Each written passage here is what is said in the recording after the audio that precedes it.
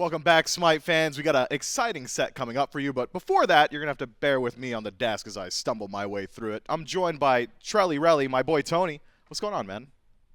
That's my name's right there. You got your thing up? You got your whole thing wrong. No, it's right lower thirds. Yeah. They know my name's not Tony. But what's up? I'm doing great. How are you? Yeah, I'm doing pretty all right, man. I mean, I got to come in a little bit late today. I got to hang out on the desk with you. I think it's going to be a good time. And then we get the Oni Warriors versus the Styx Ferrymen. Really exciting stuff, but I think we've got some schedules, some standings, the bread and butter that you guys are used to seeing. We'll start it off with that schedule. If you've missed it already, earlier on this week, it was the Camelot Kings, the Gilded Gladiators, 3-0 to the Camelot Kings. Unfortunately for them, could not keep that train running. Instead, fall 1-3 up against the Jade Dragons. Just before that, it was the Styx Ferrymen. We're going to get another look at them in this current set, but they 3-1 the Eldritch Hounds just previously. Now, have to line up against those Oni Warriors. Those pesky Oni Warriors. You know, I actually talked to Pegon before this set. I said, hey, man, what, you got any words for the Ferrymen? You know, what's going on with them? He said, yeah, we're playing against the second-seeded team. I don't know what that means, considering last time these two lined up against each other, it didn't exactly go down like that. And according to the standings, not exactly the second seed either. Sitting right at top at 6-1 with an 86% win rate and the top of the Order division. Now, out-of-division matchup up against the Oni Warriors sitting at 5-1 would look to improve themselves and knock down the Styx Ferrymen, solidifying themselves in first seed should the Oni Warriors win. I'm excited for this one. You got any quick predictions, Charlie? I mean, the fact that Pegon said they're 6th seed, that gives confidence, right? That's like saying the Oni Warriors are guaranteed first and they're about to knock them down and give them the only other team in the top 3 with 2 losses, or I guess the only team that wouldn't have it. So that shows confidence in the Oni Warriors, so you got to feel confident coming in with your mid laner feeling like that. But the Styx Ferrymen, after some adaptations, I really did like the fact that Cyno has been playing some new junglers, so that gives me a little bit of weight towards them as well. Not big on the Nike. But, you know, what? Maybe once we get into P's and B's, I'll give you a real prediction. This is the match of the week for a reason, man. It's going to be close. Yeah, it's going to be hard to say. I've talked to just about every analyst in the building, and no one can really agree on who's going to win. No one's agreeing on set count. No one's agreeing on set count in the player booths either. I mean, Genetics says 3-2. I think Pegon called 3-0. Sok called 3-1. Obviously, the Ferrymen are calling it the other direction as well. We'll see how the fans vote on this one. I'll be keeping my eyes on that. I want to see what fan sentiment's like between these teams. But before we get into it, we do have to talk about the players themselves. The Styx Ferrymen, we're going to start off with them. These guys have been very impressive so far as team-wide communication. I feel like they're one of the most versatile teams in the league. They've got different draft styles, different game plans every single time. Oh, they play from ahead, from behind. But no matter what, I think the consistent through line is just how well they speak to each other. Every time we do a team listen in, I'm thinking to myself, man, you could put anyone in there if they're getting as clear direction as this. It's just going to look good. I'd like to do a listen in on what went wrong in that invade yesterday. I would like to listen into that play. I'm just saying, you said they always come in with new game plans, and that's true, but sometimes they don't work. They don't always work. Well, I'm sure we'll get a chance to hear from the man himself. We got Aurora standing by. Maybe we'll hear about that in what was it, invade? Didn't go so good. That's right. We do have Aurora standing by for the Styx Ferrymen. I got a question off the bat, right? I mean, obviously we saw you guys with the win yesterday. I got a chance to talk to Paul as well. And you guys are feeling good, have a lot of confidence. I want to specifically ask about you sticking together, right? A lot of people made roster changes. You guys are one of the few teams that stuck together. You guys think that time through the offseason and then through this phase 2 has really helped you guys gel? I think it definitely helps us a lot. I think a lot of the reasons we stuck together is we all know each other are really good, and also winning always helps too. So, but I think us staying together the entire year definitely is going to make us like better and better. We've improved each and every week from the start of the year, and that's what we keep striving to do, and we're going to keep doing it. Now, definitely trying to keep the flow going, and winning helps. You make a good point. I wanted to get your sense. I got Stu's thoughts yesterday on the ADC specific meta. On the support specific meta, we've seen different supports for different teams have a couple different looks on the meta. Some valuing Aphrodite, some you've gone for the Guan before. We just saw PBM do that as well. Where do you kind of feel like things stand from the support role right now?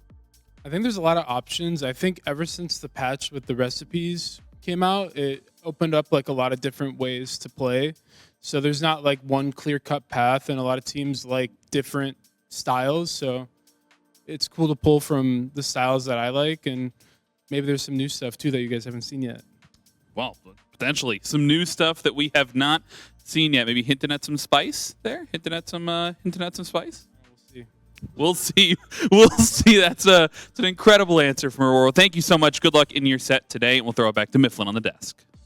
I find it hard to believe that he's got even more in the back pocket considering what we have already seen up until this point, but if Aurora's saying it, I tend to believe him. It's also interesting to hear from Aurora that he feels like support is a diversified role right now. Different ways to play, different styles of play, can pull on that aggression, could be that backline facilitator. Because when you compare him to his direct opponent on the other side, and then you check his Twitter, Genetics is always saying, yo, support just not exactly it right now. So one of these two teams has a support player that's happy about it, I suppose. One of them's got a liar amongst them, and I think it's the Oni Warriors. Genetics, he's so impactful on the map. He can control so much of the game, and then when he's done, he's like, by the way, if my role was good, that would have been even more dominant. You know, he's just lying. That's what it is.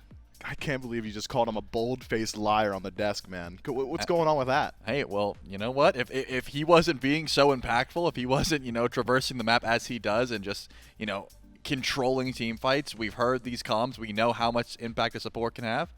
I'm just not buying it. I'd have to read the exact tweet to know how much of it is lying, but saying it's the worst role, it's a bit questionable. Yeah, I agree. Support has impact on the entirety of the map, but it's not just the support that makes the Oni Warriors. Even though he is the newest addition to this team, this is a squad that saw a lot of success before him and after him. What is it now in Phase 2 that makes the Oni Warriors so hard to deal with? I guess that's the question, right? A lot of teams are still trying to figure that out. They have this dynamic play style. They are one of the few teams that guaranteed, if you give them a small enough, a big enough lead, even if it's like 5K, which usually that's big. Even at 10K, big lead. Even at 10K, teams are not like guaranteed pulling Fire Giant, doing it consistently. That's the Dragons, yeah. The Oni Warriors take just the smallest lead and say, okay, that's enough. We are ready to go in. We are ready to pull objectives. We are ready to commit to team fights. It's just the fact that they don't second guess each other. They just all in commit to plays where not all teams are ready to do that just yet. Well, you heard it from Trelly. We'll hear it from someone a little bit smarter. Netrioid, we talked to him a little bit earlier this week.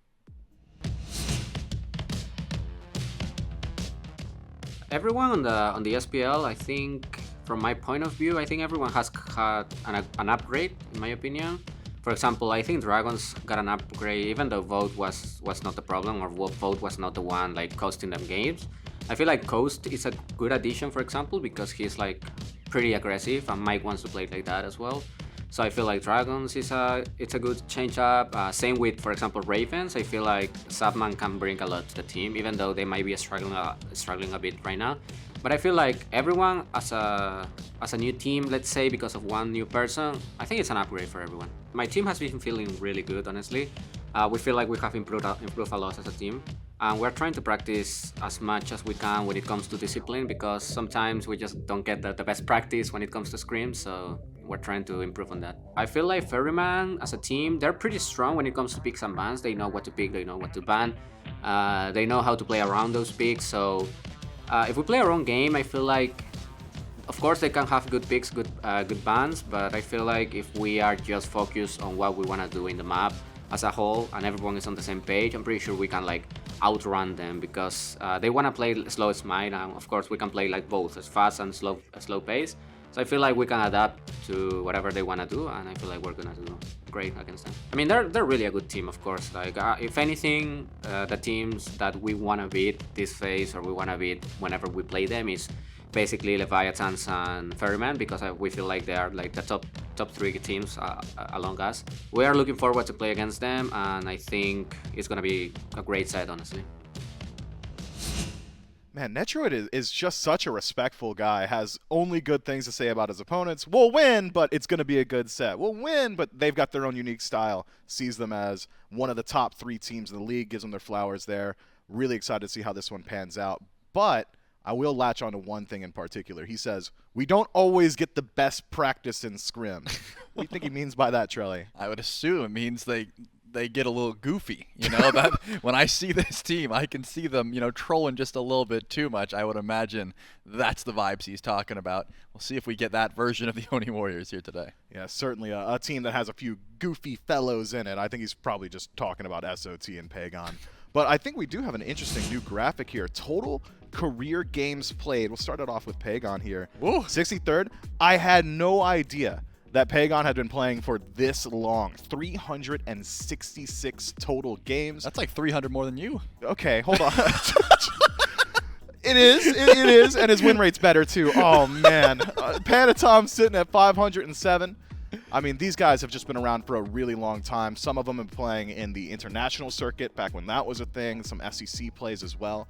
So clearly a veteran team. They've been around the block for a while. Got to keep your eyes on every single one of them. SOT sitting at 544. Who do you think is going to be number 1 on the Warriors? On the Warriors? It's got to be Genetics, right? I mean, yeah, I guess so. I think at this point, it's probably SOT. I'm talking about, this is all lower than the Ferrymen, like by Oh, dude, a Genetics wide. is literally lower on screen. Yeah, you could see. That's why I'm in the 1 spot, baby. I'm just saying, once we see the Ferrymen, I think you're going to see how outclassed they are just by playtime, right? Yeah, Paul 25th.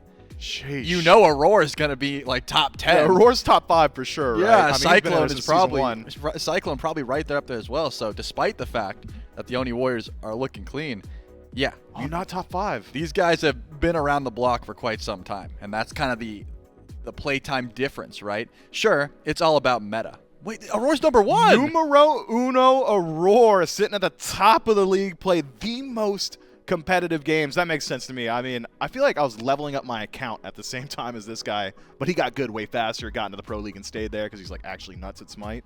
Good for him, sitting at number 1. It is worth noting that Cyclone should pass up Vote within the next few weeks, so might broach that top 5 spot.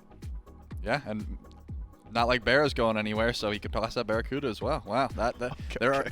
That's not like rude. That's just a fact. Them's just the facts, bro. You right?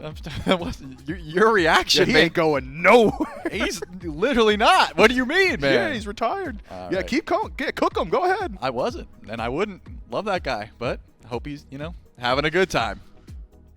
Sure. we're going to jump into P's and B's before we My get too far goodness. off the rails here. Oni Warriors sitting in that first pick position. Styx Ferrymen in second. I mean, anytime you're watching these two squads, I feel like 2 picks come to mind immediately in the Oni Warriors. Lock in on one of them. Baba Yaga. Gotta get Paul away from that. It just feels like that guy is not going to lose on that pick. He's not going to die on that pick, let alone lose. Otherwise, up against the Ferrymen, I really keep my eyes on that Chernobog. In first pick, I don't think the Oni Warriors will feel restricted into banning that, and they won't. The 6 Ferrymen take that one away for themselves. Wash to round out the top 3. And now it's just the Ferrymen to figure out exactly what they want to target. A lot of Magical Hunters still out there. A lot of pretty decent Guardians, too. Maybe Yemoja comes into the conversation. Instead, it's Athena. Where does that leave the Warriors in first pick? Yemoja. Oh, yeah, well, the Yemoja. I was going to say the Amaterasu, the Raijin, the Yemoja, of course, when Genetics is in play, it's always going to be pretty highly contested, but it seems to me like Baskin was taking that Ama every chance he got, and then he started playing Raijin, and then I feel like he found a new love where he's like, you know what, who cares about Ama?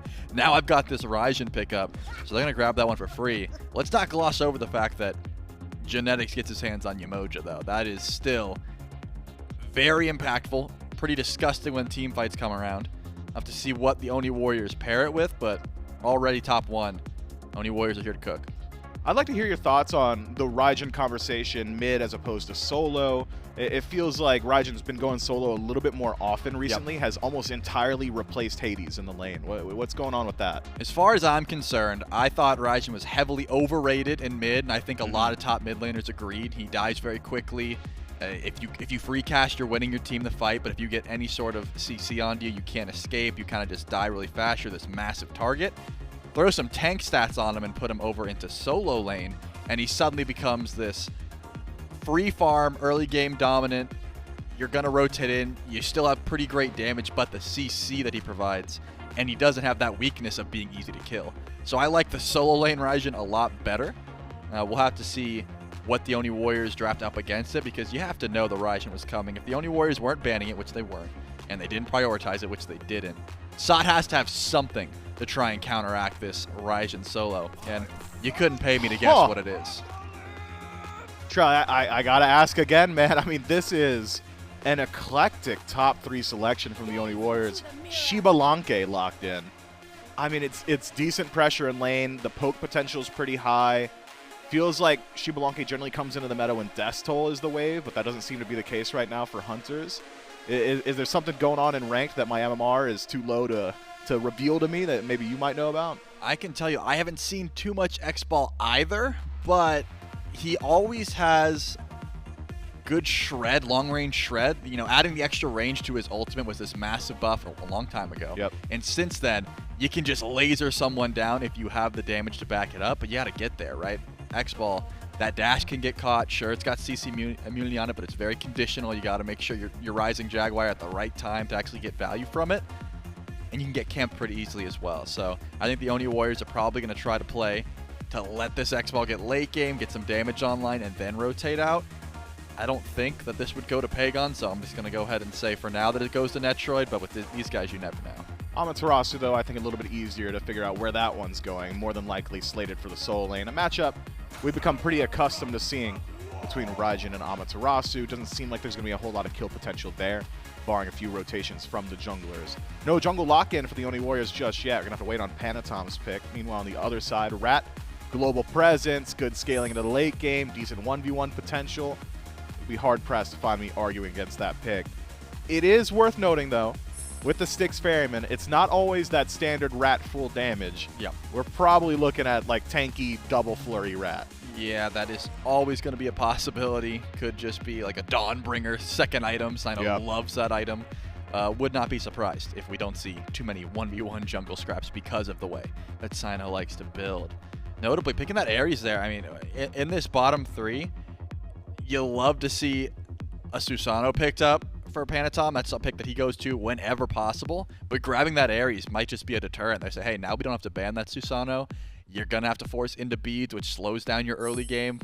Levels 1 through 12, you're never going to have access to that blink. You can't really engage because of it. Or you just go blink and try to ignore the Ares, but you pretty much always have a kill if you get close, which is exactly what Aurora is going to be hunting for. So yeah, I actually really like this Ares pickup right before the second wave of bans to sort of make sure, yeah, you can go towards the Susano if you want, but you're going to have to watch out for it. Oni Warriors get rid of the Freya and the set. Styx Ferrymen take away Soul and Camazotz in the second phase of bans. Eyes for the jungle on one side, eyes for mid on the other. Hachiman, Styx Ferrymen not going to show too much of their hand with the first pick out of second phase. That's a safe hunter, decent boxing in lane. It's an old matchup now, feels like. Has been a long time since we've seen Xbalanque and Hachiman line up against each other. I don't think there's going to be a whole lot of kill pressure on either side. Maybe you give slight boxing advantage over to Xbalanque just because he can poke through wave thanks to branching Bola. But Hachiman does have a little bit better chase down potential should he get the better end of any one of those individual boxing matches. Oni Warriors, looking at their composition, frontline already lined up. Your initiation's pretty consistent. Any picks kind of hitting your eye right now? I mean, so far, you have the ability to go towards some of these traditional mages. The Agni doesn't look as good because you're up against the Ares. Again, that CC immunity is going to come into play. I don't love too many of these assassin-style mid laners at the moment. It's not like, you know, things like the Pele mid have been that highly contested recently. She just sort of fell out of the meta. There would be the option, and I guess that is the case. But it looks like with the Tiamat, probably not going mid. You send that one over towards Panitom. You got the CC immunity for the Ares, and you still have, you know, while still pretty uncontested, you don't see her too often. One of those late-game scaling mages in Tiamat. I was going to say, for the Oni Warriors, that the Morrigan didn't have too many great transformations. It's really just the Rat, but I guess the Styx Ferrymen value that. They got the double Rat ult. I can't imagine you go into anything besides the Pele, so those are probably going to be your two transformations. Still, the dive, the ult potential, the Styx Ferrymen have a click 4 composition is what it seems like. Once those ults come in, if you haven't won the fight, you're retreating. I mean, there's so much inherent CC immunity in that Oni Warriors draft that I feel like it's going to be a difficult situation for Ares to actually pull someone in with no escape. Yep. But what about a second Ares? You know, what about another set of chains, another set of bolster defense that might be able to turn around some of these team fights? Of course, it's never a great feeling to turn into a Guardian.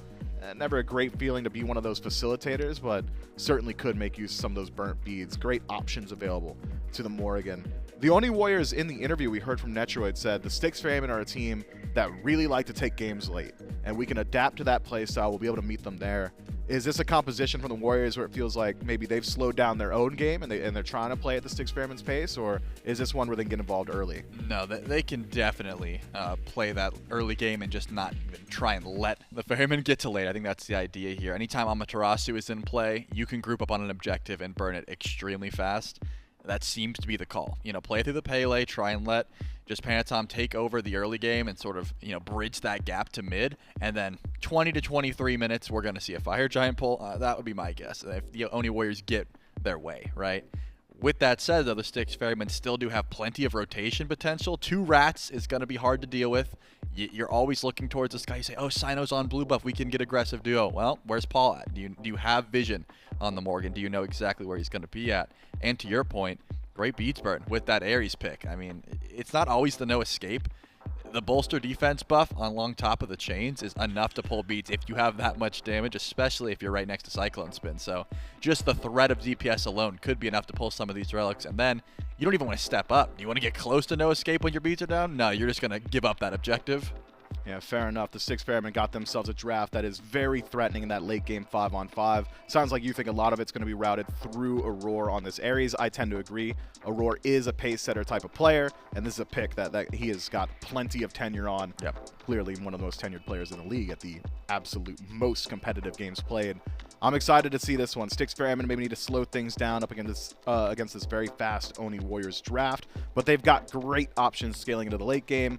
I'll be excited to see where this Morrigan goes. Is it only Rat? Are we transforming into Pele? Maybe we get some of that Ares. We'll find out in the game with the casters. Game number 1 on the horizon. Oni Warriors, Styx Ferrymen match of the week.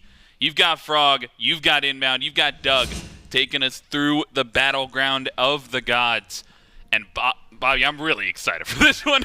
I mean, this is maybe the most anticipated matchup. You called it on our death segment, perhaps not even the match of the week, the match of the phase, potentially.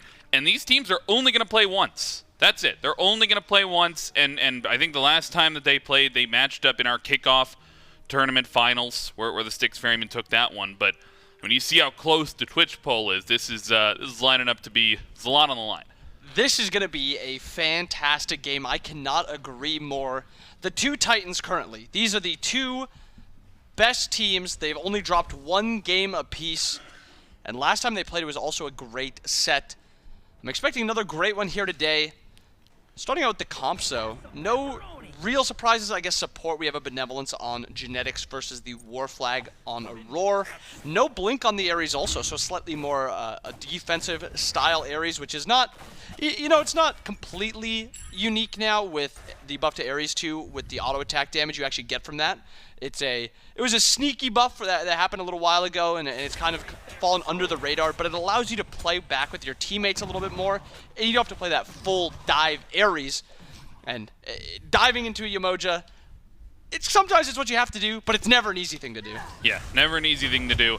I think a lot of this game is going to be on pace setting for both sides. Styx Ferrymen, a team that favors going late a little bit, whereas on the other side, I think Oni Warriors, a team that has been known as the early pressure team at times, even through their roster change earlier on this season. They've been known to just run it down in some games. But this one, I think Aror in particular is going to be a pace setter, and they mentioned on the desk, he grabs this Ares, potential to try and force down with a little bit of that damage. You mentioned no Blink, but I'll be wondering if this is maybe one of the games where we do see the support stick around, or because of how important that pace setting is, if it's one where you want to start rotating them out a little bit earlier like we've seen in past seasons. Yeah, and when you're playing with a Morrigan in mid, that's kind of the god you want to play around, especially with this Ratatoskr also. You would expect the 3v3 to be the style that they want to be going for. The 2v2 on the Warriors is a very strong, very self-sufficient 2v2. Yemoja, a lot of sustain, good clear. Net, once he gets that Dev's Gloves online, a lot of sustain, solid clear. But when you rotate to that mid 3v3, I think there's a lot of kill potential on both sides. Both junglers, very good all-in junglers, Pele and Ratatoskr. And we've seen this new style. I guess it's not that new. It's been this almost entire year. The supports like to sit in duo lane. And I think it'll stay about the same. I think that's actually part of the reason Aror did pick up that shell, so he can actually Phantom Shell out of the Yemoja ult. If you have Blink and you get caught in that, it's a little risky actually. Solo looking for a little damage on a Baskin. Dash in from Baskin means he will fall for first blood. Panitom hanging out on the right-hand side. And it's right towards the blue buff spawn as well. This mage in solo is one that can be focused out. We've seen it done before. Just this week, we've seen it done before.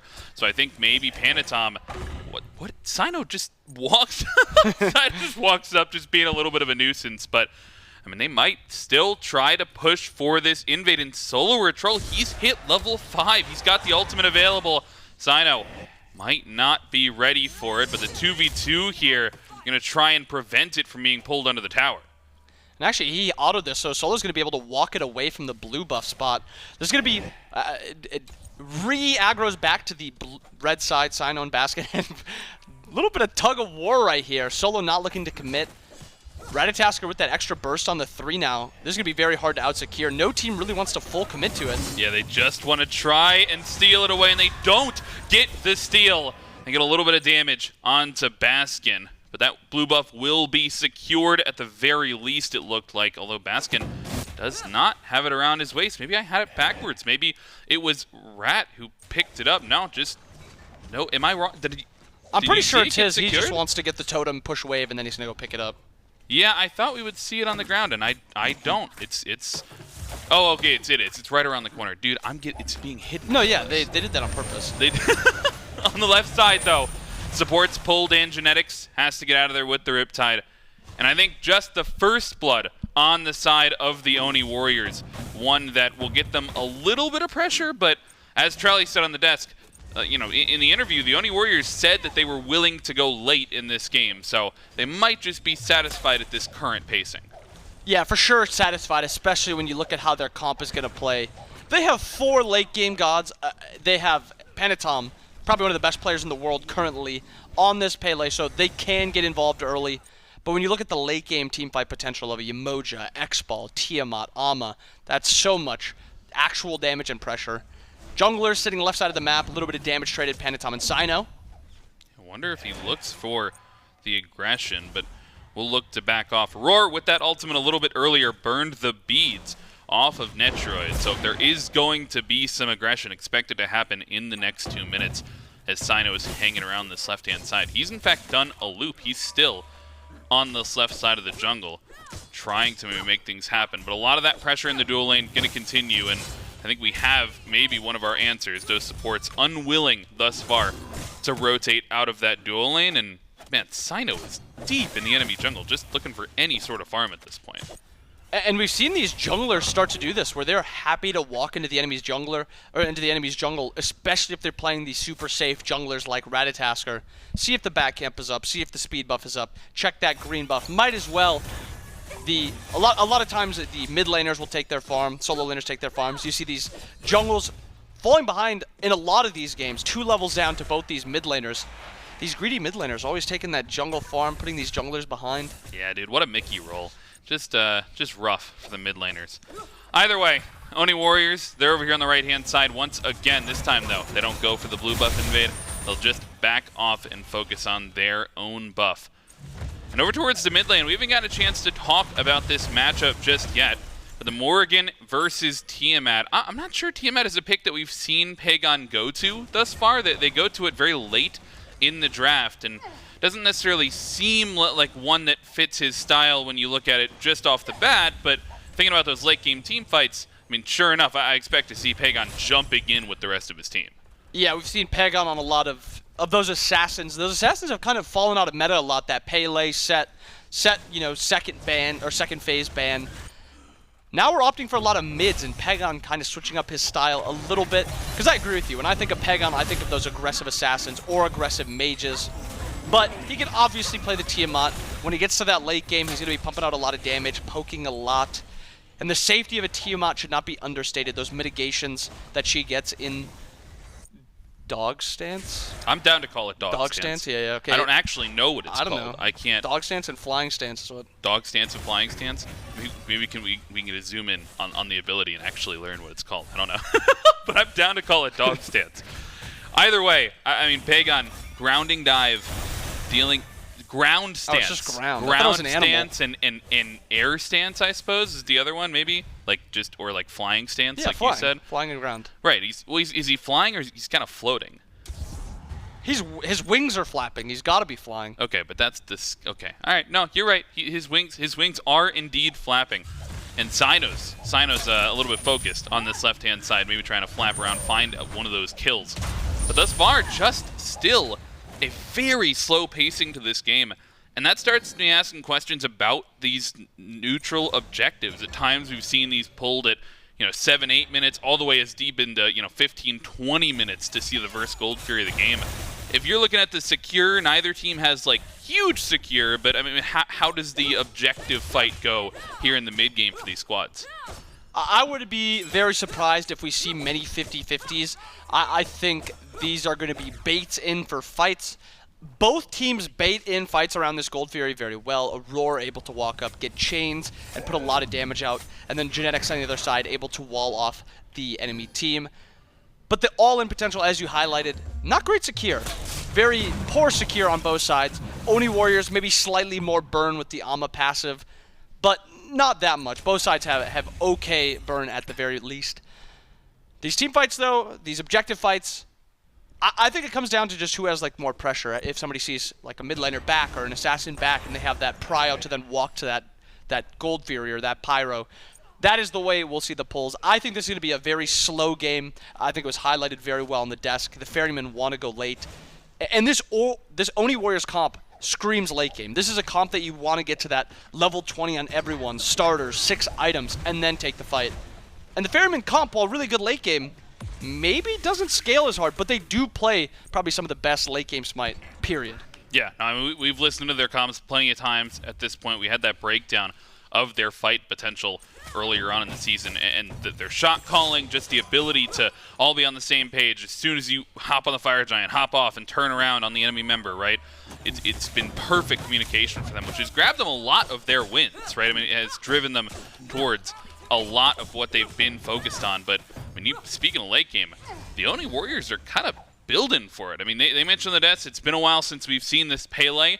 And sure enough, we don't see it back in mid. We see it a beads first breastplate Pele, a slowdown. And SoloOrTroll, he doesn't have an aggressive item either. He's got a sovereignty behind him. And we used to see a lot of Sov and Solo when the survivability items over there kind of died down a little bit. But now that you have items like Berserker, Phalanx that also give Fizz protections and HP 5, the Sov has kind of disappeared. I wonder if maybe he just wants that extra physical protection when the Morrigan transforms into that Rat or into that Pele. But, you know, you never really know. Maybe the Sov is just slightly better for that survivability in that lane, and he just wants to make sure he is ungankable. Little different of a build, but still does what he needs it to do. He needs that physical defense item. He needs that HP 5, and that's what Sov brings. Well, 10 minutes in here, and less than 1,000 gold separate these two teams. You can see the XP chart, the gold chart just fluctuating back and forth as neither of these teams have been willing to push up, try and force a buff invade. We had that one very early gank, and I thought the focus might have been towards this Raijin that's made solo to try and, you know, find a lane that you can play through, but I mean, thus far, just both teams very satisfied with farming. Yeah, and both teams kind of opting for slightly different builds in the ADC role. You have Netrioid going for that flat pen on Atalantas. Cyclone on the other side going for either that Xe or that Kins. I assume Xe, that's usually what's prioed. A little bit of damage trading out in mid lane. Panitom actually getting a little low. Aror walking up chain, barely misses. That's some of the most action we've had this entire game other than the one gank in solo lane. Little bit of poke traded in the mid lane. And also, a little highlight here. Solo upgraded the SoloOrTroll, I guess, to specify, not the solo laner. SoloOrTroll has upgraded the TP, so maybe some potential for a Gold Fury play. When you see that that TP upgraded, usually it means you want to get involved around the map. Both teams are happy to go late, but I wouldn't be surprised if they try to push it a little bit and go for that Gold Fury. Right, Baskin, of course, doesn't have that TP available. He's gone for both safety relics in the Aegis and Beads, of course, from a mage, but look at this pathing from the Raijin. He backs and is starting to walk up mid lane. This could be a signifier towards that beacon, spawning at 12 minutes, of course, but for all the positioning, looks like the Oni Warriors are not in a position to defend this one, unless Pegon wants to step up, but looks like he'll just give that one away. And Beacon goes on over to the Styx Ferrymen. And Gold Fury being pulled here. Nobody really knows other than Genetics. Coming out of base is the X-Ball, and it's getting rather low. Yeah, I don't... They dropped. As soon... It might have even been before Genetics turned the corner, but he turns it on, and all 5 members here. Xbalanque prevents just like that. The vision, and the Oni Warriors find the opportunity. Cyno, he doesn't want to go back in. He wants to get out of there, down to half HP. And he'll be forced to use the ultimate as a disengage tool. And the Oni Warriors maybe calling the bluff of the Styx Ferrymen a little bit. This time, though, a blink in, and the horse forced out for CycloneSpin. So it will burn a couple of ultimates as Aror used a couple of his ultimates. Beautiful Riptide placement before the pull there.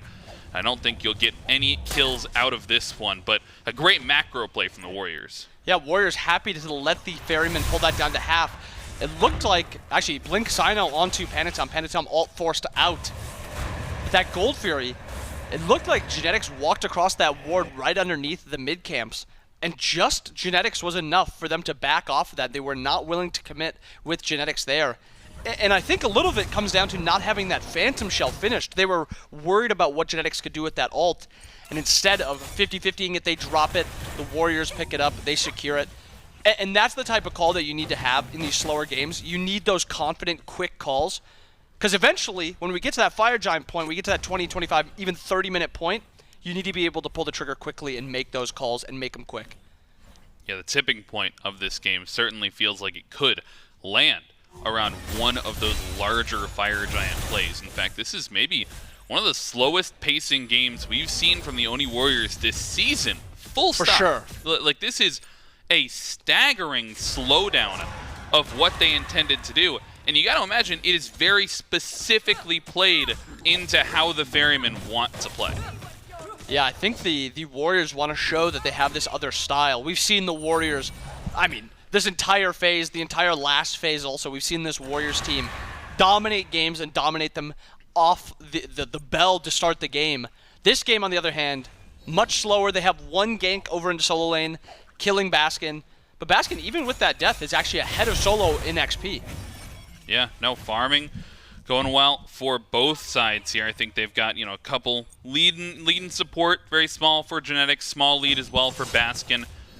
That Phantom Shell now, though, that's been upgraded. Hold that thought, though. SoloOrTroll under some pressure here, and the CC could come through. SoloOrTroll has to use the ultimate, but the dash is there, and nobody is coming to help. The first answer back for the Styx Ferrymen, and they'll find their first kill on the board.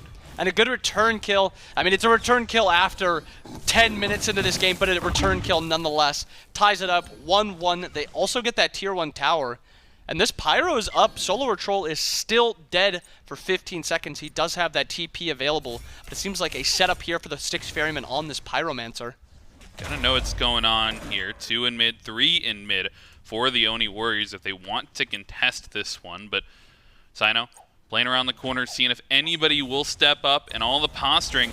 It's only gotten down to half HP, but Aror 3-man ultimate and forces some beads and ultimates on the other side as well. And nobody is coming to help him. The Phantom Shell's not enough to keep him alive. And Pegon grabs the Ferryman support. All the while, a tier 2 tower being poked down for Netrioid. He'll probably stick to this. Thought he might look for it, but when they get a tier 1 tower in mid as well, Pyromancer does fall, but that's all the Ferrymen are going to get. And Gold Fury spawning here also. It's with the roar going down, also using double relics, and the strength of the Yemoja is you need 2 relics into her. But for now, she doesn't have that ultimate up. She still has a lot of sustain built into her kit, a lot of shielding into her kit. This Gold Fury is spawning. Aror has no relics available here, but maybe a little too quickly to pull this Gold Fury. Ferryman backing away a tiny bit. SoloOrTroll wants to pull this. The rest of the team not too inclined to pull it. Genetics resetting. Level 14, gonna get that breastplate, I assume, finished. Seen a lot of breastplates recently. Breastplate also just finished for Cyno. 4 on the board so far. Yeah, 20 CDR is good, man. Yeah, it's That's nice. what I hear. At That's least, nice. Is that it's nice to have your abilities up a little bit more often. For sure. Definitely interesting to see how these builds round out as we get later on into the game. But I'm focused on these upgraded starters as well. Genetics about to get his at level 15, and Aror as well, just around the corner from being able to upgrade that war flag. For now, though, Beacon, that's the objective under a little bit of pressure. And it's the Oni Warriors who step forward first. The Ferryman late on this one, but Aror, some beads are down. He pulls in 2 members there, but it's the tanks for the Warriors, and they're not falling down too fast. Panitom on the other side of the fight finds Cyclone, but Auror's been left alone in the front line for the 2nd time, and Netrioid finds the last hit. Could be a re-engage though. Paul with the transformation, and he has to ult defensively. He has to leave the fight, and Baskin and Cyno, they're there to clean things up. The aggression grabs the Ferryman and answer back, and Baskin is still on the push forward. Baskin's still looking to trade in, forces out Net's Aegis, but unfortunately maybe he bites off more than he can chew. Gets taken down. Genetics also getting very low. Paul's damage is just barely not enough. Very close fight. Leads a 1,000 gold lead for the Warriors. Genetics gets out 1 health, but Beacon, the fight, what they were fighting over, goes to the side of the Ferryman. Maybe Panitom actually looking here. Paul also gets out 1 health. Bunch of players living 1 health here. And I think we've also seen a little bit of the weakness of this Ferryman comp, where there's only one true frontliner, and that one true frontliner, when he has to play up, if he takes too much damage too quickly, those fights fall apart pretty quickly, and Fire Giant actually looking to get pulled. Wow, Oni Warriors not taking it lightly. They're pulling the Fire Giant. Frenzy been popped. They're going to commit to this. Down to 20% HP. Auror's the only one in range for a steal. The Ferrymen! They take it away. CycloneSpin steps in and finds it with... No! It was Aror! With the first ability, he'll lose his life for it. But what a play in the middle of 5 members. Aror trades his life for the Fire Giant. And Shackles out-secures that Fire Giant. If I ever told you that, I think you'd think I'd be insane. Shackles stole Fire Giant in front of 5 people who had Frenzy on them. And because they lost that, the Oni Warriors are looking to pull the Gold Fury, the Primal Fury. 4 strong here in a 4v5. Yeah, Baskin in forward, and up into the air goes Cyno. Look for the dive here onto the back of the fight. Netrioid down to half Taunt? HP, and the taunt is good for the time being, but a triple slow from Cyclone, and the waves will be good for the disengage. Genetics gets the team out of dodge, and the Fire Giant buff from the Ferryman, not enough to grab any kills. And in all of it, I missed who got the Gold Fury. I think it was the Ferryman. After they push down, they make the space for it. But either way, I mean, it's just so much pressure. And no, it's the Warriors. You can see it up in the top left. The Warriors get the Primal Fury, and they're able to get on with the disengage. And the tower also looking to get taken down. Fortunately, a defense mounted by the Warriors. Pyro is now up, and it looks like all 5 players on each team walking over to this Pyro. This game is dead even. We're 53k apiece. The big difference, I think, right now is the Fire Giant on the side of the Ferrymen. 4 with the Fire Giant. The only one that does not have it is the one that stole it. And because of that, a little bit of worry on the Warrior side. They're going to give up the Pyro, and they're going to let Solo push down left. A little bit of worry. Doesn't stop Panitom, though, from stepping in. With the punishment, he has to lose his ultimate. And Baskin, he trades his ultimate as well. All the while, though, you're absolutely right. That Tier 2 tower looking to fall at the hands of SoloOrTroll. Maybe the minions will get it done? That always worries me, man. Like, you leave it and you just trust the minion wave, but I don't think Cyno is going to get there. Wow, he gets there just in time. It's going to have, like, single-digit HP or something, man. But SOT, he's still hanging around.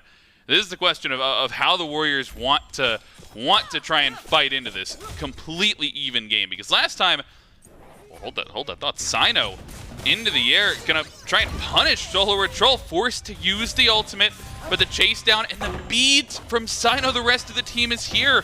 They're gonna get this pick onto SoloOrTroll. Luckily, no objectives are up, so they don't have anything to get off of it, but they might use it to push down left lane. They've got a minute on fire still. Unfortunately, Solo did clear the wave, so there's no wave available for the Styx Ferrymen. But this Fire Giant, they should have enough to be able to go for this tier 2. Maybe a little much to actually force down the Phoenix. Solo's up in 25. If they lose this fight here, it's a big setup for the Warriors. But Cyno actually blinks in, look for a little bit of damage. And he actually gets one shot. And that is not even a full defense by the Ferrymen, or by the Warriors. They just walk up and one-shot Cyno. Yeah, he walks up himself. He gets evaporated as soon as he blinks into the tower. All the while, Panitom, he was over on right lane, pushing up some of those waves. So Cyno gives away practically the offense there. And Aror might have continued this chase out. He's giving his life away. But look at the teleport. You're absolutely right. SoloOrTroll chasing down CycloneSpin. And this might be the opportunity they were looking for. Nobody is going to be able to back if Solo continues pushing this down. But instead, they're just looking for the man advantage. They've got a 2-man advantage for the next 5 seconds, and ultimates available. River's Rebuke available for them to look pushing down this left side Phoenix. And they pop it, but Cyno's in the air. Look for the dive. SoloOrTroll, no ultimate available. Netrioid. Paul on the other side gets taken down. Pegon dives over the wall. And Netrioid, he was under focus, but the target was Paul, and he gets taken down. They have to back off of the Phoenix, though. And Pegon, he survives on a sliver of HP before Panitom re-engages. So much action. It's just a back and forth. And Baskin actually dashes in, looking for a little bit of damage on a Solo. Panitom taking a lot of damage also, but Solo on the backside while Ares is ulting in 2 more. No follow-up. Solo takes enough damage, but he does not get the kill on a Cyno. Solo tries to dash out, slowed by Baskin, looks to be taken down on the backside, and Aror chasing out the rest. 1 for 1, no Phoenix killed. And now the setup for this Fire Giant. The Ferrymen have the advantage for 30 seconds. Dude, these fights are so even. Just by the skin of their teeth. They go either way. It's just a 1 for 1 for all of the action there. And you know, we spent all day talking about this yesterday. Killing Paul. Killing Paul, giving him a death. And that's what they do in that fight. Unfortunately for them, though, it's the Ferrymen picking up Fire Giant, and Oni Warriors, they are not in a position to defend this at all. I got to assume that they know it's happening, that they go to the Oni Fury to trade out the objective, but with SoloOrTroll still down, they have to give away the Fire Giant. With SoloOrTroll being dead, it's just too hard of a defense for the Warriors to mount. They opt for this Oni Fury, which kind of gives them a little bit of defense, pushes out the rest of the waves. You see right wave pushed up super far, left wave pushed up super far. These are waves that the Ferrymen still have to clear out, push out, so they can actually set up for the siege. But they have 3 tier 2s to go through, 3.5 minutes on this fire. This is kind of like where the game could break open. This could either be a, Phoenix on the left side, Phoenix in mid, or it could be, we're just going to play for all the towers, wait for the actual EFG, the actual important, winner takes all type of fight at that EFG.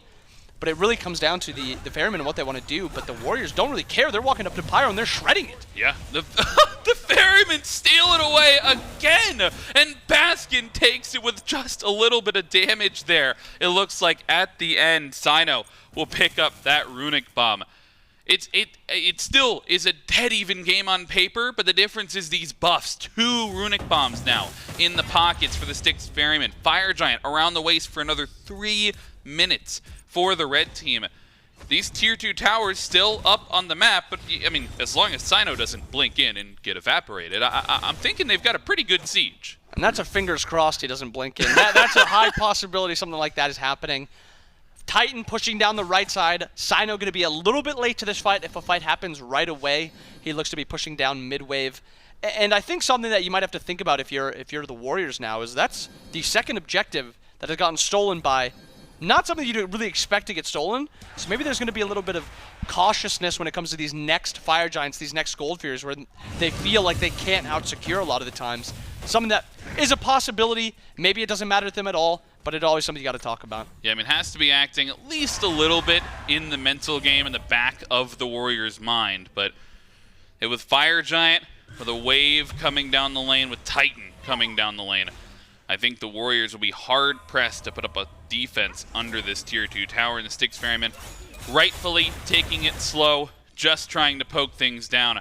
It won't be here that they mount a full-on fight, I would think, but I mean, I wonder if they try to go for the towers or they Cyno? look for the blink in. Let's hop into. Well, no, let's not hop into. I jumped the That was gun there. You close. saw that because, I mean, it's close here, but it feels like they're going to fight. The Titan falls in, and it's not going to be one just yet. A dash away from the Ferrymen.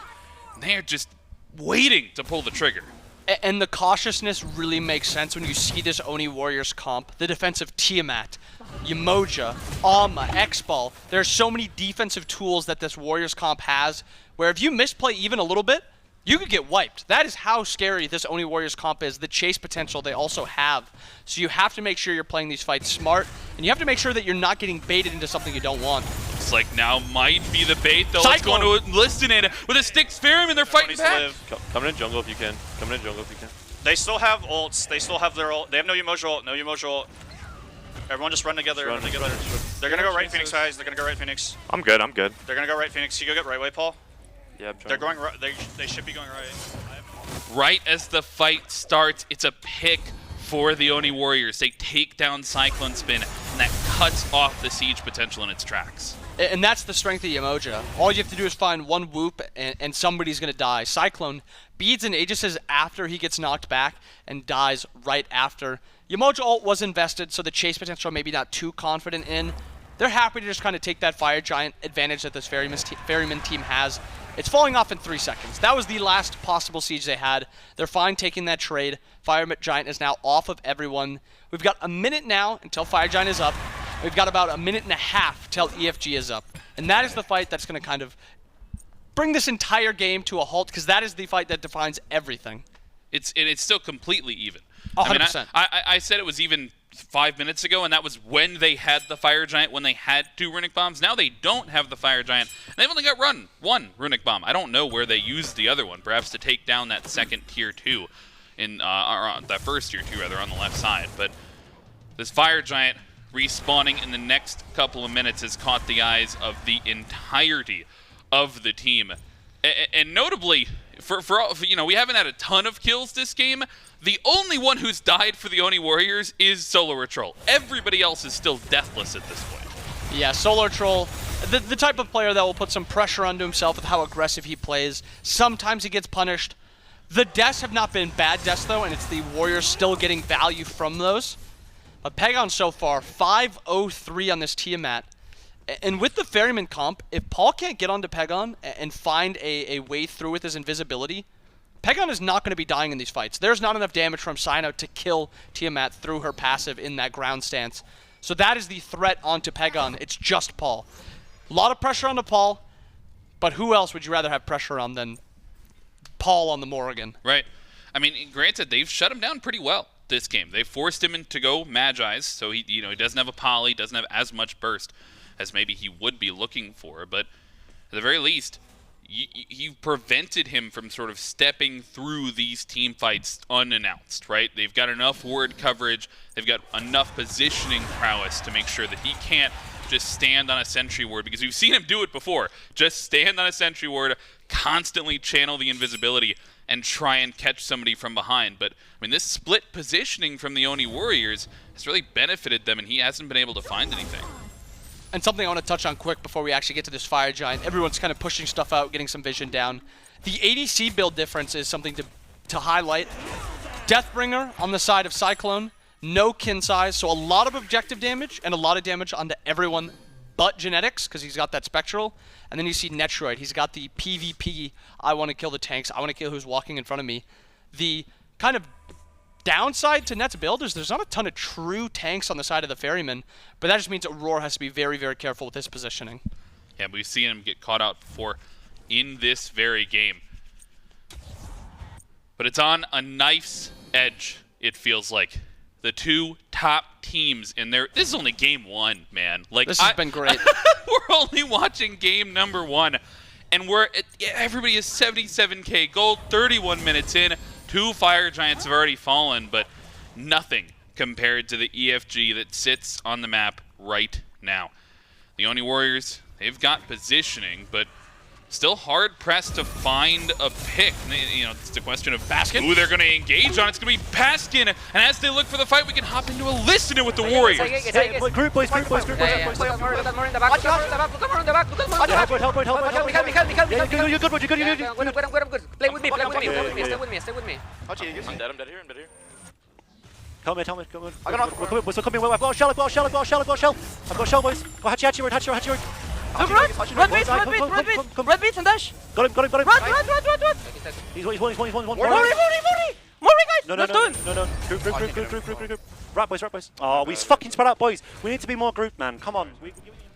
You can see a little bit of frustration at the end of that team fight, but everybody is on the same page. You can feel the energy early on, and it's just the knife's edge doesn't just stand for the fights, it stands for how low these members are getting out of dodge. These fights are so tense, and like you said, it's not like everyone's living full health and these are really dominant fights. They're very close fights. Players are living very low health, and if you could hear Genetics at the end of that, the team's not grouping as much as you'd like when you're playing around this Yemoja. I mean, you have really good dive, and you have really good Fire Giant burn, and it seems like the Ferrymen want to pull. Yeah, down to half HP. Genetics aware, though. The Oni Warriors are in the area. Maybe not as close as you. They're just waiting for the right moment. Cyno's up into the air, and CycloneSpin still on the Fire Giant. But, I mean, it could be a coin toss if they want to. Nobody is there to steal. The Oni Warriors, they knew what was happening the whole time. They just let it go. I mean, they're going to try on the chase down at the very least. You get some ultimates popped, and Aror, he may have to be the sacrificial lamb with the body blocks there, and he goes the other way. So he will give his life away. But the Styx Ferrymen almost take it away for free. And it seemed like the Warriors didn't want to walk up because Panitom was walking from base and Solo was still dead. That was a 4v3 advantage they had. But it seems like even through that, there was no real defense attempt. They were kind of happy to give it up. And now to have this 5v4 after because of that pick onto Aror. 5 versus 4, but EFG on those 4 for the Styx Ferrymen, and they do not have a wave to push this down. This has got to be raw damage, and they are shredding the Phoenix. Nobody for the Ferrymen wants to step up. Nobody wants to be the first pick. Nobody wants to be the reason that their team falls down in a team fight. And so they give the Fire Giant away, and then the Styx Ferrymen almost pretty much give a Phoenix away. And again, the downside of the Ferryman comp is if Auror's not alive, nobody can walk up. They have poke, but you're poking a Yemoja with Faye Blessed. You're not going to be actually able to poke that god down. She's sustaining it all up. She's giving shields to all of her allies, and that poke does not matter. Ferryman, though, I think they're comfortable giving up that lane because it is the lane towards Fire Giant. I think they're happy to have a 5v4 with 4 Fire Giants. Or sorry, a 5v5 with 4 Fire Giants when they're on the offensive. They don't want to really put the game in the hands of a 4v5 fight. I think it's smart because it now gives them the opportunity to fight a 5v5 with this Fire Giant. But Aror still seems to be just like dying, and there's no like real help for him. Well, that time he goes forward, right? True, He stops trying to escape, gives his life away. I think that's the second or third time that he's done that in this game, just to be the sacrificial lamb as a good support. You know, I wish my rank supports would have that mindset, but you can only ask for so much. And Aror, given that to his team thus far, I think a smart play to try and wait for the only tank to push down. You still have structures remaining. I mean, the base is now broken for the Styx Ferrymen. On the other side, they still have 2 tier 2 towers to take. Oni Warriors still would have a tier 2 to take if they were pushing down. So, I mean, this game is far from over. But at the same time, if they get a wipe, which we haven't, I don't think we've seen 3 dead at any point this game, right? But if you somehow get a wipe, you find the perfect fight, the game could be instantly over in the snap of a finger. And that's both sides. Either team with a fight right here could win the game, not opting to defend that tier 2 in middle. Last time on that middle tier 2 tower, Genetics hit a really nice whoop, and they just one-shot Cyclone off of it. So kind of eyes on Cyclone again. They need his damage on these objectives, so he's going to have to walk up. If he walks up too far, Genetics is going to be able to whoop him back into the team and one-shot him like they did the first time. Pressure here around the middle Phoenix. Cyno playing a 4-1 split over on the right-hand side and has his wave pushed up. A little bit off sync, though, from the spot. And only 30 seconds left on this Fire Giant buff. They want to use this EFG. They have to go on this next wave. And they have no bomb available, so they don't have that extra damage. But this is the last wave. You got 30 seconds. It's either this wave or nothing, and it actually, wow, it's nothing. It's a complete disengage. The Oni Warriors, they waste time well because they use the first half, maybe almost the first couple of minutes of that Fire Giant. First minute's just Auror's death, and then they get the bird, and then the Oni Warriors, they just force them to spend so much time setting up, and the Styx Ferrymen have to push up all their waves all the way, all over again. Now we're set up into a spot where it's not a complete defensive spot for the Ferrymen. It is the easiest lane to push up to defend this Fire Giant, and Cyno also has like global potential to be able to clear pretty safely. But a slight advantage for the Warriors, even though they lost last Fire Giant. They're the ones that have a slight prio option right here. Maybe a little bit of poke looking at Cyno here, and that's an E-Staff proc. I wouldn't be surprised if Genetics is just going to look for a lot of E-Staff procs here just to get that health advantage. But Fire Giant not up for another 30 seconds. Right Phoenix not up for another about 30 seconds also. So for another 30 seconds, the game's going to stall out. Ward's going to get bought, placed down. Teams are going to back for their last spikes. We actually have a kin size now on solo. 6 items all the way through. And Relic's upgraded all the way through too, except a couple here or there. Yeah. No, I mean, pretty much it completely, we've said this several times, but it could not be more true. Everybody's 6-slotted. Everybody has, the only difference now can really be power pots, and that's really it coming out of base. I've got an important question for you. How do the Oni Warriors start a fight? Who's the target?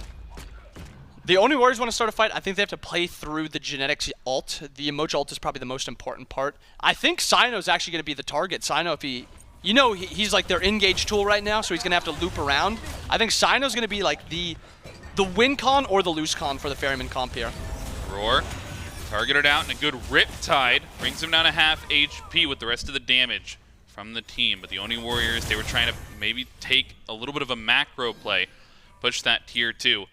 But it's right as that Phoenix respawns for the Styx Ferrymen, and all of a sudden they do not have to push down those waves anymore. Will be all the objectives up, or all the Phoenixes up rather, for the Styx Ferrymen. Solo getting poked out very heavily. And you can see just like Aror did that and he got poked down to half HP, SoloOrTroll did that, he gets poked down to half HP. In fact, but an all-in. This is the all-in. I think they're a little bit too far Solo's away. No SoloOrTroll, they try to use everything on him, but Panitom, he's the one that's been left alone. He goes in right as SoloOrTroll is disengaging, maybe not on the same page, and the Warriors have to give away their jungler.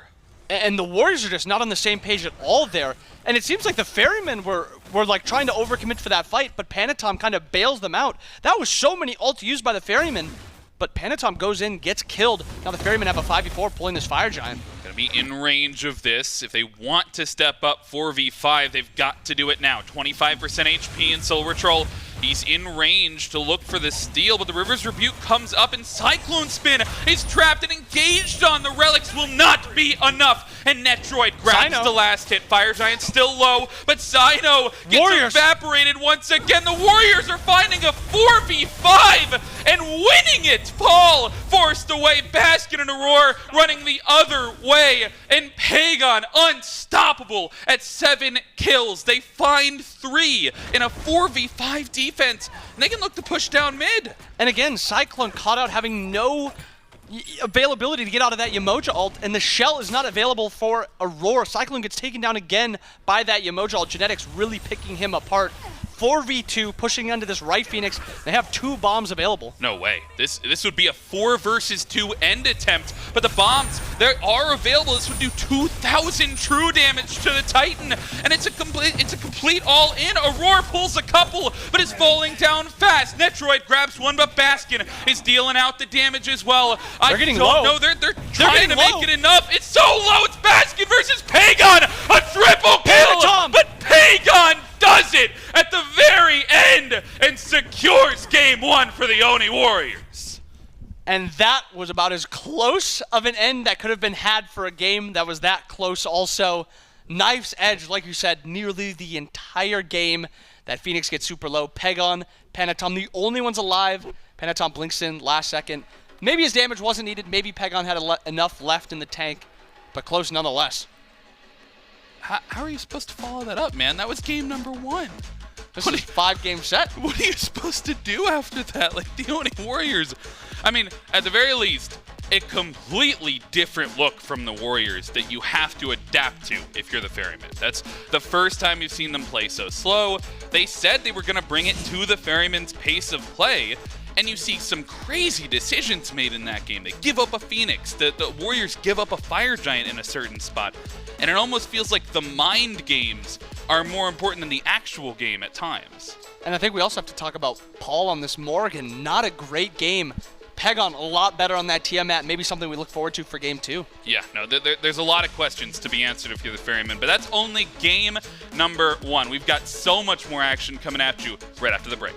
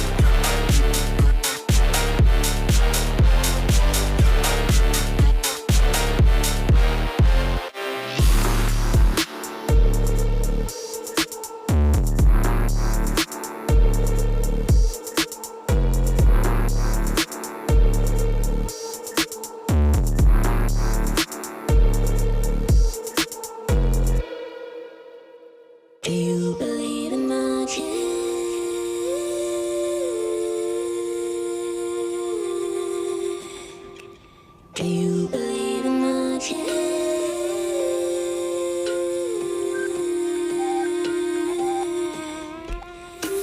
One, two, the things you do in your room when you're all alone. 3, 4, you want mom or whatever cure that was. 5, 6, found in bliss when you're drunk or you're doing. When you're drunk, when you're drunk, when you're drunk, when you're drunk, when you're drunk, or you're doing. 7, 8, feeling brave, but you never really play this game. 9, 10, feels like heaven, you're crying cause you wanna stay. Quick fix, found in bliss when you feel the heartbeat inside. When you're drunk, when you're drunk, when you're drunk, when you're drunk, when you're drunk. Do you believe in magic?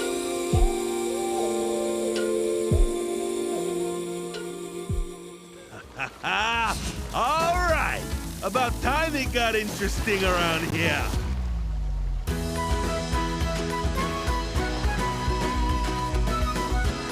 It's okay to be impressed.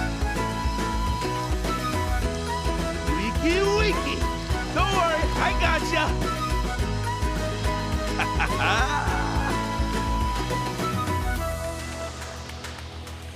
That's right, guys. If you want to drink a tropical strawberry peach blue-colored super dope SMITE-themed energy supplement that is healthy and good for you and can only do good things, it'll give you more MMR. If you buy it, guaranteed 5% on your next D20 roll. I don't know, man. What are we always saying about this? Drink it. It's really good. Ours is empty. I haven't got to try this flavor yet. One of our video team guys is an absolute monster. Just say Jordan, man. We all know it's Jordan. It's Jordan. It's Jordan. And honestly, every time he brings in the mail, and when we get stuff, it's already gone. So it's pretty messed up. But I got to believe it's pretty good. And it'd be good for you, too. That's advanced.gg/SMITE. Make sure you buy it. If you like SMITE Pro, you kind of have a moral obligation to do so. Is that it? Is that your throw to me? I'm supposed to respond to that? Is that... Gosh, man. Why do I work with this guy? There's a graphic. We're going to look at it. Take a peek at this. If you were wondering, oh, God, it's me? No, dude. Yes! No, bro. Bro, I said 300 times more than you. Dude, I was like 15 in this picture, I was bro. wrong, but it's like pretty close. You've only played 72 games.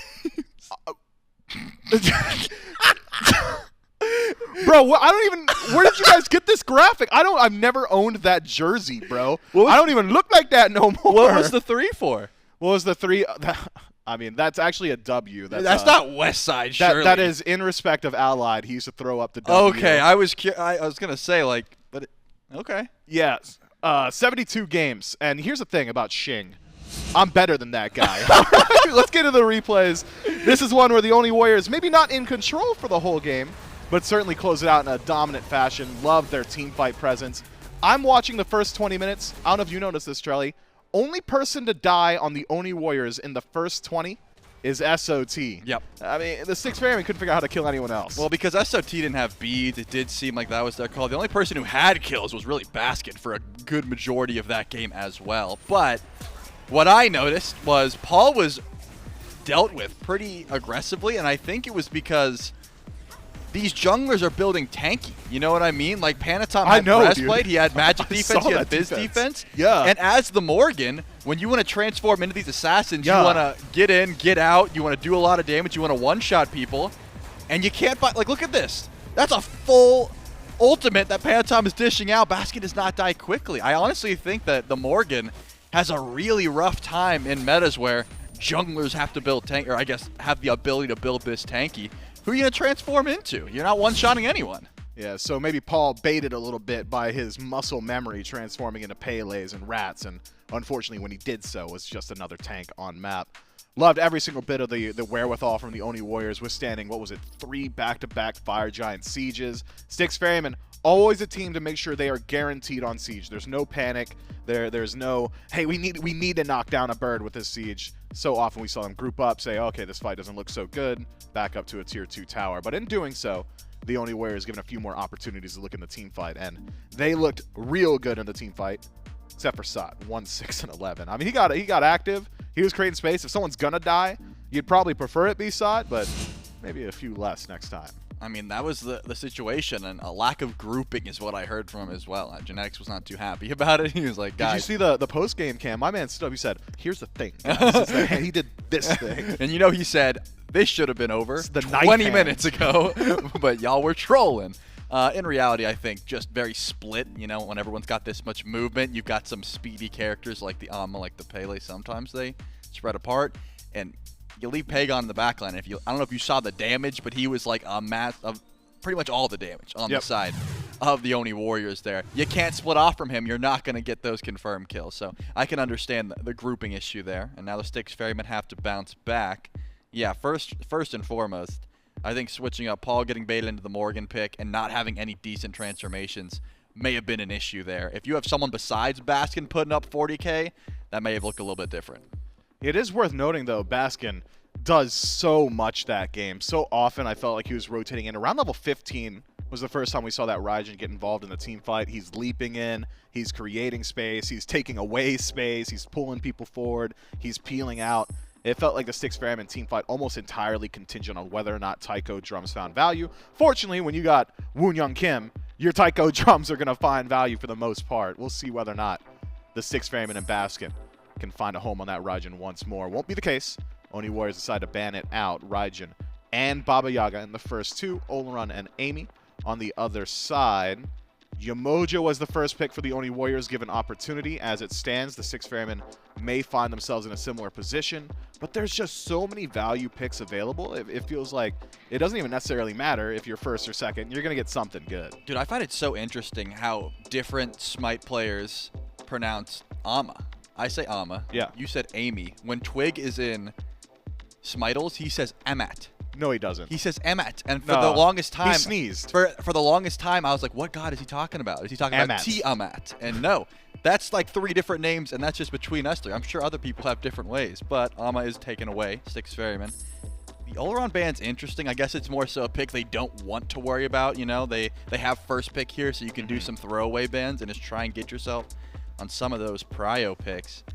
But the Oni Warriors, I was going to say, wow, I guess the Chernobog is going to be left open. I was going to say they have a pretty easy option here, but they don't want to. If you get Cherno and you give the Yemoja over towards the Oni Warriors, that's a bit scary, and it looks like Yemoja is just not one of those gods that anyone wants left through, especially after what we just saw from Genetic. So CycloneSpin, in theory, gets that Chernobog. Could go over to Paul. Don't see that too often, though. You really don't. He would prefer to play some of these mages, but we'll hold the option open. What do the Oni Warriors grab in return, though?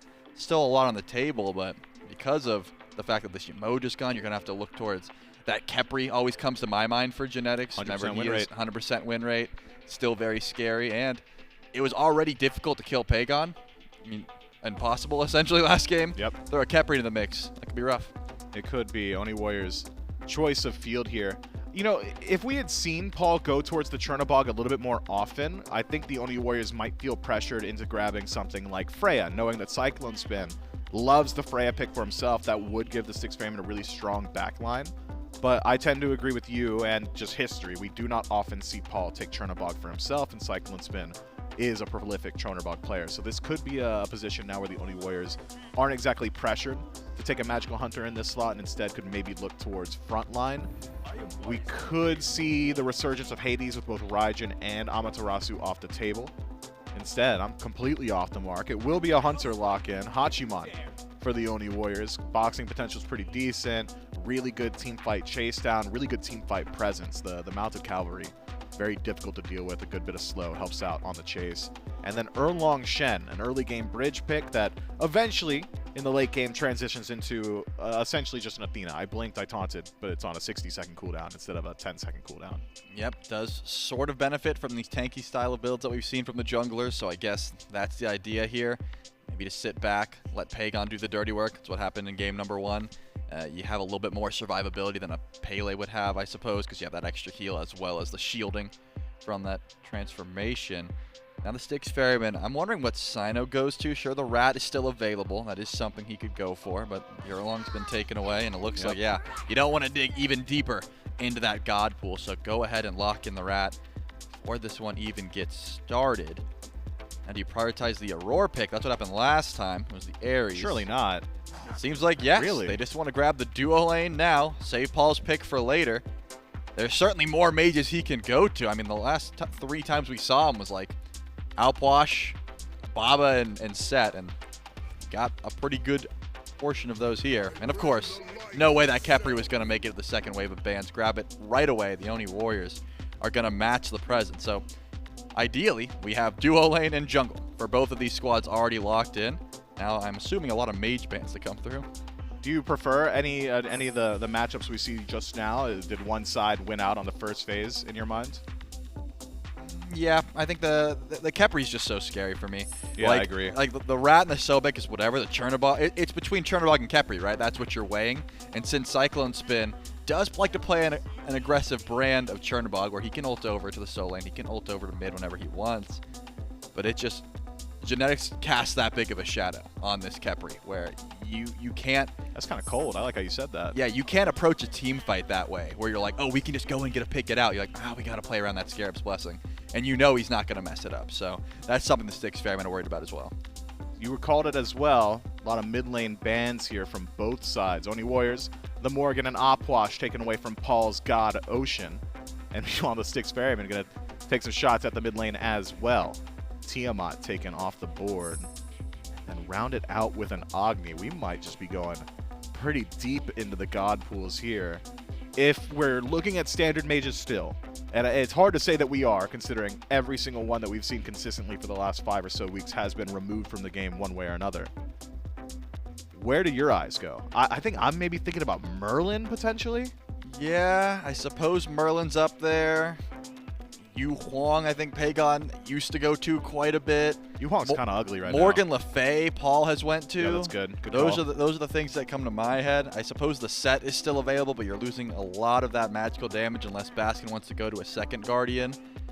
I mean, throw a Pegon in the mix as well. They both do like to go towards that set, but yeah, you would need a little bit more magical damage in theory to get the full value out of those picks. But if both Paul and Pegon are still looking to go towards the Mage tab, yeah, I'm thinking Morrigan Le Fay is the best option for both of them. Seems like Pegon's going to get it first. Yeah, first pick out of second phase of bans, and the Oni Warriors will take that Morrigan Le Fay. And I think with it, the last remnant of what we've seen from standard mages here in Season X.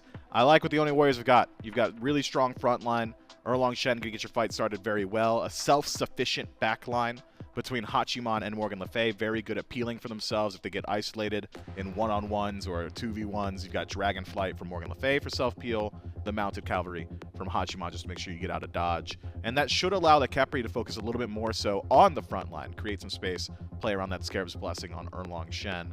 Styx Ferrymen lacking for AoE damage, and that's generally what I look at when there's a Khepri on the other side is how can you hit multiple targets to make it a little bit more difficult for genetics to figure out who exactly needs that peel.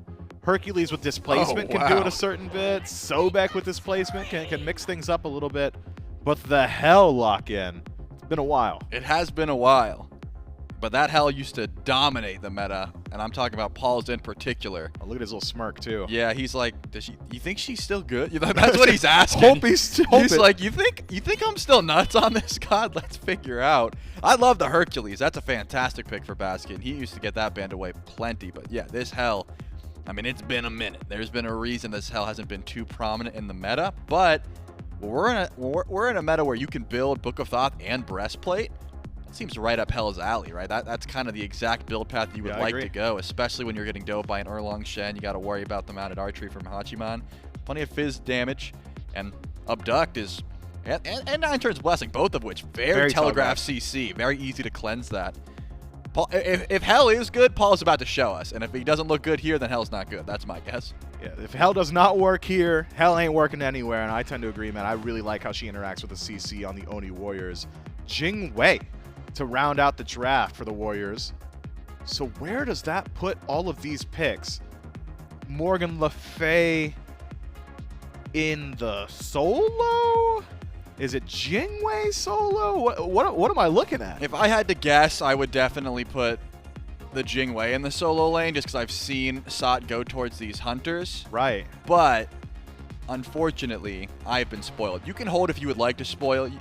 I think that sometimes people like to leave it up to mystery. We're not going to tell you, fans. Yeah. Production, they gave us the opportunity to look, but I want to be surprised. As of now, I have been spoiled. That's all I'll say. Oh, then you're not allowed to talk about it well, anymore. I am going to analyze the composition that's before me and not put gods to rolls. Okay. You got double ADC late game. You have a decent front line because you know Erlang Shen is going to be building a little bit tanky. You are missing out on that traditional 3 core, which is like the tanky Rat, the tanky Hercules, the tanky Sobek. That's not going to be there. Unless the Hunters are building tanky, which I would assume not. The Oni Warriors, this is not a composition that is slotted that hard for early game like last time. I mean, no, not at all. They still have the ability to fight in the early. Erlang Shen's not going to be bad. Morgan Le Fay is not going to be bad early. But you want Jing Wei. I mean, I'd be straying away from fights until at least 4 items. That's the ideal situation, right? Or at least until you finish dominance. That's kind of the game plan. So I put more weight on the Styx Ferrymen to try and get active early, sort of force these fights, so you don't have to figure out how this double ADC composition looks once you get to 30+ minutes. Yeah, I agree. Styx Ferrymen have the opportunity to control the pace throughout the early, looking at their direct lane opponents, direct lane matchups, proposed matchups. We don't know exactly where everything on the Oni Warriors is going to go. It seems to me they should have advantage for the first 10 or so minutes, particularly around that Hercules. The Rat, of course, has that global presence, can get things started very early on. But I think it is a very interesting composition from the Oni Warriors in that how does the Khepri operate? I'm looking at one clear target for Scarab's Blessing. It's going to be Erlang Shen as first point of contact for the most part. We'll have to see in the game as we jump in with the casters. Game number 2, Styx Ferrymen, Oni Warriors. You still got Frog, you've still got Inbound, and Doug, of course, taking us through the battleground. And they kept it a secret on the desk. I had a sneaking suspicion. Bobby called it right. We were talking about it before the game. The SoloOrTroll Morgan Le Fay solo. This is, Inbound, what have you seen from this pick? It is just a SoloOrTroll favorite. Right now, those mages in solo lane, they like Vamp Shroud. They like a lot of abilities, and actually, before I even carry on, wow, that Twitch poll 50-50 is exactly how I feel about this series. It is a 50-50. Warriors took game 1, game 2 up in the air. But that Morgan is just like what Solo wants to play. He wants those low cooldowns, he wants spammability, and the thing he wants above all else is a lane that's impossible to play into. And ganking a Morgan, not easy, especially when she's going to be a little extra tanky. She's going to have a lot of harass in this lane also, Baskin on that Hercules. And I think the thing, I don't know if it's sending out to you as much as the Morgan solo, but he's back. Hell is back. Paul is on the Hell, and I love seeing Paul on Hell because it just means the game is going to be super slow, and it's going to be Paul dictating the entire game, and when Paul dictates the entire game, that's when the Ferrymen look the best. Yeah, no, I mean, I agree with you on the slow part because, if anything, they proved it in game number 1, and here in game number 2, maybe things arguably have gotten slower. We have a Jing Wei mid for Pegon. I can't remember the last time Pegon played something that would actively lose pressure in mid. Unironically, I'm not sure that I have ever in recent memory seen him play something. What are you pointing at? Last game. He played Tiamat into Morrigan, and Morrigan has pressure in that lane. I feel like he it's a 50-50. I'll give you 50-50. I'll give you 50-50. But this one is for sure, surefire. Jing Wei is going to be hunkered under that tower. Hell's going to be pushing the wave in full health the entire time. That's not going to be a lane we're going to see much fighting around. Yeah, no, it's it'll be fun to see how Pegon wants to play around the Jing Wei, and how Paul wants to play around this Hell. A pick that he has gone back to in the past time and time again, possibly a signature pick. And I hesitate to say that because, man, you can say that about a lot of Paul picks. You could say it about the set maybe at this point. You certainly can say it about the Scylla. You could talk about, even this season, he's played a lot of the Tiamat. He's gone back to the Morrigan. You can, the Hebo, I almost forgot about the Hebo. That's like the classic. Yeah, it is he just plays so many things so well. And is like, it's been a while, man. I haven't seen this pick in a while. I wonder if they've forgotten how to play against it. And that's the story of the Paul Scylla, was he didn't play it in scrims. He literally just brought it out at Worlds. Felt really good the first game they played it. I can't remember what was the Mike team. I just remember it was Polar Bear Mike and that Final K Panda Cat team. Right. They hadn't played against Syl in a while either, and that was what exploited it. And actually, Panitom over here right now. Baskin just dashed. Looking for the damage there. Baskin did just dash, but almost pulls Solo under the tower there. Gets pushed back to safety, the tier 1. They try to find an early gank similar to game number 1, but unfortunately this time, no first blood here. And I think in game number 1, we saw that first blood, and then everything stood still for about 13 minutes. And now, we don't see a first blood. Everything might just stand still for like 13 minutes. Yeah, you might be right about that. It might be about 13 minutes till something actually happens. I think, I don't know if this is standing out to you also, but seeing the Jing Wei in response to that Sobek, I assumed the Jing Wei was going to be going to duo, and I actually thought the Hachiman was going to be in mid. A little bit of a, you know, different look. A lot of times you see that pluck character. Jing Wei is a very viable duo lane opposing matchup for it, because if you get plucked or you get knocked up, you just dash away and you're completely safe. Net's already gotten plucked a couple times. He's taken a little bit of damage, but he still has a little bit of safety as Hachiman. Not as safe as that Jing Wei, but still enough that he's not too worried. Yeah, they picked the, for a long time, these two were known as the 2 safest hunters in the entire game, and they've picked both of them. Maybe Heim is fighting for that last spot now, as he's got the Bifrost, can move across the entire map, but, I mean, you have, oh my goodness, I can't believe I've glossed over this, Inbound. I apologize, I've completely missed something critical. Thank you for the apology. Could you explain why? They've got a horse. That's it. We're going game 3, 1-1. We're going game 3. No, they do. They've only got the 1 horse, though. They needed all 4. They could have put it together. They picked the Hachiman. And at least, you know, we haven't seen the horse just yet. Maybe if he doesn't bring it out, like he doesn't ult all game. Like a cheat code? Right. Like perhaps you'll still have the no horse buff. Can only hope. Can only hope if you're Netrioid, if you're the Hachiman. If you're on the Oni Warriors, that is your hope. And the game has slowed just as much as the first game, but we're only 4 minutes in. But the Ferrymen have actually got a 500 lead, and I would not be surprised if a lot of that lead is in mid. Paul's got that 1-level lead.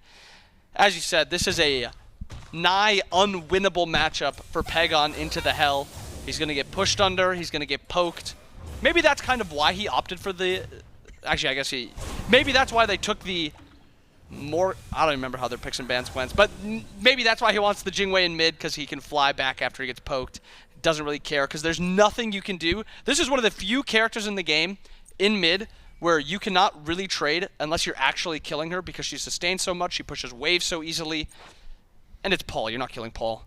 Yeah, I mean, they did manage to kill Paul a couple times last game, so, you know, at the very least, they've been able to foil some of his plans, but... I mean, a lot of times we look at the player damage charts and we see the solo laners up there and we're like, that's fake damage. They're just boxing back and forth in lane. This time it's Paul. And maybe it's a little bit of fake damage, like he's just throwing out abilities into Pegon, but it's certainly getting him the pressure that this pick was meant to get. I'm almost waiting for them to do something with it, but I think they've proven that they don't, that's not their game plan. They don't want to, even if they have pressure, they don't have any desire to risk doing anything with it. They are just looking to scale. You know what they're waiting for? For Paul to back for his breastplate.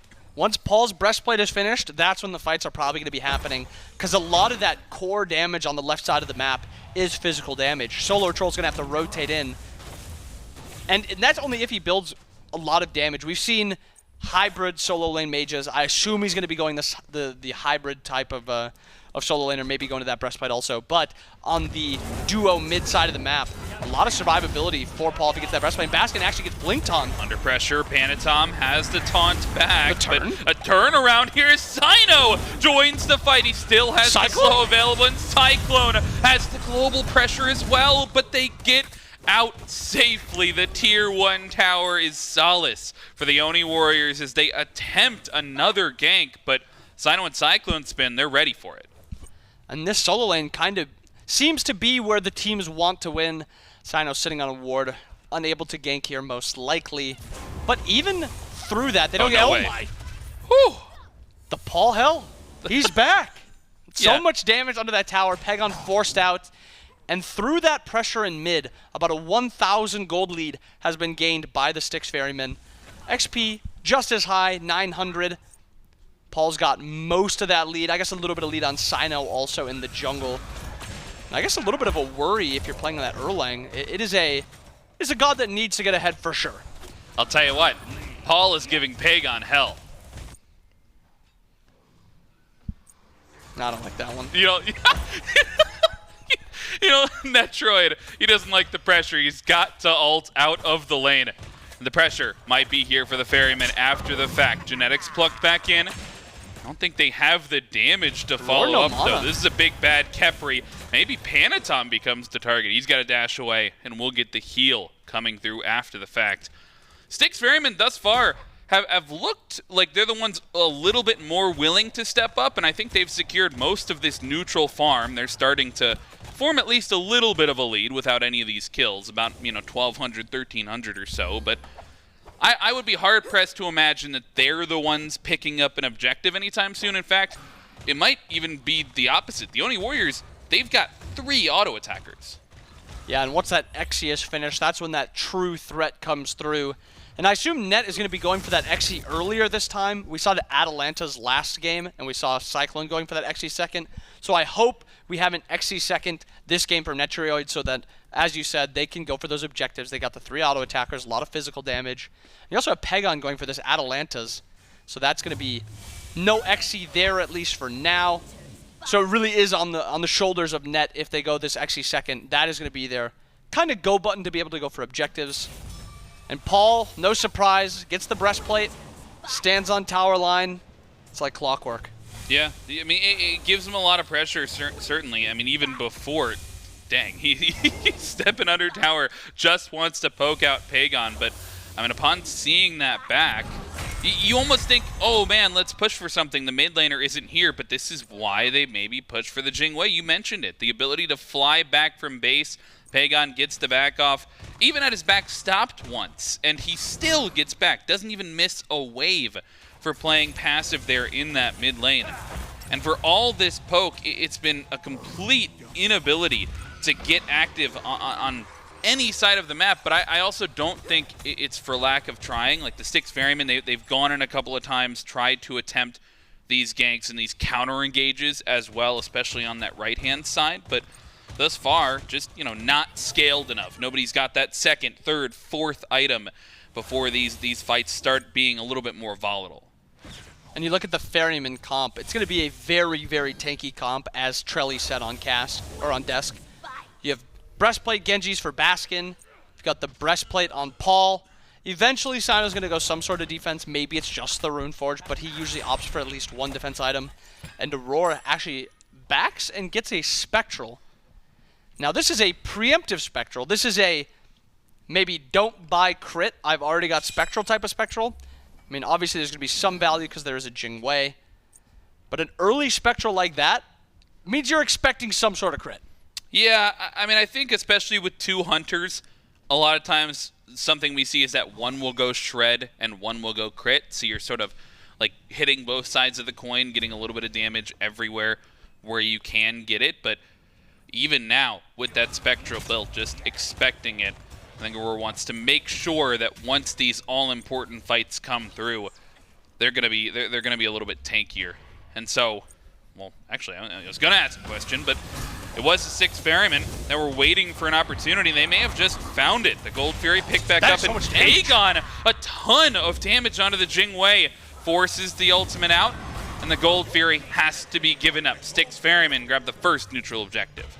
And that's the strength of this hell around these fights on objectives. The Sobek, the Rat, can walk up, can zone, and just Paul, just Cyclone together can do this Gold Fury with the damage, the sustain that Hell provides. And Hell, powering up, has the upgraded Glyph breastplate. 2 items deep everywhere on the Ferryman's side. Level 10 Sobek. This Ferryman comp is already 3k gold up, and Cyno's looking for a gank right now. Ultimate in. Netrioid has to find the dash away, and will do so. And for all the hype we give it, Cyno has no follow-up whatsoever on that engage. It's just the stun, and he's forced to disengage from the attempted gank onto Netrioid. And still no first blood, 12 minutes in. I think, a little bit of a prediction given the pace that this has been going. But for all of the lack of fighting, there's been a lot of farming, especially on the Styx Ferrymen side. We saw them take the Gold Fury, the neutral farm battle's been in their favor, and you can see it come through in a lot of these level exchanges. A level in jungle, in mid, in solo, 2 levels in both of the support roles. They're ahead literally everywhere. Yeah, big XP lead, big gold lead right now so far for the Ferrymen, and expected to balloon up rather quickly with this beacon spawning, the tier 1 towers available to get taken down, and a lot of press potential that the Ferrymen have with this sustain and tanky comp. They can dive these towers fairly easily, and Cyno's no stranger to diving towers. Saw it a lot last game where he was happily the one engaging in a lot of these fights. Paul sitting there poking down that tower, Cyno opting for that tier 2 breastplate, nearly guaranteed going to be a full breastplate, but as we said, a lot of tankiness on the side of this Ferryman and a lot of sustain. We're going to need to see some anti-heal also. I guess that's something we didn't really touch on. There is not easy anti-heal application until this Morrigan gets that Divine. Toxic Blade is a single target. I guess we can say the Onk once Genetics gets there, assuming he gets that Onk. But there's a lot of sustain on the side of this Ferryman's team. Yeah, they're going to have to deal with that come the late game fights. Of course, something they will have trouble dealing with is just the, get in, poke, and back out and heal up. Get in, back out, heal up. We've seen that with the Yemoja, with the Guan Yu from this team as well, a style of play that the Styx Ferrymen are familiar with. And it seems like they're sort of working their play style to a T right now. They're the ones that came into this that we were expecting to play a little bit slower. It's still all the onus is on them. They're picking up the Pyromancer and the zoning through here for both of the tanks. But the Warriors, the blink in from the Morrigan, and SoloOrTroll is looking to make everything happen on his own. He's alone in the backline, and CycloneSpin finds first blood at 14 minutes in. They'll trade Pyromancer for that first blood. And my biggest takeaway from that, SoloOrTroll has blink on Morgan Le Fay. He blinks in, secures it. Unfortunately, he's not able to get peeled out by the Khepri. And actually, Khepri gets plucked here by Sobek. Has the ult available, forced to use it. But that is what this style of comp wants. That's good poke. That's forcing out the ultimates. Now they sustain up. They clear the next wave. Now they push down tower, and they secure it here. They didn't need the kill. They just wanted the damage. They wanted to force him back. But as you said, blink Morrigan. Now, that's something exciting to talk about. Now we have a Morrigan diving, an Erlang diving, and this comp kind of switches up a little bit. It's not a true backline comp with double hunter and a mage. It is a dive solo laner, dive jungler, which is essentially a normal comp just with, weird roles sprinkled in. Weird gods. Classes. Yeah, gods, classes, Gods. damage sprinkled in. Still magical coming over from this solo lane. And a lot of physical coming from the rest of the board on the Oni Warriors. And I mean, what I was getting into, the Styx Ferrymen, this is their style of play. They've been playing this way all season, right? The Oni Warriors, they're the ones trying to switch it up. And in this slow play style, you got to imagine the Styx Ferrymen being more familiar with it. They are the ones that are finding the small leads, and the objectives have been a big part of that. Oni Fury taken for free once again. Aror just zoning out the one player who was close, Genetics unwilling to step in. For all this gold lead, though, you have to imagine that the Oni Warriors still feeling confident come fighting time, because that is their bread and butter, and it's been their bread and butter all season. I think a small worry that the Warriors might have is from that Hell not being played a ton this entire year. This is a god that Paul has made a mark on, but it's in previous years. We've not played against or seen a lot of Hell played this entire phase, and actually last phase either, except if it was in support. SoloOrTroll forced to ult, but he is safe. Baskin bullying a little. Actually, Baskin hits the pluck. No beads on SoloOrTroll here. Do they have the damage to take him down? Great pull. Has the defense available, Wow. but they just don't have enough in the tank. They might, though, on the re-engage. The blink away for safety saves SoloOrTroll for the time being, and might look for more damage out of the Oni Warriors as there are 4 people here to take away this blue buff.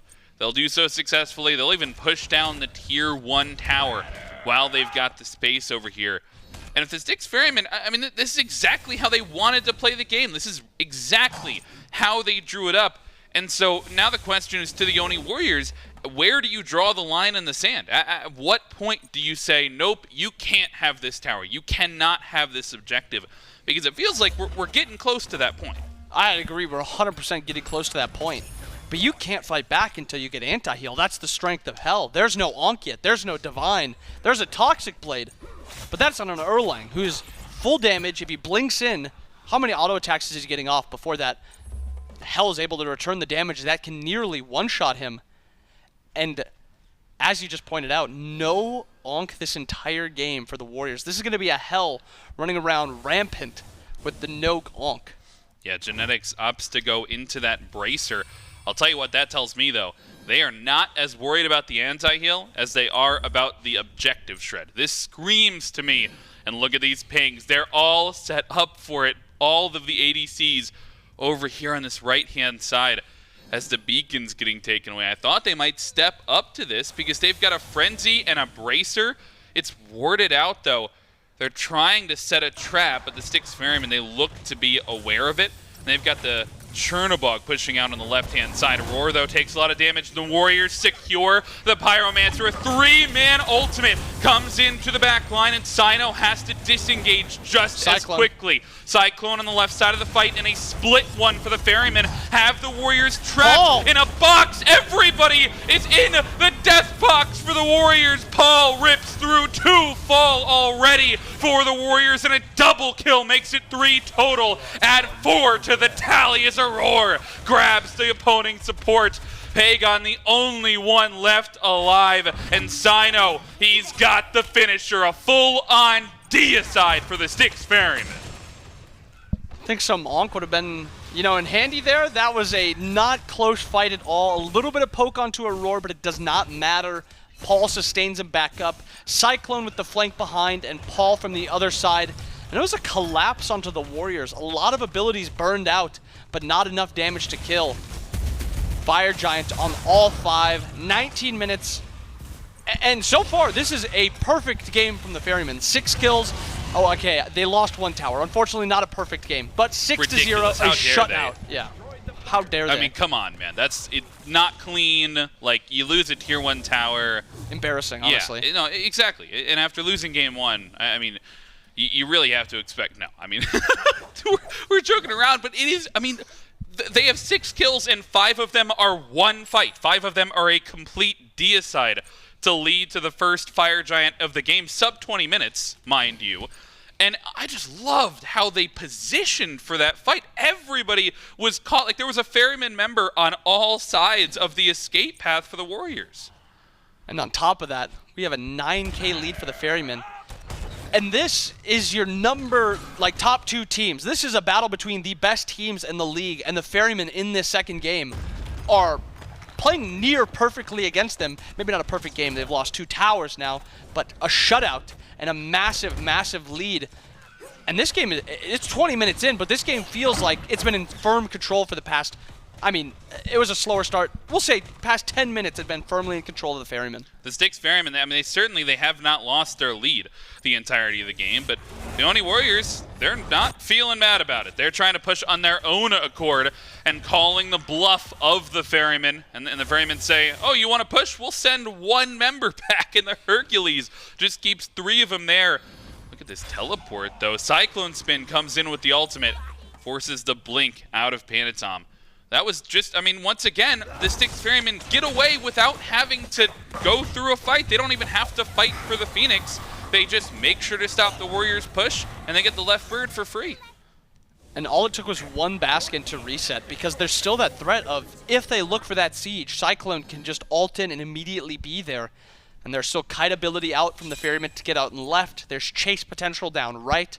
This Ferryman comp is in a near perfect spot to put this game almost away. They have 2 minutes on this Fire Giant. Pegon is splitting down left, Genetics and Panitom down right, and just 2 defending in mid. Yeah, once again, the Oni Warriors seem satisfied to give this one up. 2 members backing on the right-hand side, and Panitom, Genetics make it back to base, but it's too late to defend that mid-bird. Pegon, he's pushing up the left side, making sure that these fire minions are at least not something that they'll have to worry about, but Oh, he might have backed a little bit too late. He's caught by Cyno, and he has the ultimate away, but Cyno has the chase down. You know he's not going to stop this anytime soon. This would have to be perfect. Oh my God! Pegon is able to turn one around. Cyno gets styled on right there in the enemy jungle. They'll take him out regardless, but a 1-for-1 there, and Pegon makes it look clean. And that could be the start of something right there. That slows down this Ferryman comp. I mean, Fire Giant for another minute, so maybe there's only threat down right. But that's Cyno now not having fire for a little bit. No blink also for a little bit. And Pegon didn't use anything there. He got that shutdown kill also, able to finish off his Ornate Arrow. 5 items deep on Pegon right now. And 7-1, 10k lead for the Ferryman. Fire Giant will be dropping in about 30 seconds. Have fire up in about a minute and a half. But that's 2 Phoenixes down, and 2 Phoenixes that the Oni Warriors will have to push up. So if you're the Oni Warriors here, how are you choosing to fight into this one? Is this one where you want to push these waves out, try and defend at all, or is it one where you maybe try and play cleaner on the defenses? If I'm the Ferryman, I'm cutting a deal with Kronos and cutting this game back to when, you know, he hit level 12, Genex hit level 12, buying that Onk to give my team a chance to win. Because beyond that, this game is going to have to be a 30-minute, 35-minute slugfest, and they're going to have to slowly crawl their way back into it. It's what they're kind of doing so far, but they're not able to fight. Not now, and not for a good chunk while more. Oh, Pegon. He might be in more trouble than he realizes. The entire enemy team. So he dives into 2 and he gets evaporated. Pegon taken down by Paul and SoloOrTroll. He's already used his CC immunity. Burns beads to just try and escape and will do so. Makes it back to the Phoenix, but that's a good pick onto Pegon. And this time it's right as the Fire Giant is about to spawn. Still not EFG for quite a while, but this is going to make it tougher for the Warriors to step up to this objective. And the Warriors, not a ton of spikes coming through right now. A little bit of a split push potential by Net here. I don't think they see him on the map quite yet. Now they surely do, because he's stepped up to a minion wave. So Cyno going to go to catch out the ADC there, but all they're doing is trying to split the focus while they take down the Fire Giant. They push out these minion waves. I mean, over the last couple of minutes, on the last Fire Giant, we didn't see the Warriors defend at all. They tried a couple of split push maneuvers. Nothing was able to work out. Do you think they try to defend now, or do you think they keep looking for something cheeky? Seems like right now they're looking for something cheeky. 5 strong down the left side. An open Phoenix, but it seems like the timing doesn't line up correctly. They're already pushing down this tier 2 tower. They have no wave, it looks like, but still a lot of damage. A lot of damage indeed. We'll see all 5 members of the Ferrymen on this right-hand side, and a bomb for good measure will take down that bird. And all of a sudden, all 3 birds now under pressure here. Mid and right are down, left just respawned. So they will still have to take that one down if they want the weakest possible Titan, though. Cyno may have found an opportunity. Pushes in onto Panitom and satisfied to take the 1v1 for a second, but this dive in could continue for the Ferrymen. They've got 2 on the left-hand side and 3 grouped around this middle lane Phoenix, and now 2 Phoenixes respawned for the Oni Warriors. I'm not sure. I mean, it still doesn't feel like they're in a good spot to put up a defense. And it seems like this is a Titan defense call by the Warriors. All Phoenixes weakened or low. Baskin walking into mid, taking up a little bit of damage, but no worry. They have the health for sustain. And maybe trying to get a little bit of a... actually, they're looking to get an end here. This might be the full committal. SoloOrTroll blocked down low, but makes it back to base. Netrioid, same can be said for him, as the Ferrymen are forced out of the base. But a half HP Titan's got to be enticing. They're sticking around, and they have the sustain to do so. A 5 versus 5, though.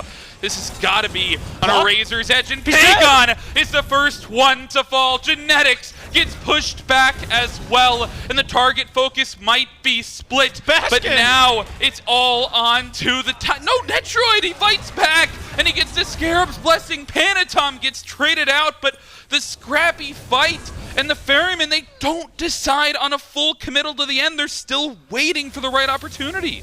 And Fire's pushing down right. Cyclone has ult soon. This could still be a stall-out look for end. 30 seconds on Pegon, 38 seconds on Panitom. Looking for the pick. Genetics brought back to 3 and no ultimate available. But now the Titan turns into the focus. They've got the waves. They might have the damage to do it. The CycloneSpin trades. Paul is on a rampage. And the Titan will fall. The Styx Ferrymen even the series. And what a different game 2 compared to game 1. The Ferrymen, instead of playing for that late game, they switch it up near completely and say, let's dominate from minute, we'll say 5 with this hell. Let's sustain up and let's win every single fight that comes our way. Every single fight. I mean, they just decided that they wanted to farm better. And I'm not even sure it's an active decision. It felt like they just fell into their normal rhythms. They were fighting for the neutral farm where they needed to be. They picked pressure in the lanes that they were looking to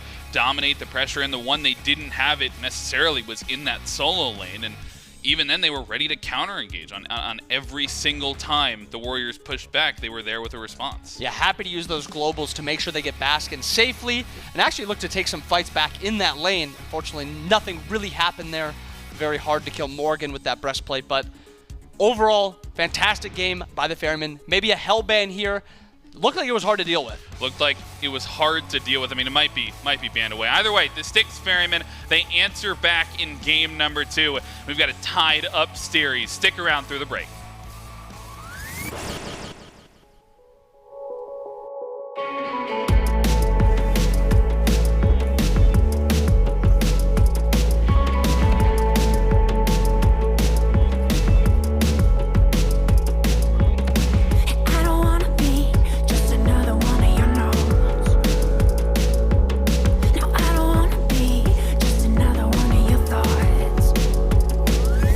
I would die a happy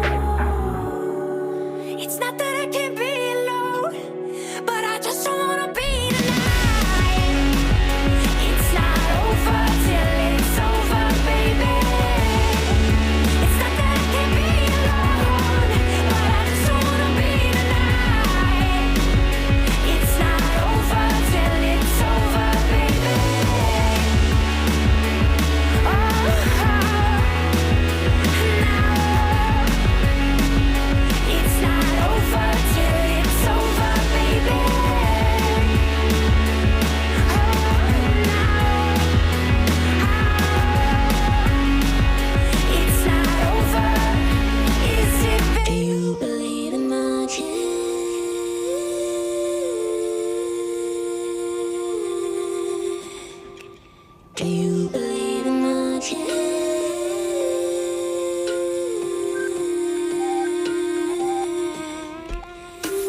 One, two, the things you do in your room when you're all alone.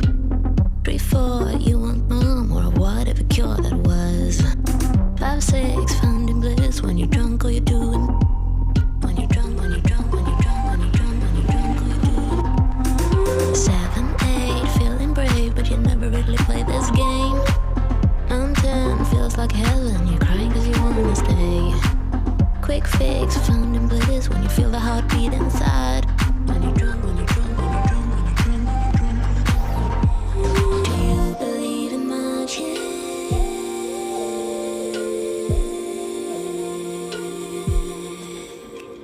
Do you believe in magic? When you're drunk, when you're drunk, when you're drunk, when you're drunk, when you're drunk.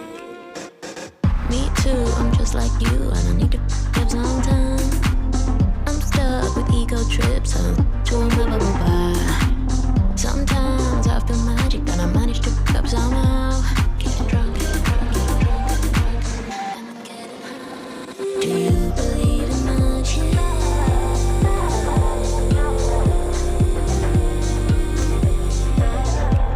Do you believe in magic?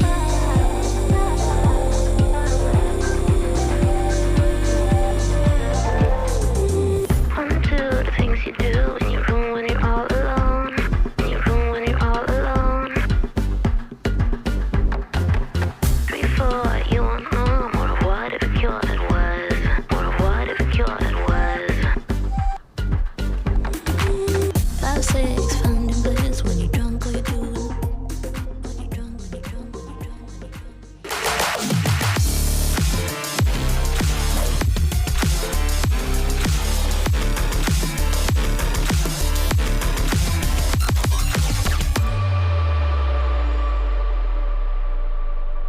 Welcome back, SMITE fans. The set is now tied at 1-1, moving us into what is essentially now a best of 3 between these two teams. And that was a scary one for the Styx Ferrymen. Scary for a multitude of reasons. One, it was just very dominant throughout the entire game. 2, Hell might be back. What do you think? You think Hell's back? I mean, I don't want Hell to be back. Nobody I can wants assure Hell to you be that back. much. Paul's Hell, I think, does get a bit of a buff as far as I'm concerned. Not everyone's going to be able to pull that off, but what I noticed was the Oni Warriors go for this late game composition, right? They go this double hunter. They expect to make it to the point where double hunter comms come online, and they just really didn't get to that point. I mean, Netrioid was so far behind pretty much the majority of this game. I mean, you can just see there's a level 14 Hachiman in this fight while Paul's about to be level 18. Yeah, 4 level difference. That's not fun to try and fight into, and because of that, you don't get online. The little bit of damage you do, Paul is just healing it up. It's just not a good time. And you know, there was, I believe, one time Pegon soloed Cyno, and that was pretty cool. That was about it. That was the high point there for the Oni Warriors. It's that one right there you're talking about. Yeah, that is the one, I believe. It was just like he was split pushing, Cyno tried to stop him, and he got a good couple auto attacks. And that's my point. Pegon didn't even get crit online. He got Ornate Arrow, but he wanted to build some crit. Couldn't get to that point. And any small bit of damage that came through, Paul just healed it up. A bit of a blitzkrieg by the Styx Ferrymen, who played a very fast pace here in Game 2. The Oni Warriors could not hang with the pressure. Take a peek at the post-game stats. It's Paul, it's Cyclone, it's Aror going undying. Cyno and Baskin making up the majority of that front line. Panitom did 5K. Did get knocked down. Panitom. Aror out-damaged him? Look, Erlang Shen has good games. He's got real bad games. I think this is going to go in the forgettable column for Panitom. Sometimes things just don't line up. This is one of those times. And even just looking at this composition from the Oni Warriors, it felt like this would struggle into what the Styx Ferrymen had brought. 100%. I mean, just late game slanted, your team fight's a little bit disjointed, not a standard double hunter composition. Your backline is a 3-man backline. Things did not quite look so great. And the Styx Ferrymen took advantage every single step of the way. Baskin doing a whole lot to make that space happen. Paul doing a whole lot of damage and healing and not dying. So Where's the adaptation lie here in Game 3? You think the Oni Warriors need to go back to some more standard? Do you want to see them go even crazier? Is it early game? Is it late game? Where are we looking? Yeah, I mean, that's the one switch up I want to see is why are we slanting so far late game when we heard Netrioid in the interview, man. He said, the Ferrymen like to play for late game. We like to play for early, so we're going to bring it to them early. But we're also going to pick double ADC that never gets on. Like, that just seems out of character for me. Love the Khepri grab. I understand why they prioritized it. The Erlang Shen you'd think would be enough to sort of bridge that gap. Can't help it.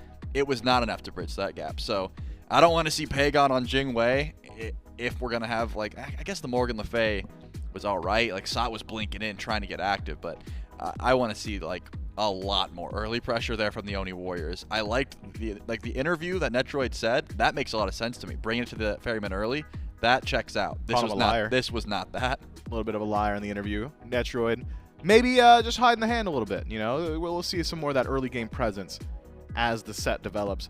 I expect the Oni Warriors, if they want to go back towards even a late game slanted composition, it could be a double hunter draft. I wouldn't hate it from them. We know they're capable of playing it. Of course. I think double hunter plus standard mage makes things a little bit too squishy, makes things a little bit too difficult to get fights started. They didn't exactly have a lane that they could play through consistently either, so they couldn't even root their pressure on one side of the map to create the space to create a scenario or an environment where Pegon's free farming or anything like that. So maybe the Oni Warriors back to the drawing board a bit here as we start to move into game number 3. Styx Ferrymen, more of the same. What was that, 5, 6 total Paul bans, and he falls back to his signature, and it looks good? I'm thinking if you're going to target anybody, you can ban out Paul. Well, excuse me, you can try and ban out Paul, but it never really seems to stick. Yeah, it's just a scary try and, like, just say, hey, we're going to ban all these gods, and then Paul's going to go to something that no one has played for months and still looks that good. And I do think a bit of that is because of the fact that the Oni Warriors didn't have any backline dive, right? Who was supposed to get to Paul? The ADCs, the Morrigan Le Fay. Yeah, one of those. Or the 5k damage Erlang. Like, it's just not going to happen. There's a reason that Paul is able to free cast. So I don't think it's ban hell. I think it's pick pressure, which is, it's not like pressure was banned out. There was options. The Oni Warriors just fell back on this composition. I don't think they do that twice. Yeah, I could see a world where maybe Hell isn't even as strong as it may have appeared in that game. It's just that composition played so poorly into it. Exactly. And even the individual diver, let's say Erlang Shen does close gap onto Hell. Yeah. Pin, cleanse. Okay, well, I'll stick to him anyway. I can auto-attack pretty quickly.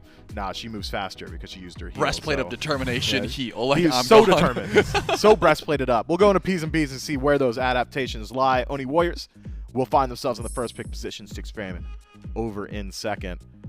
I mean, I didn't even hate the first 3 overall for the Warriors. I felt like they had built the fundamentals of a good composition. It was maybe the bottom 2 that didn't quite round things out. So I wouldn't expect too many changes to the standard here so far as bans are concerned.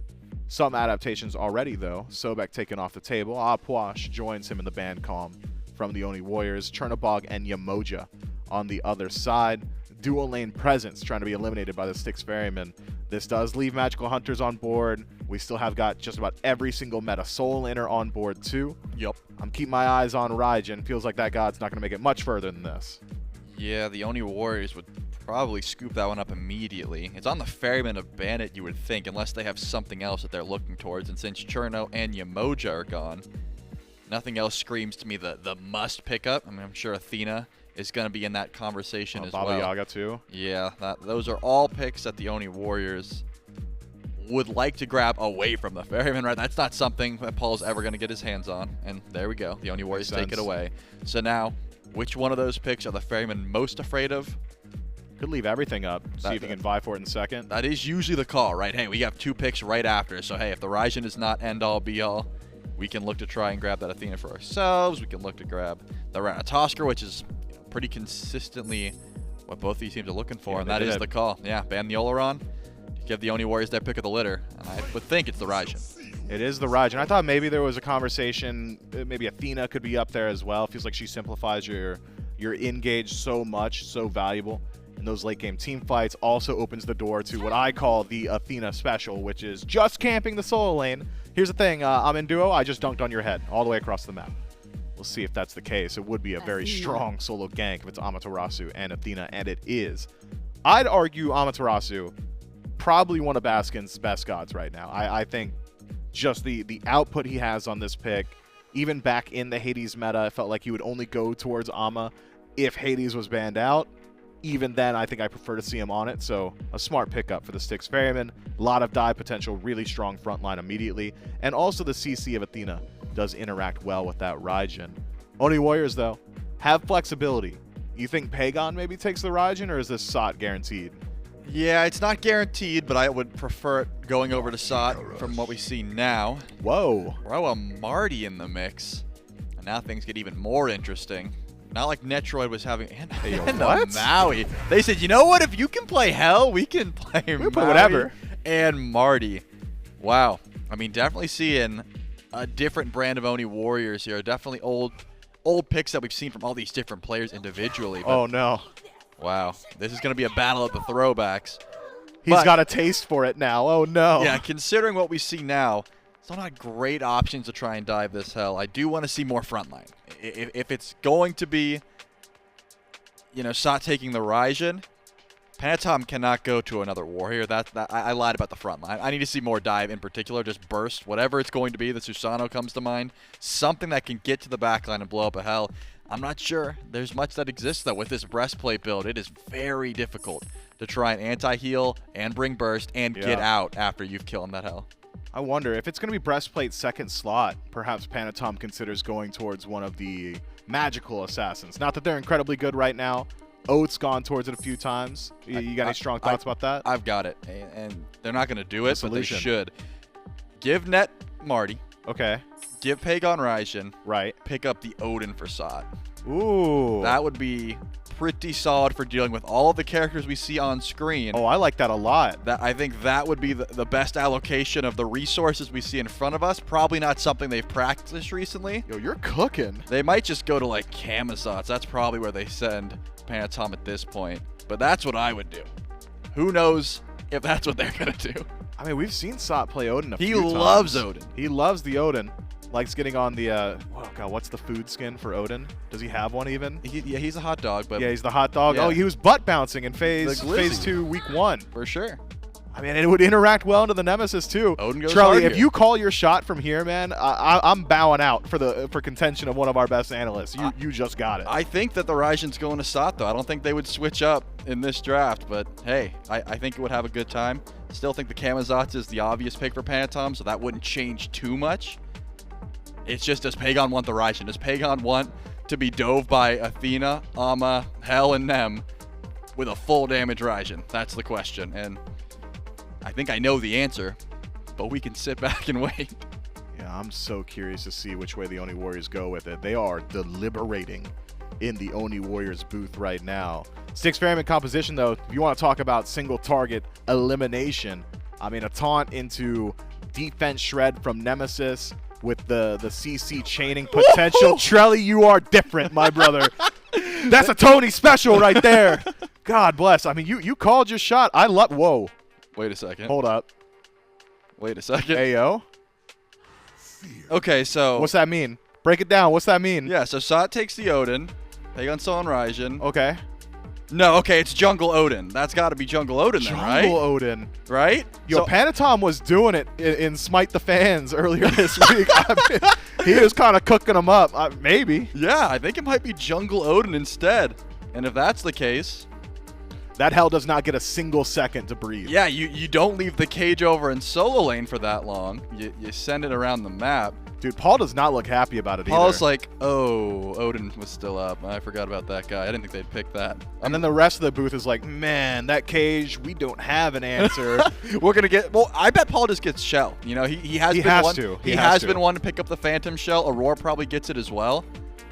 Heck, Cyclone might get one. You know, like that, if the plan is to save Paul, you're gonna need more than one shell. Yeah, not a single answer to the cage here from the Styx Ferrymen. No leaps, no teleports, no chance. You're gonna have to Phantom Shell. You gotta go Ghost if you want to get out of there. Oni Warriors, they throw a curveball in the tail end of what was an already curveball composition. Raijin, Martichoras, Maui, Odin, and Hades. Talk about dive potential. That's all of them. they're all going to be there. It's been a while since we've seen Marty, but when he was at the top of the meta, it was, hey, I'm just going to death from above and hold W, and I'll land and do my damage, right? So conjoin the rest of this team in their ability to run things down. Do the Styx Ferrymen have enough counter engage to prevent all that dive, or are the Styx Ferrymen going to be the ones trying to start things off themselves? Like, how do you see this one going? Yeah, I think the Oni Warriors were, from what I saw, they were frustrated with the fact that they were getting W keyed at, right? They did not have answers. They didn't have the damage to back it up. Netrioid was still finding ways to die even with the Hachi. So they said, okay, let's switch this up. Let's get a W key composition of our own. Blink Odin Cage, blink Hades ult, find the Raijin Taiko drums, and have death from above for safety, right? Netrioid should have plenty of safety with this ultimate. He doesn't have to put himself in the field of play. He can just do damage from above and stay out of the range. So the Styx Ferrymen, as you already highlighted, they have a lot of just, let's taunt one guy, let's ult one guy with them and delete them off the face of the earth. Fast. If they get the man advantage before the fight starts, that goes a bit differently. It's not easy to try and fight after that taunt's down, after the prots have been stolen from this Nemesis. But I think the Oni Warriors are going to try to be the W keyers this game. I think they will try to, blink those Athena taunts, get in before, maybe even just cage the Athena, not let that sort of, that style of play come through where it's just, hey, we lost before we even started. We're not going to play into those taunts. We want to get in first. Oni Warriors want to be the first point of contact in every single one of those team fights. Expect the Odin to get things started. He's got great targets all the way across the map. We've already broken down how terrible a situation Hell is going to be in throughout the entirety of this game. But it's not just Hell. Nobody on the Styx Ferrymen has an answer to that cage. So if one person's caught out early, we could see repeat deaths. We could see it run down consistently in any one of these lanes. I'll be really excited to see this one. If it is Odin jungle, I mean, we can't guarantee it from here. But if it is, it's been a long time since we saw that consistently too. That feels like a season 5 special. Yeah, it's been a long time. I can't see anything else jungling though. There's if I see Panitom spawning with Hades, I don't know. It's a throw. I would say they're trolling a bit. It's just not as easy as clear.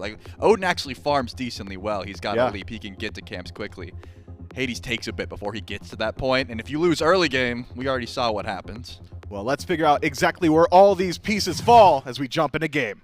Game number 3. Trelly confirmed best analyst in the SPL with that Odin shot call. Got to give him the credit there. And indeed, it does go towards the jungle. You've got Frog, you've got Inbound, you've got Doug taking us through the map. And what a composition, man. The Oni Warriors, they just decide that they're done playing the Styx Ferrymen game and that they'd like to play their own version of SMITE. And they pick 5 gods in the interest of that. And they're basically done with the meta, too. How many Mauis have we seen? Martys have we seen? Odin jungles have we seen this phase? Just about none. I'd actually say none. I don't think we've seen a single one of those. And the Twitch poll says 52% Ferrymen, 48% Warriors. I think I'm slightly inclined those to 2% are bandwagoners, man. They just jumped over. They did jump ship as soon as a loss happened. Yeah, as soon as that's rough. Ferrymen, maybe not rough for the Ferrymen. They get an extra 2% on their side. And when you have Paul on Hell, I mean, it's hard to say that he's going to lose a game when he's rocking the Hell. It does not look like he even missed a step with that Hell in Game 2. Goes back Game 3. Tougher game for sure in this one. Playing into that Odin, playing into the Hades, a lot of relic forcing capabilities by the comp. And if he wants to go for that shell, he'll have no Aegis. No, he started with Aegis. So it basically guarantees that he's going beats Aegis. Because that is correct. He has Aegis to start. It basically confirms he'll have no shell. I mean, yeah, I don't think this is a comp that you can really afford to not have beads into. For sure not. That being said, already under pressure early on is Pegon and Aror as well. Genetics, he's the one that goes back to this Maui and Marty, something we saw early on in this season as well. But and if you'll recall, Genetics, I believe World's MVP. No, you're right. I'm remembering that right. Untouched, unscathed, Camelot King, something like that on the Maui. Perhaps, and you see him throwing out that hook for good reason going back to this pick. One of his signatures at this point in the game, just able to make so much space on it. And I'll be completely honest, I'm surprised we haven't been seeing this pick more. It doesn't feel like he lost anything. Like, he still has a giant ultimate that pulls a bunch of people, just so many other supports came to the forefront. Essentially that. The slight nerfs to his ult cooldown made it so you can't make those plays as often. And then exactly right. The Yemoja, Faye Blessed got buffed. She's insane. Athena got the buffs. She's insane. Khepri has been very good for a little bit. Pegon taking a little bit of damage in mid, but he is alright. He's going to be getting a reset off. But essentially, 100% that. There's just other supports that have had recent buffs that just kind of do more than this Maui does. Yeah, I mean, the ADC is an interesting one as well. Marty, another story of very tough to shut down in the meta, very, very top-tier pick for the entirety of the league. And we saw this, ability ADC be a little bit focused, but fall off and start to fall off once we saw, the Executioner, the Kins, the Dominance all come back online. And this time around, the Oni Warriors, they go back to it, perhaps a comfort pick for Netrioid, but not something that they really want to, not something they're going to have the shred on, rather, right? I mean, Baskin and Aror, once they get into that late game, especially with the healing from Paul, I mean, this shred might just be tough to find. Little bit of built-in shred on the ult, but other than that, their damage is mostly magical damage this game. They're relying a lot on SoloOrTroll, on the Hades. A lot of the times when you go this Odin, you're not going Odin because of his damage. You're going Odin for the survivability, the utility. And so it seems like they want to play through their double magical gods of Pegon and SoloOrTroll. And then Net sprinkled in a little bit, Panitom sprinkled in a little bit. But so far, solo lane slightly in favor of SoloOrTroll. No surprise here. Hades, bit of a counter matchup over there. Part of the resurgence of Hades is the strength of Amma. It's a nearly unlosable lane for Hades. He gets to build his best items. And shield buff being fought over here in duo. Yeah, a little bit of pressure for the Oni Warriors, and they'll secure that one, it looks like. But, I mean, they pick a composition to have this sort of pressure, and I'm surprised that we haven't seen any of it thus far. Pegon, he grabs back on this Raijin. When we first saw this pick being brought back out here in Phase 2 Road to Worlds, it was primarily in mid. Mostly in mid before we ever saw it ask the questions over in the solo lane. And Pegon was a big proponent of it. He loves the dashes in. Well, that thought, though, brought in on the ultimate is Aror and forced to channel the ultimate, but he is so tanky. The mitigations help out in the survival there, and Aror makes it out alive. And so many ults used there just to try to take down Aror. Maybe if there was, I mean, I guess Odin ult doesn't even bring extra damage, but a different jungle entirely, they have an opportunity to kill there. Odin, as we've already talked about a little bit, as it was talked about on desk, he's getting picked for the ult. You're picking him for the lockdown. It's really good into Amma, really good into Nem, really good into Hell, and it's a solid pick into Aror and Cyclone. But we have to talk the damage. It's just not going to be there. It is not the same type of jungler as you're used to Panitom. It's mostly going to be kind of like Cyno, and actually Panitom already looking for Paul. Yeah, this is why you pick the Odin. You lock Paul in the cage, and you dump everything onto him. Panitom finds the mid laner, but a trade back from the Baskin rotation. They might even find it onto Odin as well. A rotation from both sides. And the tanks come through, secure a 2-for-1 after first blood. And a big Aegis by Paul there wastes a lot of time, and a lot of abilities are put into him that are going to be completely mitigated by that Aegis. Enough damage to kill him, but not enough damage to kill him fast enough to be able to escape a 2-for-1. But the gold lead still slightly in favor of the Warriors. Barely. Let's get it right. Maybe coming from that first blood, but a lead nonetheless. Lead nonetheless. I mean, I think it's not necessarily as much about that gold lead as it's going to be. Oh, that thought Baskin brought in by the Pillar of Agony. I'm not sure SOT has the damage to finish anything like that quite yet. Still stacking up that Bogathoth in that first item slot. But I mean, I'm wondering about the Odin build, to be honest with you, because this is obviously a pick we don't see in jungle very often. You mentioned it being more of a facilitator, not bringing that standard jungle damage. Do you just build like a solo laner after that first Jotuns, or I mean, where do you go with this? I've got genuinely no idea how he's going to build. I've not thought Odin's been very relevant since like Season 3 Weaken, Season 2 Weaken. That's like the last time we've seen like true jungle Odin. I would assume he's going to build hybrid, like an Erlang build where he wants to be able to live, but also do some semblance of damage.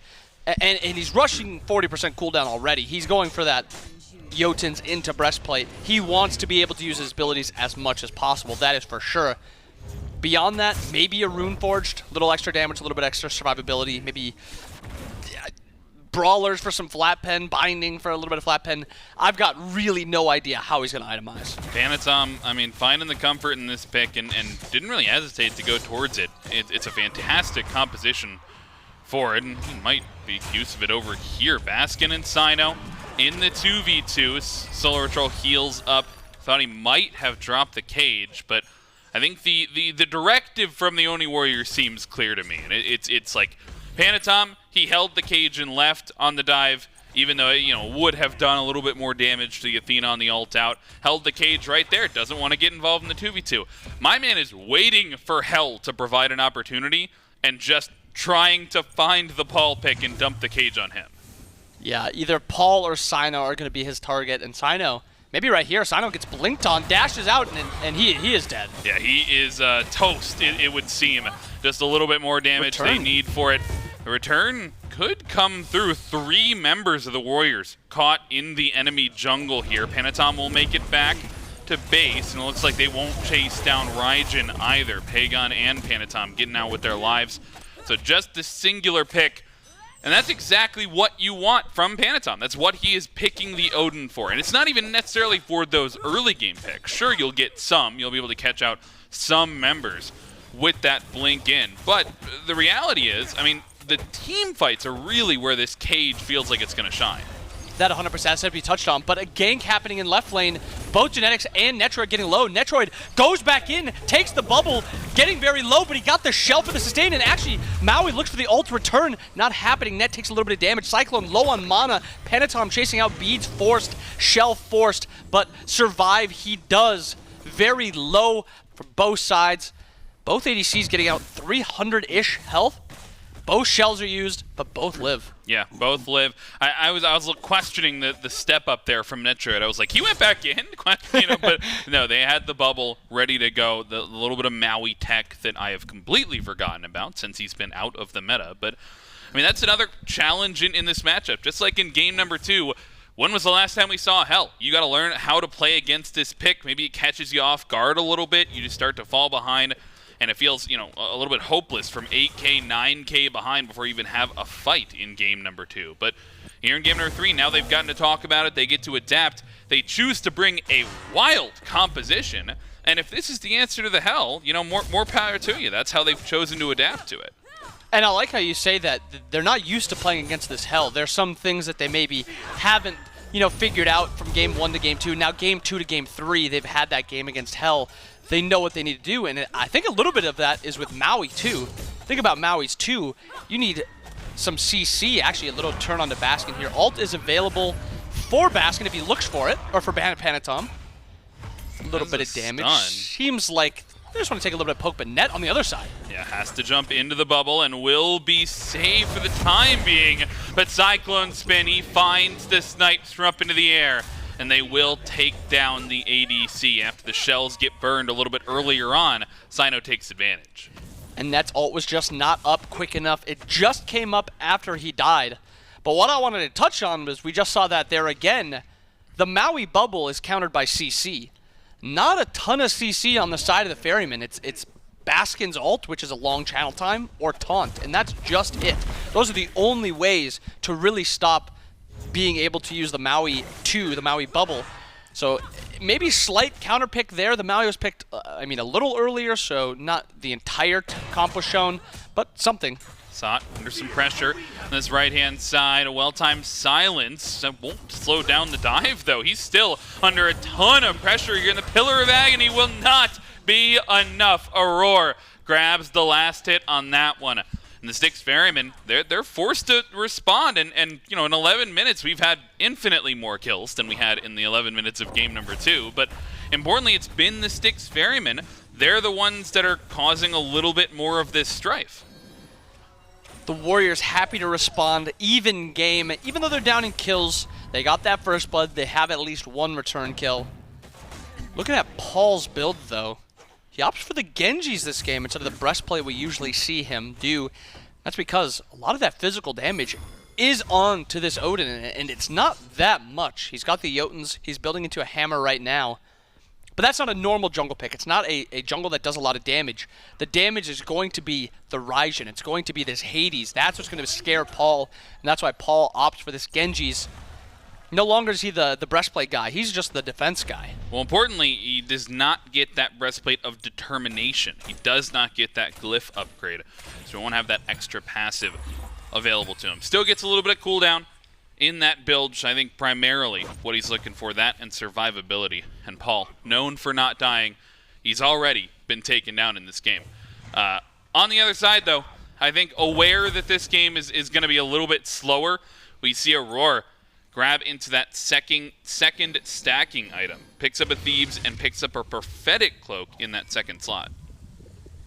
And he's going to think this game is going late to get that full value. Genetics on the other side. Just the Breastplate of Valor, wants to be able to spam the abilities a little bit more.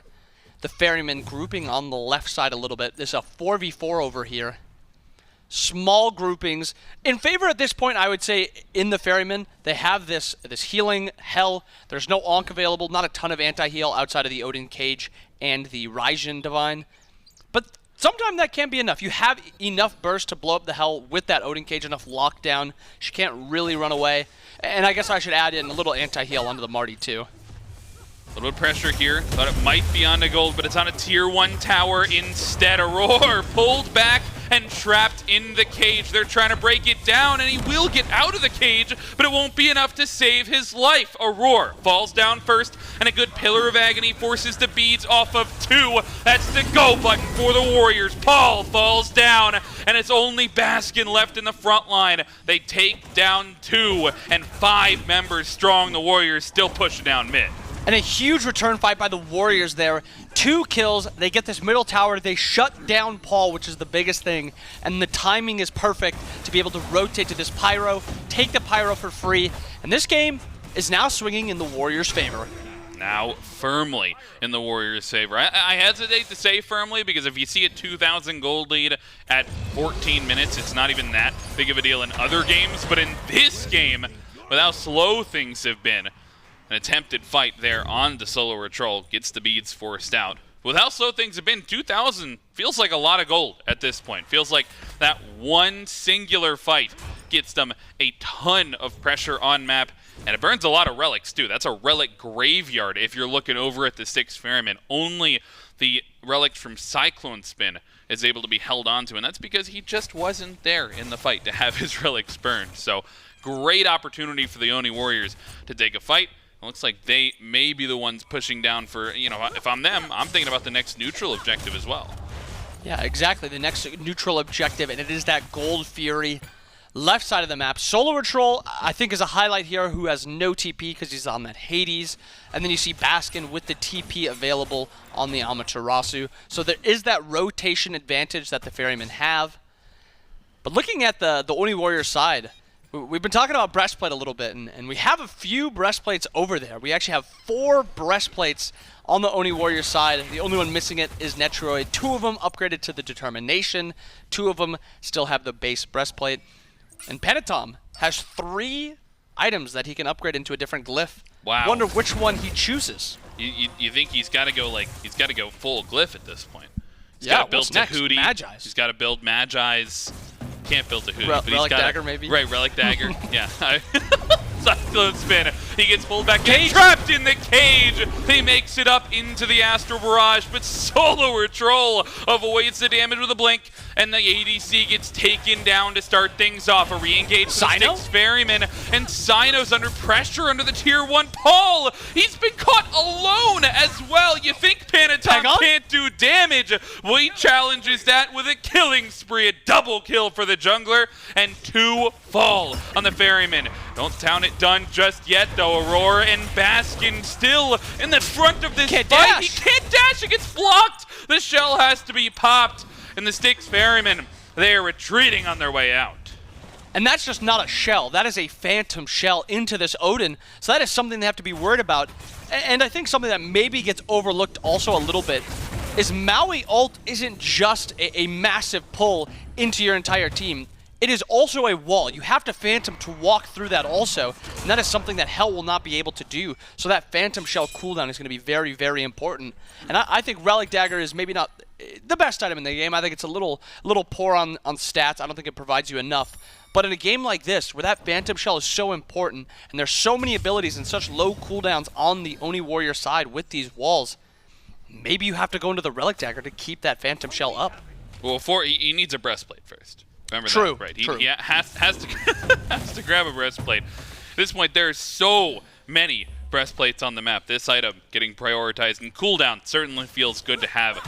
The Oni Warriors, they're the ones bringing it to the Ferrymen at the moment, and I think a lot of it has been driven by genetics. I think every fight we've seen, in fact, has been started out by this landfall, and maybe it's the reason genetics pushes to go back to this pick. Not only that, Panitom's 4-1-2 on the Odin, something that we said, oh, it's, you know, it doesn't have that much damage. It's you know, a little bit of a prio pick just for the tankiness. It is right there at the top of the player damage charts, right below SoloOrTroll on his team. So, you know, forget what we're saying. We don't know what we're talking We about. have no idea. Panitom's like, I'm gonna pick him. I'm gonna get a double kill in this last fight. And just targeting out Hell. Paul has 3 deaths. I'm not sure Paul has had 3 deaths in a game this entire phase. I don't know that it's happened once. Paul does not die a lot, and we are still only 18 minutes into this game. There's many more opportunities for him to be taken down. And then on the opposite side, looking at the Ferrymen, pretty low in damage outside of Cyno. Cyno actually at 8k on this Nemesis. Not something you think of who at this point is going to be doing that much damage. But he's able to blink onto that backline, force out a lot of abilities, and get off a lot of damage.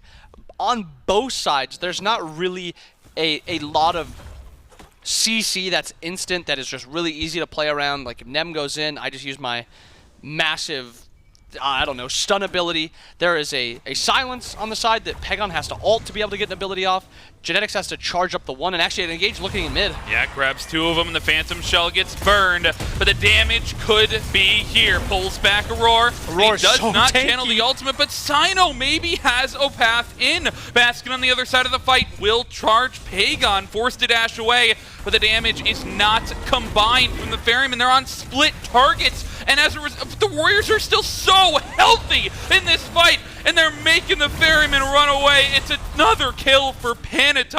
He grabs Baskin, who pushed up a little bit too far. The Oni Warriors, they take the fight that lasts long, and they grab another pick.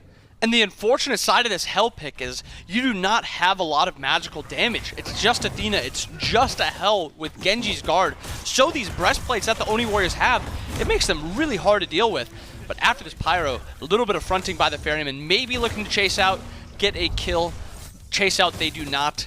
The Ferrymen are maybe looking towards a Fire Giant? Oh, this would be crazy. They pick it up, but this is only 4 people here. They're looking for something. It's down to half Baskin HP. TP. The TP here, they're going to try and contest it. Oni Warriors looking for a fight. Let's hop into a listen with the Warriors. Chill, boys, chill. He's not tipping, guys. Yes, He's chill, not tipping. Chill.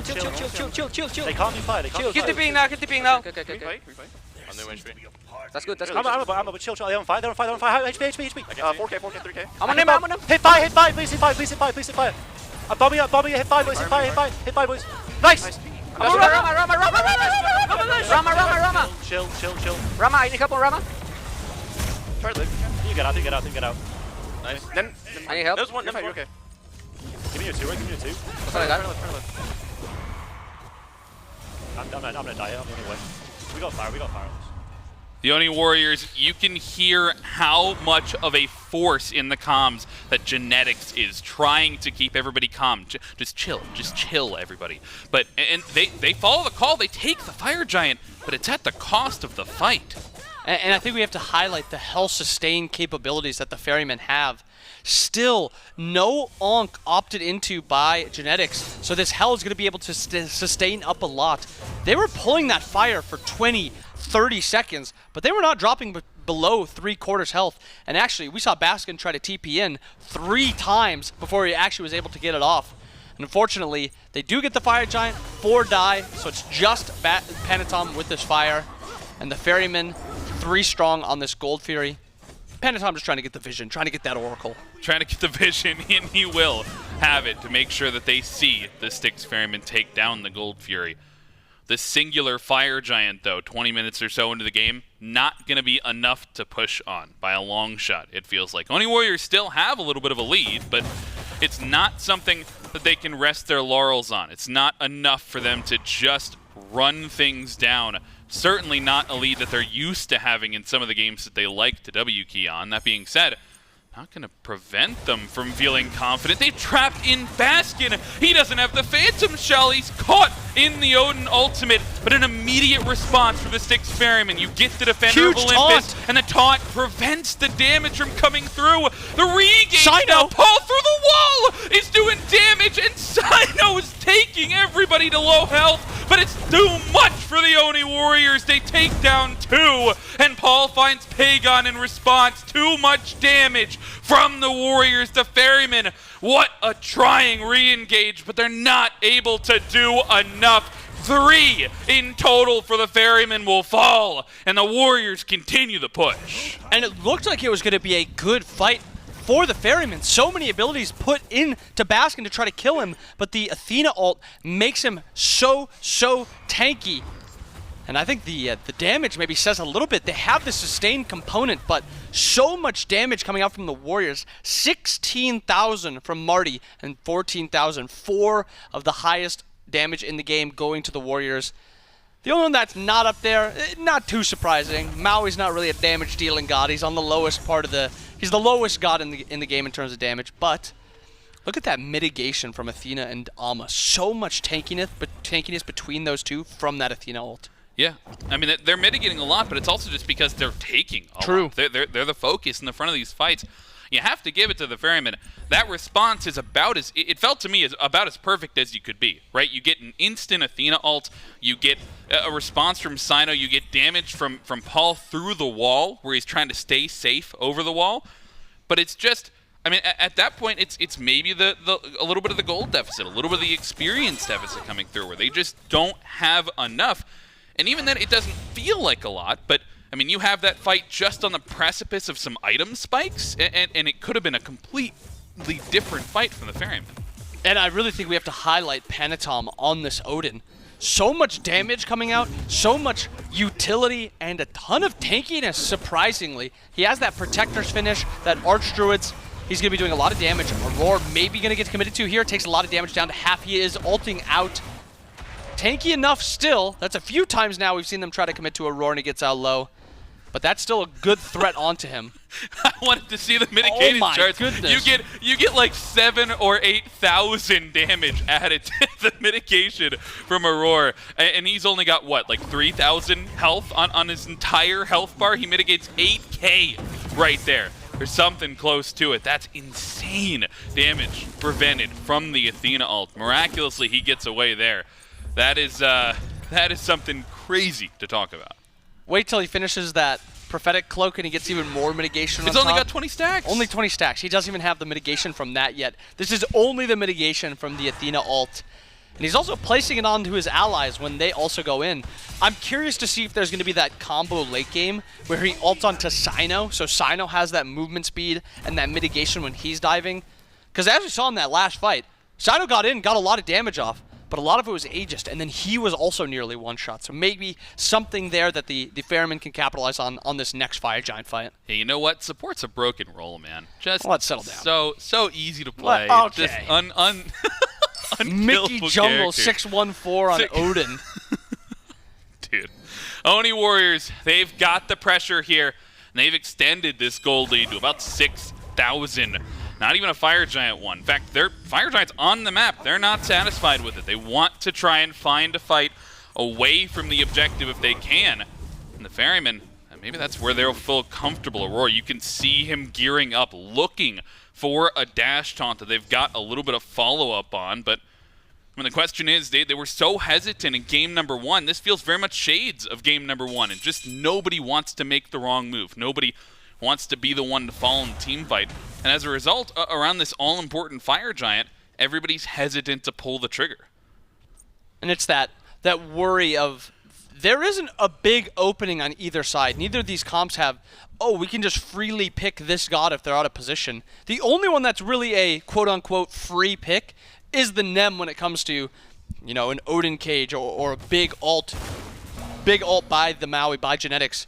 Because if it's anyone else, an instant Aurora ult, instantly the rest of the team will come around, especially if it's Paul. Paul is never a free kill. The Ferrymen will play around him till the fight is over. They want to make sure he lives, and they want to make sure that they're fighting on him or around him. Yeah, he's certainly the focal point for this Ferryman draft. He's the focal point for the Warriors, too. That's who they want to take down to start these fights. But you see all 5 members from both squads here set up around the Fire Giant. You remember what they did last time? They picked it up, sort of just held it for 30, 40 seconds, using the sustain, trying to make the Oni Warriors make a misstep. And they did lose the Fire Giant at that point. Like, they didn't get the objective, but they won the fight afterwards. And those fights are becoming more and more important the longer the game goes, right? I mean, last time the fight didn't lead to much of anything. This time, though, a one fight, you take down 4 members, you get a Phoenix. Maybe you get the game, potentially. They're picking up the Fire Giant and hopping immediately off the Fire Giant as soon as they see the Ward Vision, see the Oni Warriors position where they are. I mean, if you're the Styx Ferrymen, and you remember the last Fire Giant siege, how are you playing this? Do you just want to juggle it again, or do you need to find an engage? I think either is a fine opportunity. I think a lot of it is more risky if you're the Warriors. So if there is going to be a bigger play that's happening, it's going to be on top of the Ferrymen. They're the ones that have the sustain. They're the ones that are able to kind of walk up, disengage. The Warriors don't really have it. Yes, they have disengage, but not really that sustain component. And that's just the value of Hell. These fights, she just has so much extra value than other gods do. And actually, I guess we should touch on this too. The Martichoras around these objectives also. Maybe he saw them stay in here, but this is still something where this is area control that the Warriors have, and the Ferrymen just don't. Oh, Baskin. Okay. As soon as anything happens, Baskin dashes away. But that's not, I mean, potential. And you saw Cyno respecting it, so they're certainly aware of that as potential. But Firemats are taken down. Things still quiet, and this quiet might bring us to an enhanced Fire Giant. They'll just wait long enough until this Fire Giant means even more than it already does. And even with the first Fire Giant fell off of 4 members. It was only on Panitom, and they still used it to clean up 3 people and take down a mid-tier 2 at the end of the day, right? Like, they still have that kind of pressure. So to have this go from a regular FG to an enhanced FG, I mean, it's all the more important that the Styx Ferrymen find their way in over a fight like this. I think when you talk about SMITE in its current day and age, I think there's 2 points of late game. The first point of late game is Fire Giant is up and it's a threat. And the second point of late game is EFG is up and it's gonna get threatened. And we're almost coming up to that late portion where one misplay decides the rest of the game. And maybe it starts here. Ooh, close. Athena dash is knock-up immune. Even though it catches there, not pulling her back. Off the mark on the landfall, and that is a huge cooldown now not available for the Oni Warriors. The 6 Ferrymen in position to potentially fight back into this, but the Warriors, they're hesitant to pick it up at all, just waiting for a misstep from the red side. In fact, it's genetics, but you can clearly see nobody else willing to hit it right now, just hoping that the animations bring somebody in. But I mean, the Styx Ferrymen, they are well aware of what the Warriors are trying to do. This might be the go button, but even then, the disengage is so strong. And the Warriors, they're trying to catch somebody, but they just cannot. The Alma movement speed around these fights makes it so the disengage is just so simple. They don't even need Paul here, and they have a Roar who can just pretty freely walk up without much threat. And if he does get gone on, he does have the dash to get out. He also has the ult for immunity to also get out. And he also just has movement speed from that Alma to be able to just run around. And the Ferrymen really not too worried about this EFG at all. They're actually opting for the beacon, and it's a response by the Warriors to actually walk over and sit middle. And Aurora still walking back on this. They're actually looking to push mid. They're looking for a fight. Baskin gets pulled back in and trapped in the cage. Let's go to a listening with the Ferrymen. Pegon! Yeah, he's dead. Marty ult, Marty Ton of Hades. Marty new ult, guys. Marty new ult. Hades, please, Hades. Can we go Marty? Yeah, go Marty. He's slowed. Can we go Marty? Yes. Kill Marty. Hades. He's dead. Odin, kill the fucking Odin. Marty.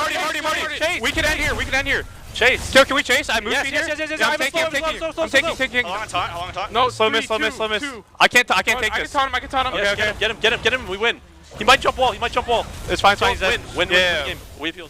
You heard it. Get him and we win. They're going to push this down, and they might just have it inbound. They have only Panitom to deal with. This Phoenix is falling instantly, and the Styx Ferrymen off the back of one single fight in the mid lane. That's all they need to take down the Titan at 32 minutes in, and the Styx Ferrymen are on set point. And just like that, one team fight in mid is all it took, and the Ferrymen take the game. Pegon steps a little bit too far forward, gets his beads forced, his ult forced, and is unable to age as much damage. He gets taken down, leaving a 5v4 full health Ferryman comp allowed to chase out the rest of them. Yeah, it shows how volatile these games can be, because, I mean, remember before that, the Oni Warriors, they're the ones aggressing, they're the ones pushing up the mid lane, and they were the ones with a 5,000 gold lead in that spot. And I'm mystified at the Fire Giant antics. It felt like the Styx Ferrymen were like, yeah, you go ahead, we're going to stand on beacon, we're not going to nest you guys, and the Oni Warriors are like, okay, they're not going to fight us here, we have to fight them elsewhere. They don't pick up the Fire Giant. Yeah, they opted to just take the fight into the enemy tier 2 almost area. Right. They chased all the way that way. They got the cage onto the Amma, but that Athena Amma combo where whoever they look to commit to, Athena's ulting nearly immediately, and they just can't burst them. They can't burn that person down. They overcommit a little bit to put too many abilities into that Amma. They can't kill her. It's such an insane back and forth between these two teams. Game number 3 goes to the Ferrymen. They're on set point here, up 2-1. You're not going to want to miss any more of this action, though. Stick around after the break.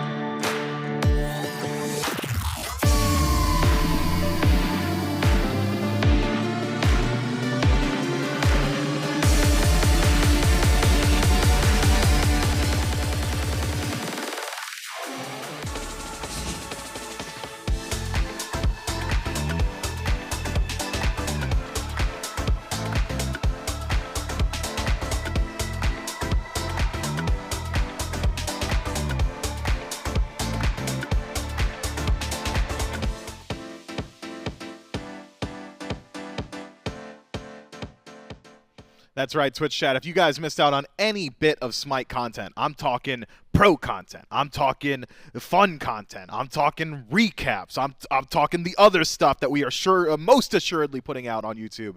You can go ahead and check that out right now on youtube.com/SMITEPro or SMITEVOD. Because level with me, let's all be serious for just a moment here. We don't have a lot going on, guys. Like we want to consume more and more SMITE content. And there's one place to do it. That's YouTube. I already gave you the URL. I'm not giving it to you twice. You can rewind it. If you're on YouTube, you could rewind it right now. Can't do that on Twitch, though. Go to YouTube.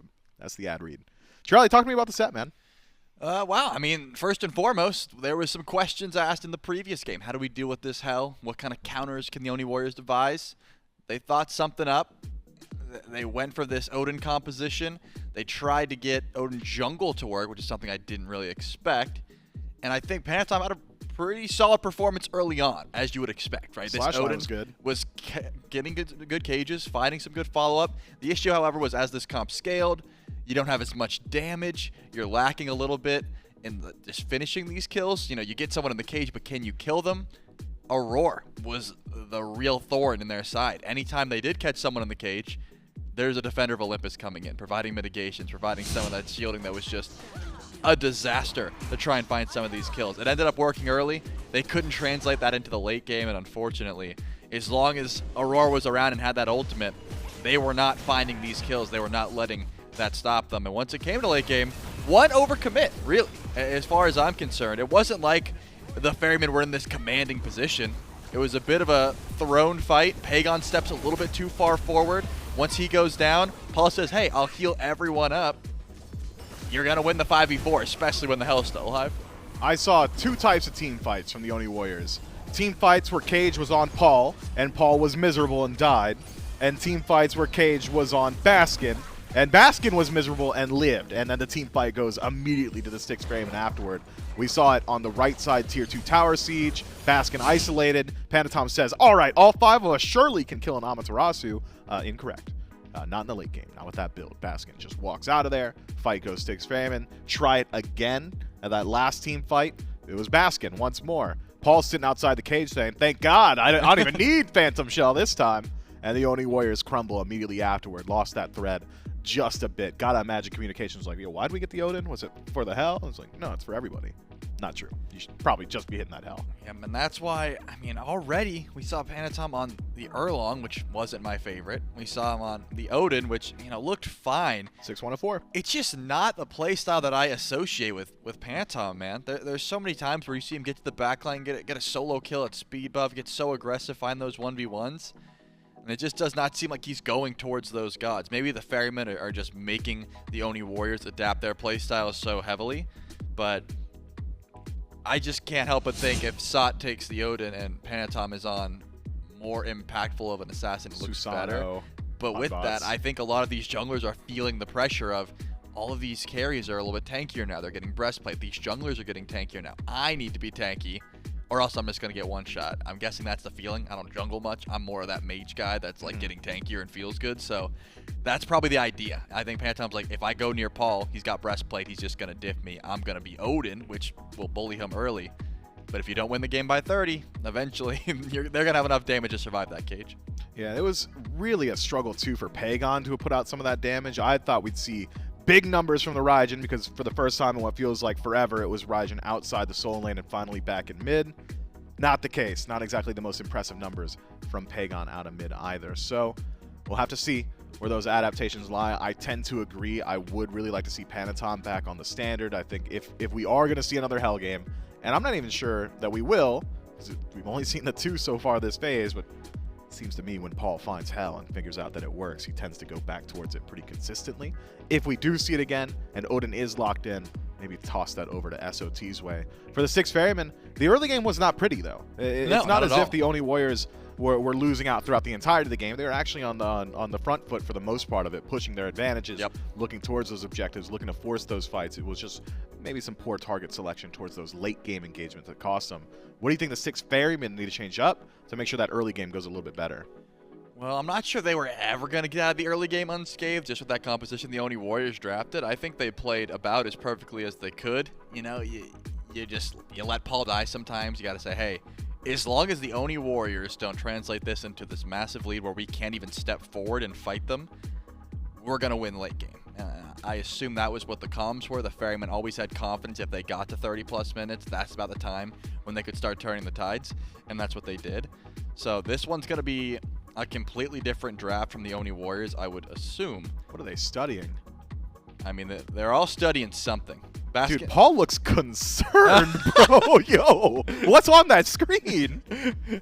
I got to imagine it's nothing like related to this game. Baskin's like, you know, just check this out, man. Like, Nicki Minaj got a skin, and God, guys, check this out, bro. they're just like, they're like, hey, we're up 2-1, man. Like, we'll just figure it out later. With that being said, yeah, I assume it's going to be a different composition for the Oni Warriors, and with that, the Styx Ferrymen. Flabbergasted. Paul is locked. The Styx Ferrymen are gonna have to figure something else out, man. I suppose so. I mean, if the late game's going to go as well as it has for the Styx Ferrymen, there's really not a whole lot of need for change. Maybe you could put a little bit more pressure on the early, but that doesn't seem to be Cyno's god pool anymore. He's going towards things like Nemesis nowadays.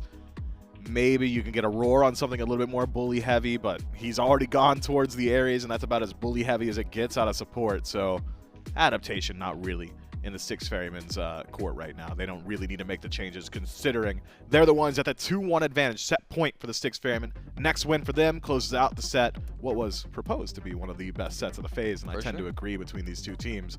As we jump in to P's and B's, we'll see exactly where some of those changes lie. Oni Warriors once again in that first pick position. Styx Ferrymen holding it up in second. Maybe you ban the hell. What do you think? Yeah, I don't think the Oni Warriors ban the hell. The Athena is not getting through towards Aror. I can almost guarantee that. It's probably going to be the Ferrymen they're banning the hell. But it looks like they're tired of dealing with this hell. They don't want to try and draft around it. They say, you know what? If we have to, you know, just try and change our draft so much to try and augment how we're dealing with this hell, maybe we just ban the hell. Then we don't have to think about all of that, and that's exactly what happens here. Still, though, the Ferrymen have... Wow, I was going to say the Ferrymen have to ban the Athena. They're not even going to ban it. The Oni Warriors just take it away. It's not something they want. Raijin? Do they first pick the Raijin again?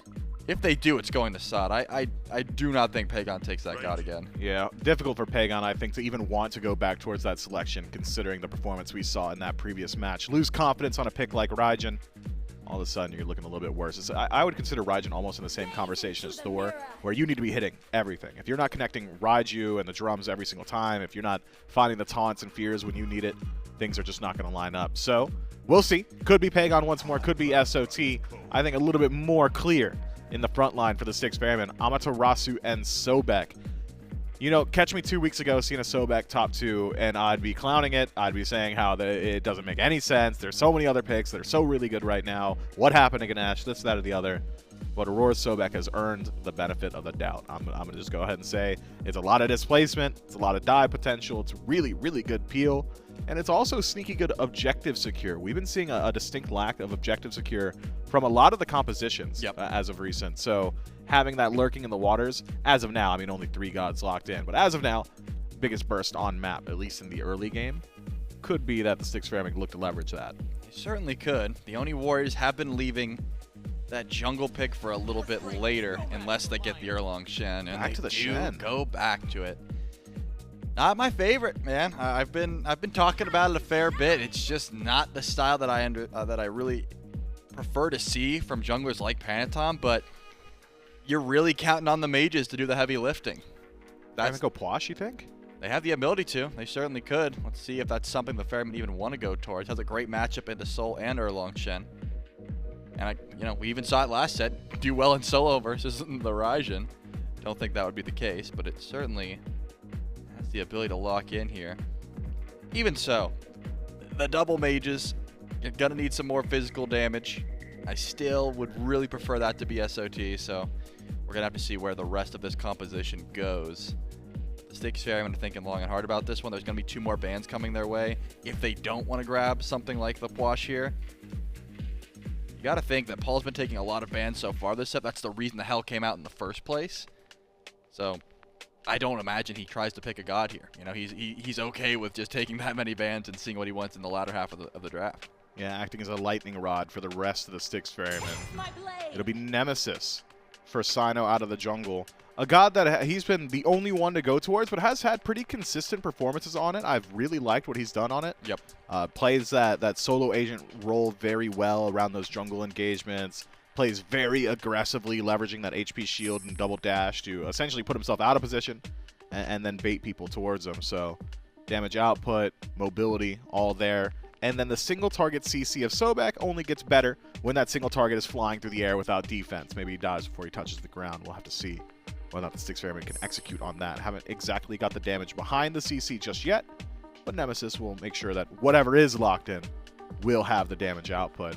Concerned about an op-wash pick for the Ferryman. The Oni Warriors decide to ban it out immediately. Ram from the Styx Ferrymen. Eyes onto Netrioid on the other side, which is interesting, isn't it? Considering Raijin and both Sol are locked in. Raijin solo, sure, but could go mid. Sol, generally an ADC pick.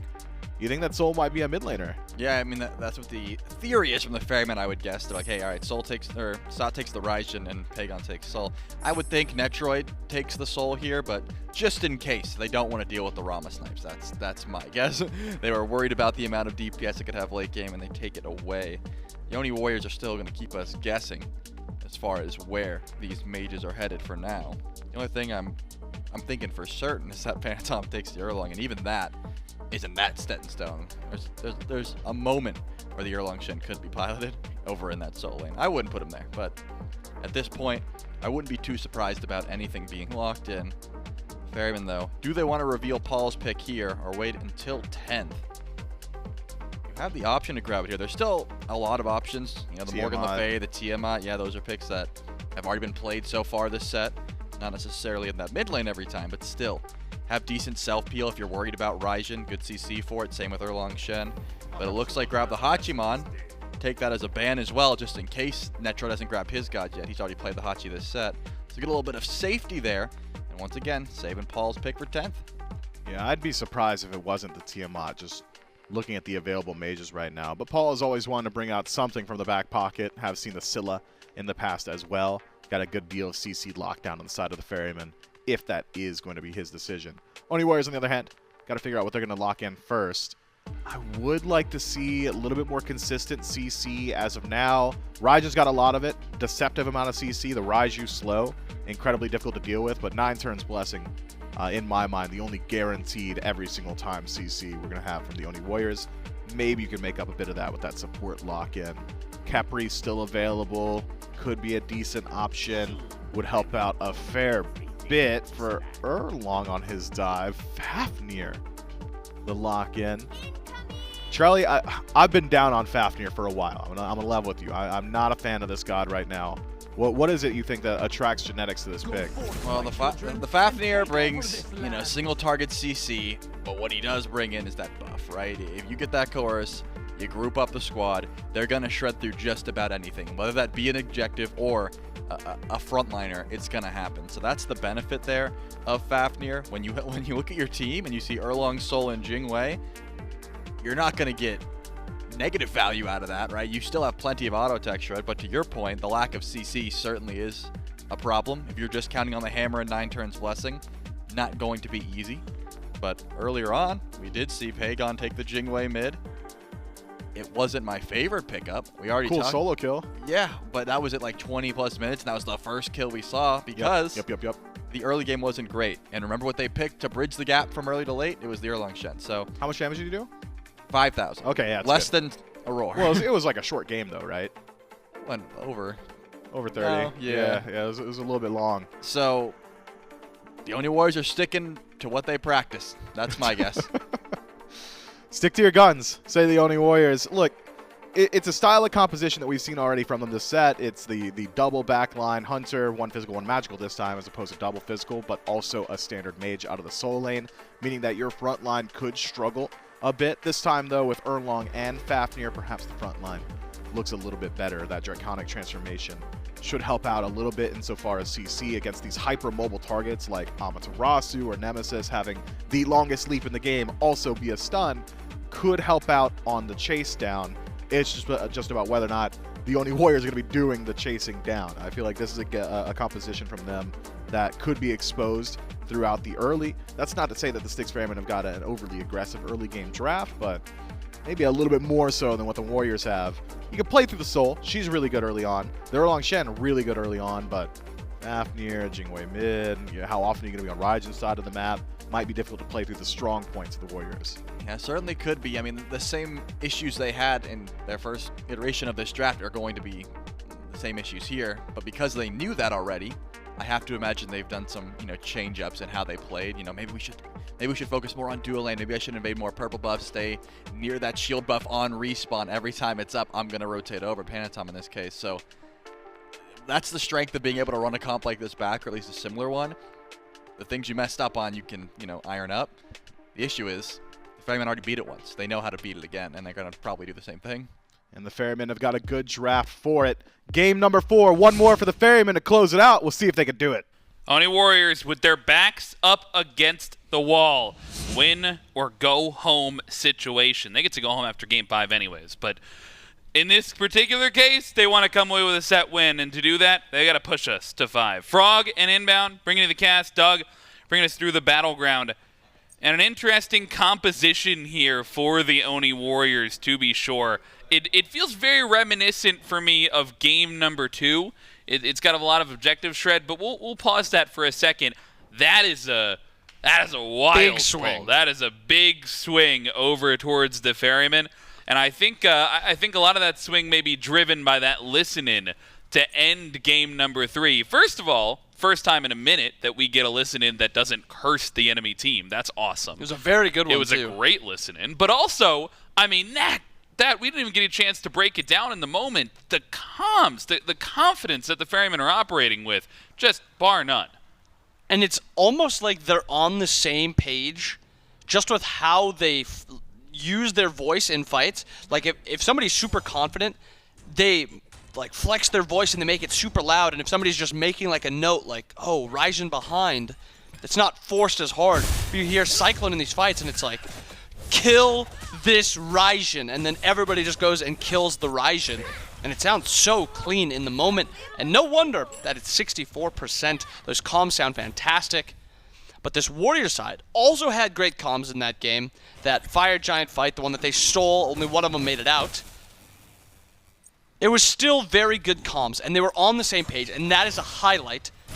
And this is another comp where they need to be on the same page. Very low damage outside of single target. It's basically Fafnir Hammer or Erlang ult, Erlang root, and then that's who they're killing. But the objective damage and the ability to call objectives and rotate to them and burn them is through the roof with this comp. Yeah, and we saw it, I think, attempted in game number 2, right? We were questioning why Genetics didn't go the Ankh, and it turns out because he goes the what is that relic? Bracer. Bracer. There you go. He goes the Bracer, and he also goes the Hastened, and he just wants to set up that was his goal, right? You had the Erlang Shen that was low in damage. Well, that thought SoloOrTroll. He just dashed in against Baskin here. Baskin waiting for the cooldowns to come up. Just a couple more seconds. The dash has to come over the wall, but it's not enough. Baskin, as his CDs come up just in time and finds the solo kill on Desad. And a little bit too much dip on SoloOrTroll's chip right there. Dashes in even after Baskin committed to his. Gets the first blood. And that was a good first blood indeed for the Ferrymen. Baskin with the solo kill, and beads are also forced by Baskin in that 1v1. Solo no longer has the beads. Now that is a lane that can be punished very easily when it's a mage solo. Yeah, dude, way too much dip on Sad's chip there, man. That's so obvious to me. I can't believe CycloneSpin under some pressure here. Pulling back Genetics, pulling back Netrioid. A lot of safety in this Soul, and we were talking about it even on the first set of the day, this Soul, and how it's been prioritized. And, maybe it brings you a little bit of that pressure in the lane, but outside of that lane pressure, maybe outside of this objective shred, it's been tough to see the value from this Soul in some of these longer games, right? You don't have a ton of... Man, hold that thought again. Another? Paul looking for another solo Mana? kill. Pegon trying to get out of there, but not enough mana for Paul to continue. And all across the map, the Styx Ferrymen, they've got pressure everywhere. And a little bit of carry on from the end of that third game. Ferrymen coming into this fourth game, blazing hot. Got the first blood. The second blood almost happened. A little bit of mana short for Paul. Not enough MP5 from that Sands. But he does bully Pegon out of mid. Actually, Pegon's still not resetting with 10 health and 10 mana. wants to greed a little bit more farm. Greed indeed he does, and he does not get punished for it. But even after that first blood, even after that threat in mid, barely any lead for the Ferrymen. 200 gold. Not a lot, especially when you factor in that first blood. And do you remember how game number 2 went? Right? This was very similar pacing in that nobody wanted to fight, nobody was ready to actually press the go button until much later on. 13, 15 minutes is when we started talking about neutral objectives. But the Ferrymen, they found every neutral camp. They found a little bit of a lead, and they had a ton of pressure in mid. This Hell versus the Jing Wei matchup was a ton of pressure for Paul that he was able to force away Pegon on. This time, they finally decide, and you and I were just talking about this. I just wanted, hold that thought, blink in and damage onto Cyno. Paul as well, knocked down to about half HP. But the damage, fallout finally, is not there, so they won't find anything off of the engagement. I was going to say, it is absolutely insane that after not seeing Hell for the entirety of Phase 2, Paul pulls it out twice, and it's all of a sudden worth a ban. That's insane. And something you talked about in game 1 where, I don't know if it was you or if it was the desk, but Paul has so many gods that are Paul gods, and it's like considered, Paul's got like he only plays like this, and then you think, oh, so he only plays Tiamat, he only plays Hell, he only plays Set, he only plays Pele, he only plays Baba, and there are so many gods that fit under his umbrella of god pool. The thing about Paul is, he'll stick to those same 2-3 gods when he gets hot with him. He won't force a god that has been out of a meta. But if something is feeling a little uncomfortable, maybe he's forced to a lower-end god, he can still pull them out and look unreal on them. Yeah, he still has Scylla and Hebo. We haven't even... Hebo, I missed on. We didn't even get to it. It's like, you just force him deep into the god pool. It's like, oh no, I have to go to Tiamat. That's so horrible. I feel so bad playing on the Tiamat. A little bit of attempted pressure here from the Styx Ferrymen. They try to steal away the blue buff. Will not be successful. But this matchup, though, in mid, perhaps a little bit better for Pegon. You know, I mean, he's still under pressure from this Tiamat, but something that he's not being like as constantly forced under the tower, it feels like what was happening to him against the Hell. Yeah, definitely a lot less pressure potential with the Tiamat, especially compared to the Hell. You could trade so poorly on Hell, and as long as you don't die, you just sustain back up. Tiamat, on the other hand, farms good enough. She's fine. She's nothing special. She can farm up. She doesn't really fight all that well. But neither does Jing Wei. They kind of match up pretty evenly together where they both farm fine, but neither of them fights all too well. Neither of them really want to get involved.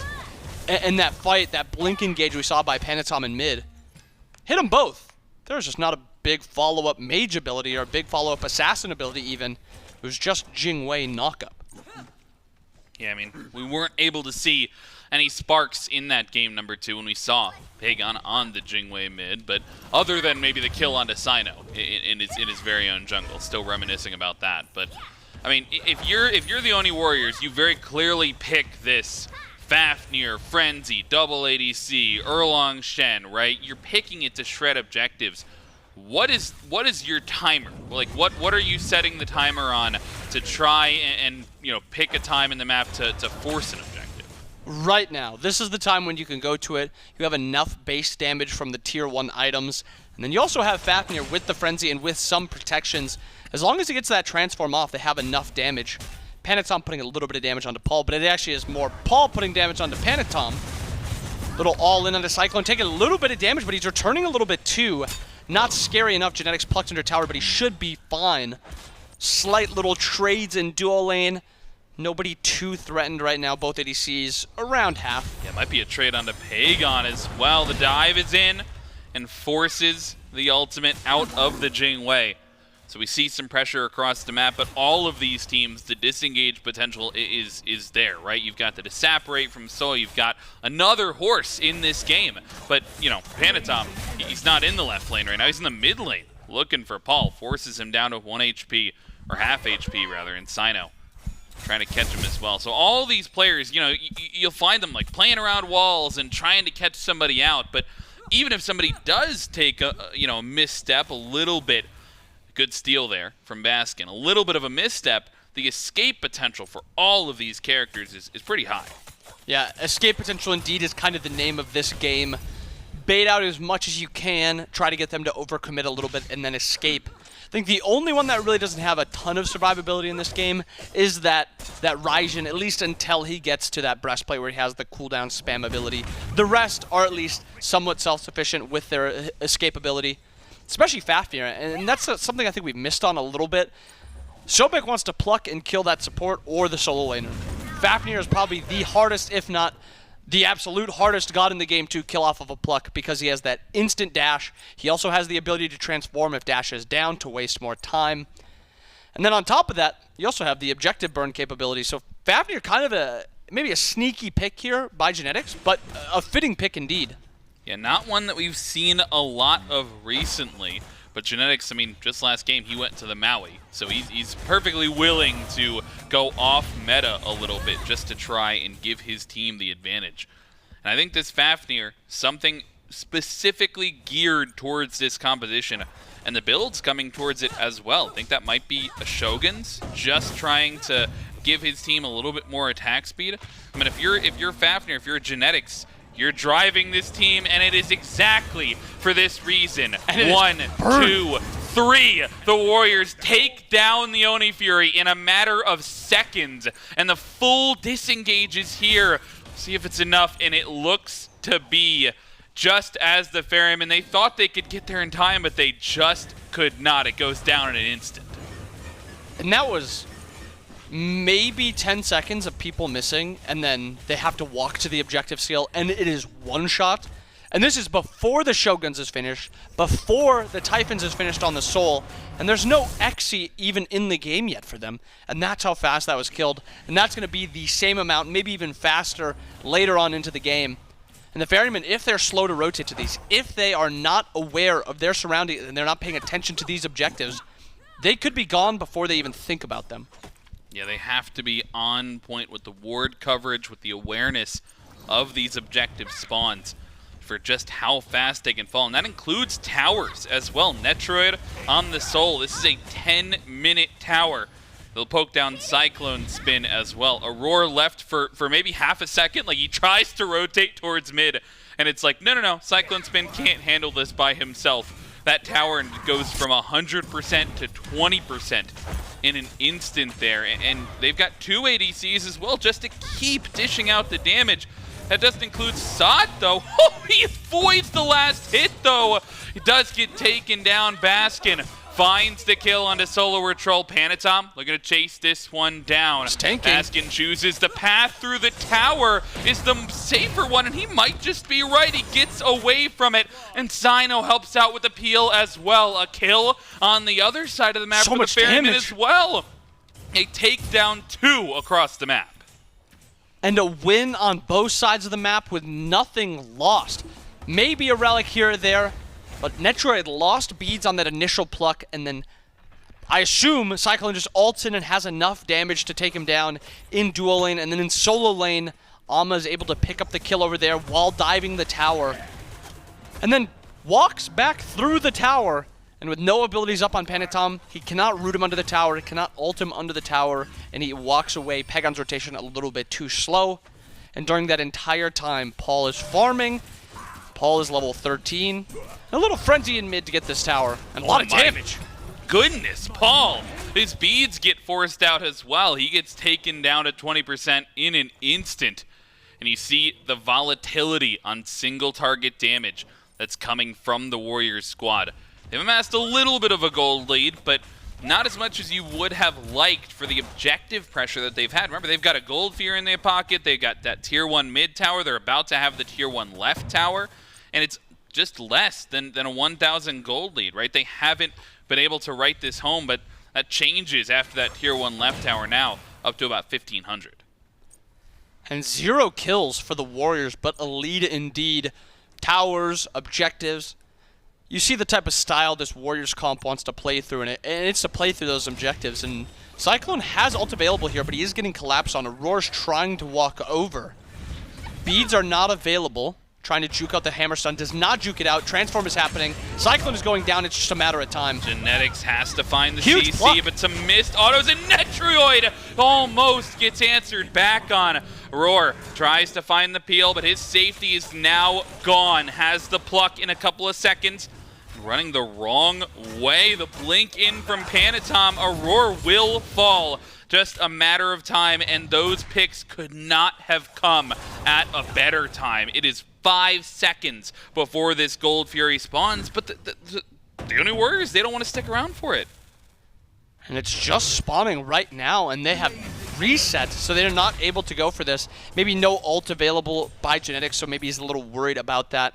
Opts for the Bracer again. This is a Bracer Frenzy. So even as good as their burst on objectives has been, it is going to be even better. Paul no beads right now, by the way. Yeah, they're diving onto him in mid. Aegis gets forced, but the taunt back in is good, and everything is on to Paul. SoloOrTroll grabs the enemy mid laner, and that pick will make room for the objective. They might not even go for the Gold Fury. Okay, just the Pyromancer. I thought it might be Fire Giant as well, and in fact, it still could be if they really wanted to push the envelope, but will be Genetics heading back with his 2 ADCs over towards that Gold Fury. In fact, I think it's likely that they end up picking both neutral objectives up here, but instead, once again, it's just a back off, and I almost don't understand the play. They've got Frenzy, they've got 2 objectives, they've got the Styx Ferrymen not contesting. It just feels like they could be pushing this lead a little bit harder. Maybe it's the playing too slow, playing too smart, too safe. There is always that worry about that. Sometimes you kind of got to make those risky plays. If they're beneficial for you, or if you're putting the enemy into a spot they do not want to be in, that can be a win in and of itself. For about 4K gold lead for the Warriors. Gold Fury is available. Now their ults are coming back up. Unfortunately, on the other side for the Ferrymen, their relics are back up except Paul's Aegis. So this is a possible fight here, especially with SoloOrTroll getting out-rotated to this fight. Yeah, I mean, for this one, the Ferrymen, they are set up for it. So even if they want to shred down this Fury, it will not be without an answer back. I say that, but maybe the full disengage there. Roar, he plucks away. They de-ward the Fire Giant, and Kinsai's finished for Baskin. So watch out for that extra damage here on the Amaterasu as all 5 members from both squads grouped around this next objective. And if anything, you know, good props to the Styx Ferrymen. They have some ward coverage, but they want to make sure that they're here in person, because if they're not, even for 10 seconds, if they're not, it could just evaporate. And it's almost the same thing on the other side. Baskin helps confirm damage, but Warriors pulling it, it's already half. Already half, but Genetics, that's the transformation coming through. And the ultimate from Aror, it has not been committed to yet. Genetics has a couple of seconds, though, on this ultimate, and the relics could be popped. Watch for the Frenzy, watch for the Bracer. Oni Fury looking to be committed to, and that's the pop the CC, though. They're looking for the fight instead, and it's damage onto the backline. The Warriors get the Fury, and they're looking for the fight afterwards as well. Paul gets traded for Sot, but Panitom with a double kill, looking for a triple, and it might be a deicide. Baskin's the last to fall, and the Oni Warriors with a clean sweep. And a huge fight on that Gold Fury, and a deicide at 16 minutes. A 5v5 fight happens. They confirm the Gold Fury also, and they wipe the Ferrymen. Now that was looking like a good fight, but it ended up being a great fight, killing all of them, and then end up getting that Gold Fury. And now with their damage, with their gods, with the Fafnir, this is a threat on Fire Giant. Yeah, it might even just be a free Fire Giant with how fast they take it down. The only one that could get in range at this point is going to be Aror. Looks like he will be able to contest it, sacrificing his life if he wants to step in. And sure enough, they all turn onto him. Aror has Aegis, and he channels it, but he's made the space. He's wasted enough time. Oni Warriors secure the Fire Giant. The fight afterwards, though, might be a different story. The Nemesis ult on to SoloOrTroll, and Netrioid is the focus down. Cyno finds the ADC, and it will at least be a trade. 1 for Fire Giant, but the Oni Warriors still coming away happy. And the Warriors, that mid-game happened, and you were talking about maybe they're playing the game a little bit too slow, maybe they're trying to be too calculated. Almost as soon as you said that, ever since, it's been kind of go, go, go, go, go. They've been pushing, they've been looking for fights, they've been taking 50-50s, and they're succeeding with them. And before that Gold Fear even happened, I was going to say that both of these teams have really good objective damage. The confirm on both sides is not great. It's Tiamat, 2-1 combo or Sol 2-ult combo. That's really all it is. That's the best secure. So these are going to be essentially 50-50s if the fights happen inside the Gold Fury pit or the Fire Giant pit when it's getting low. Yeah, no, the secure has always been a question mark for these types of objective shred teams. CycloneSpin just missed 4 auto attacks on a Bastion that was standing still, but we won't hold it against him. He does take that one down. And the Styx Ferrymen, they've got to work on finding their way back into this game. 6K down. They've already found a little bit back into this gold lead, but let's take a look at the farm. Before 20 minutes, Pegon has found his way to level 20 on this Jing way. That rhymes. And Pegon maybe feeling a little bit better this game on this pick. And you have to imagine, this is why you get the Jing way mid. You go for the farm, first to level 20, and now he's 4 items deep. He's got his power spikes online. And they've got this Fire Giant. Left tier 2 is already low. Ferrymen aren't even trying to contest the tier 2. It's way too low to contest. And it's also risky right now with this FG. Genetics has ult available. I would assume they're waiting for Genetics to ult before the go button actually happens. So it's going to be slow pushing out, maybe a little bit of poke trade. But when the Fafnir transform, that's when you know something's going to happen. That's when you know the go button is hit. And Genetics, he's been the shot caller for this fight. We've had a couple of listen-ins. You know that he's the one preparing to set this up, and you called it. That's the Fafnir ultimate. Now on a 20-second clock, give or take, and CycloneSpin. The beads get forced in Aror into the ultimate, but he gets shredded down, and the support for the Warriors falls before any damage comes onto the Phoenix. They don't have any follow-up, no recourse to go back in after Genetics has fallen. They stick around for a little bit, but the wave is so far pushed back, the engage doesn't bear anything. And that's the risk of Fafnir when you jump in like that. That's your escape. Your engage is your escape. And if Aror waits for you to jump in and then plucks you back under tower, there is nothing you're able to do, and you're going to be dying, and you're going to be dying very, very quickly. I expected a fast fight when he transformed, but maybe that was a little too fast. Maybe just walking into tower, just trying to stun with the 1 and playing around. Fafnir Dragon is very strong because you can just play around the big AoE buff it gives. It doesn't have to be instantly, we gotta go in, like you said, 20 seconds. That's a long 20 seconds still. You have time. You don't have to go right then, right there. And actually you see him picking up that Emperor's. He might even be inclined to do it again if he's picking up the Emperor's. Am I right about that timer? Can we hover Fafnir ultimate? I can't remember what the actual time is. He's only got 3 points in it thus far. I think it's going to be, I can't 40. read. 40 seconds. 40 Thank seconds. you. I couldn't find it on the screen. Got your glasses. Thanks. Yeah. No. 40 and eventually 60 seconds. You're right. That's a ton of time. They don't have to be forcing that one down.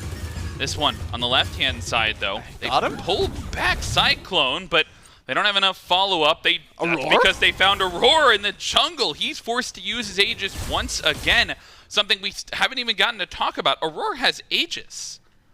I don't remember who's told this to me, but somebody said that Aror, if he's playing the Sobek, loves to go Aegis.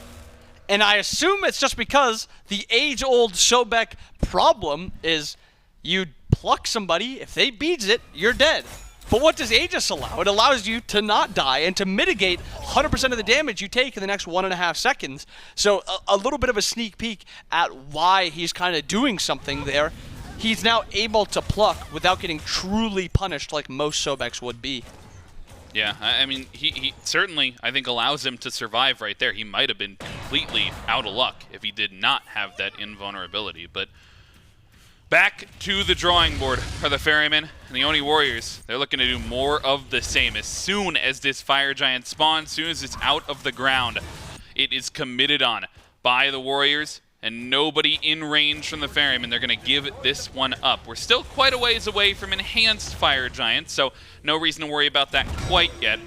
But all of these objectives thus far, it's 2 Pyromancers, or it's 2 Gold Furies, 3 Furies actually in total, because I'm counting the Oni Fury, 2 Gold Furies as well. And they've gotten the Pyromancer 3 times. They've gotten the Fire Giant twice. Every single objective has gone to the Oni Warriors, and it's certainly amassed them quite the hold on this game.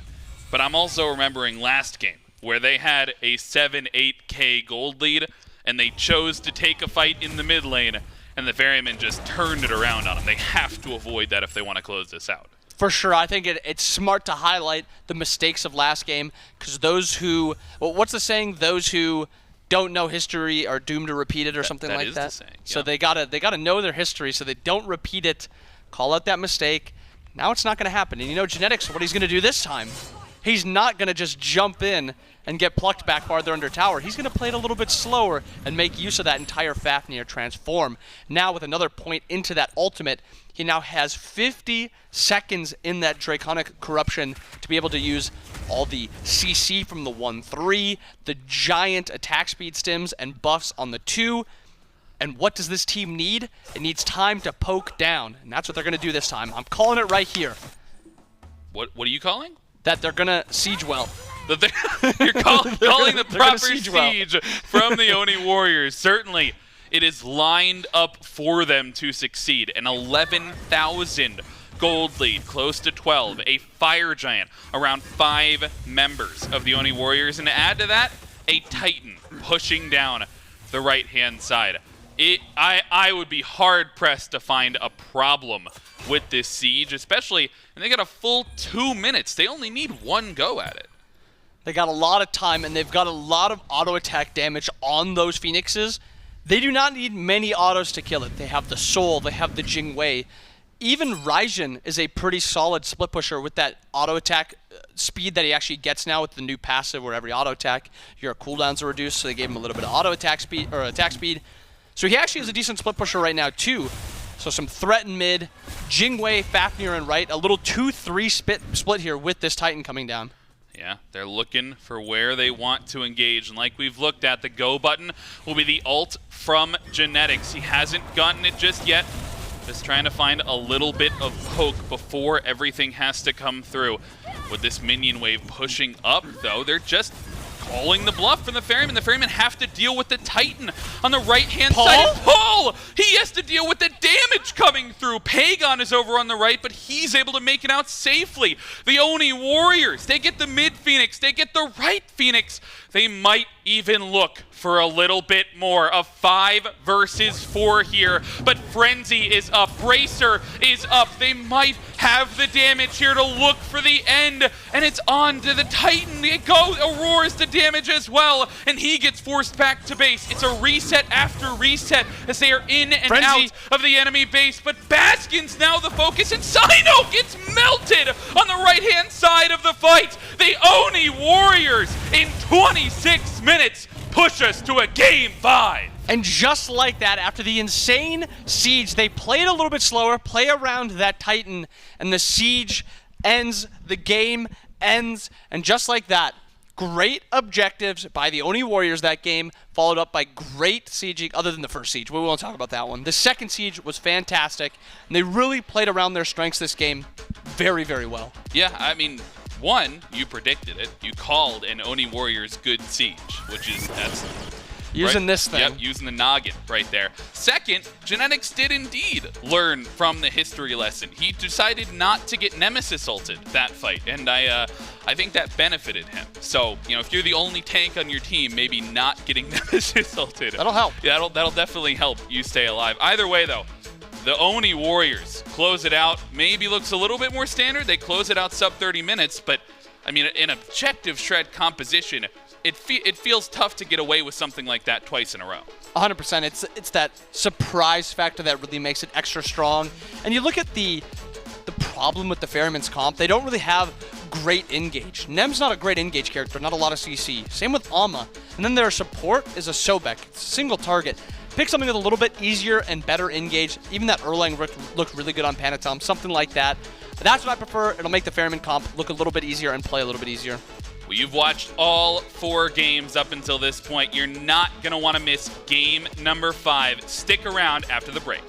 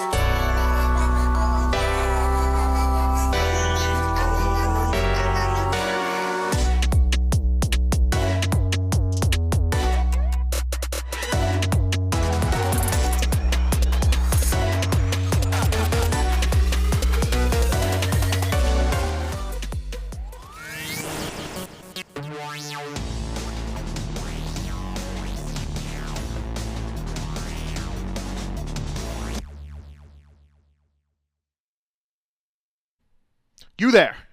Go ahead and purchase something, man. I was actually told we're not going to do an ad read, but here's the thing. SMITE chat and SMITE gamers alike, I know that you guys are out there fiending for deals. I know it. And here's the thing. I'm a people pleaser, so I want you to make sure you head over to Skulls' little website, okay, or not even, shop.highresstudios.com/SPL. That's the URL. And I want you to purchase something. Maybe it's a jersey. Maybe it's a hoodie. But no matter what you purchase, know this. It's not about the clothes on your back. It's about the money you put into my pocket. It's about the food going into my mouth. You could feed me and the rest of the SPL for hours to come per jersey purchase. Do that. Hit it up, Charlie. What are we talking about? Man, those jerseys better be flying off the shelves after that pitch. I'm thinking so. I might buy a couple. Please. I'm so hungry. But the Oni Warriors. Yeah. They bounced back in a big way. I was a little bit concerned with the run back of the composition. I've went into great detail about how I didn't like the Erlang Shen on multiple occasions. You did. Egg on your face. Yes, and it looked good. Panitom did look good on the Erlang Shen. Genetics said, you know what? I'm taking this Fafnir. I am buffing the entire team, and we are just going to just roll up to objectives, take them, roll up to tanks, tank them. And that's exactly what happened. Plenty of DPS, thanks to the Bracer, the Frenzy, the Shoguns, the Fafnir Coerce, all of that and more. It seemed like no one was going to be standing up to the Oni Warriors once this ultimate started rolling out, and once the Oni Warriors actually grouped up. Ended up being a relatively quick game in the grand scheme of things compared to how this set has been going so far. It was. The Oni Warriors, it's all objectives all the way. I used to think maybe, PvP was the cool part of the game, but considering I was watching chat the entire time and they were getting super hyped about how quickly Gold Theories were dying and how quickly Pyromancers were going, maybe we're PvE fans now. And if you are, this new age Oni Warriors with Genetics at the helm, clearly a team that you should be excited to watch. But in game number 5, the battle of the fans can continue. It's now a best of 1 between these two teams. Is the objective style play going to work out again? Are the Styx Ferrymen now privy to it? Going to realize how quickly these things are going to go down? Is Erlang Shen that guy? Because we've seen bad games and we've seen real good games. Adaptations galore as this set starts to develop. As you said, doesn't matter what we've seen. It's no longer a best of 1. So who cares about the past? That's right. Let's focus on the right now. Love a first to 1. And as of now, the Oni Warriors still have that momentum. I guess I can't remove that, right? They did just come off. Why would you try? I wouldn't try to. I'm biased a little bit, maybe. Well, I'm just saying, if you're giving them a best of 1, you got to still remember that the Ferrymen came off a loss. The Oni Warriors came off a win. So they're coming with their heads held high. They got their boy Mo with them. Mensum. That's what I was waiting for. Did you want me to ask? Yeah, I was hoping, That's my bad. We just don't have that synergy built up yet. We'll get there. Yeah. No, they're not going to let us desk together anymore, man. We're too nice with this. After that, I mean, you may have just sold out all the Skulls merch, though. Yo, Skulls, if you're out of merch, you're welcome. And make sure you are buying that, guys. Very legitimately and very humbly, me speaking to you, I haven't eaten in days. I know it looks like I eat frequently, and I get that, but I haven't. So please, I'm so hungry. So this matchup, oh boy. There's been 4 games already played, but no one cares about those. I'm taking over. I'm the chair 1 now. All right, ask me a question. How do you think the Ferrymen played that game? Not as good as the other ones. Well, we're going to jump into picks and bans really? here. Okay, I took it from you, man. It's over now. We're going to see exactly what's going down. The Styx Ferrymen in the first pick selection. Remember, when you're in this spot, more often than not, we see the throwaway bans. We see a lot of these picks that aren't really that contested because they want to grab something for themselves that is going to be exactly what puts this guest of 1 in their favor. So far, Magical ADCs on the topic of conversation. Man, do I really got to break it down? I'm sitting in the chair 1 spot, so I'm gonna build some hype now. Please do. That's all. Best of 1. Top 2 teams in the league, allegedly, probably at least within the top 3. Just can't even take it away from either of them. Got to figure out who's going to come out number 1 overall in this best of 1 between the Oni Warriors and the Styx Ferrymen. Magical Hunters, as you said, already taken off the table. Styx Ferrymen might have to consider tossing a few bans towards some of those Guardians. On the other end, the Oni Warriors, they're moving a little bit slower in the ban column. Hell, clearly deserving a little bit of respect. Haven't quite figured out an answer to it. I don't know how they could have. Only seen it played twice so far this phase. Chernobog, though, plenty of data on that pick. We know exactly what CycloneSpin is capable of when he's got that global presence, that late game scaling, that decent early game. I won't say oppressive, but decent early game in the lane. What does this leave available for both of these teams? So much. Athena's still out there. Baba Yaga too. I mean, there are a lot of things that need bans. Yemoja, Baba Yaga, Athena. That's the top 3, right? Let's keep those in mind moving forward. The Styx Ferrymen are like, wait, do we leave them all open so we guarantee get one? Or is that too scary? So if it is too scary, which Guardian are we trying to get for ourselves? If you ban the Athena, the Yemoja's almost certainly getting banned, but do you really want to give Paul Baba? That's some scary stuff. It's difficult waters to try and tread here, and the Styx Ferrymen have all the power. They are going to do the smart thing, leave them all open. If I'm the Oni Warriors, I don't think I'm taking the choice. I think I'm banning the Baba and just taking either the Yemoja or the Athena, whichever one the Styx Ferrymen don't want, and then you get Raijin as well. Seems like the big brain play, but now that I've done it in my head, the Ferrymen could just take the Raijin. Whoa. And then just take their pick of the Athena or the Yemoja, unless the Oni Warriors grab both. Surely it's just Baba. Oh, no, yeah. In this pick, yeah, I assume the Baba would get banned. They banned Erlang. That's not what I would have done. But hey, the Oni Warriors, they got themselves to game 4. They're going into game 5. They're leaving Baba open. There's no way we're not about to see some beans, right? Baba beans. Paul, we know you're thinking real hard. At least it looks like it. What? And it won't be the Baba Yaga Raijin. Just a little bit too valuable. You know, got soloed on first wave in the previous game. Didn't seem to matter, though. We're gonna go back towards it either way. Baskin talking up a storm. Guys, here's the thing. I'm going to hit Taiko drums. They're all going to be taunted. It's going to be awesome. I am going to be drumming on that. Yeah, look, and I figured out which skin. I've got a 0% win rate on the plushie skin. I got a 100% win rate on the monkey skin. Let's go ahead and run that one. Oni Warriors, on the other hand, find themselves a Baba Yaga Yemoja top 2. Charlie, to paraphrase one of the GOATs, one of the absolute best analysts to have ever done it. I know Ryan Bailey's watching right now. That's aggro for the uninitiated. I'm not talking about you, loser. It's Paul. That's Hazer. Is that good? I'm going to be honest with you. I mean, the Ferrymen get Athena here, but I'm pretty scared of what the Oni Warriors got in the top 2. It does seem like the Oni Warriors were fine with this trade. And I know Baskin's got a nasty Raijin. That is true. But the Styx Ferrymen said, you know what? I got to see the top 3 first. I will judge. It's got to be like Athena. No, it's Athena something. It's got to be Athena. Nemesis? Like that's probably Athena the call. Wash. Ooh. They're really cooking here. This is some high win rates from the Styx Ferrymen. They're breaking out all the stops. Wow. Yeah, you know what? I'm going to be honest. I was thinking I would be a lot more Oni Warriors sided off the top 3, but the Pwash is bringing me back. Turning things around? Yeah, it's bringing me back. What do you think the Oni Warriors maybe get something in this 3rd slot that switches things up here? Is there a pick out there that brings you back? Are you just like a Fairwater fan? Like, what's going on? Was Xbalanque what you were looking for? No. Yeah, if I'm giving... Not at all. Yeah, my draft bias, it ebbs and flows. That's right. At the moment, like the tide. I'm definitely leaning more Ferryman. They'll give me a boat to, float above the tide at this point. Oh, man. But topical. Panitom could turn it around. If this man locks a hard carry jungler, I could be back on board. I could be persuaded. Because the Erlang's gone. Erlang's gone. Camazotz is gone. I'm thinking Susano might be gone, too, pretty soon. He hasn't went to it so far. It's a pick he loves, don't get me wrong, but he has not went to it so far. Daji, also one that he likes to go to at times. Thor's out there. He's winning games on his own on that. Against Athena, though, doesn't feel great. I mean, nothing feels great against the Athena. That's the big issue. The Oni Warriors are thinking, hey, what happens when I get taunted? What's the follow-up? So we will see. Rama taken away. Focus on those ADCs. Yeah, take that, Cyclone. I'm just thinking about, there was a time when the Alplash was locked in, and we were like, that's Baskin's pick. Like, no one else is taking that.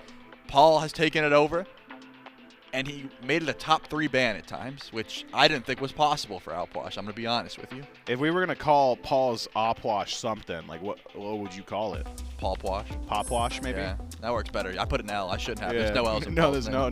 Only Dove. That's cold. Only Doves, except for 2 L's, because who knows what happened? Well, it only counts about the set. We don't know yet. Okay.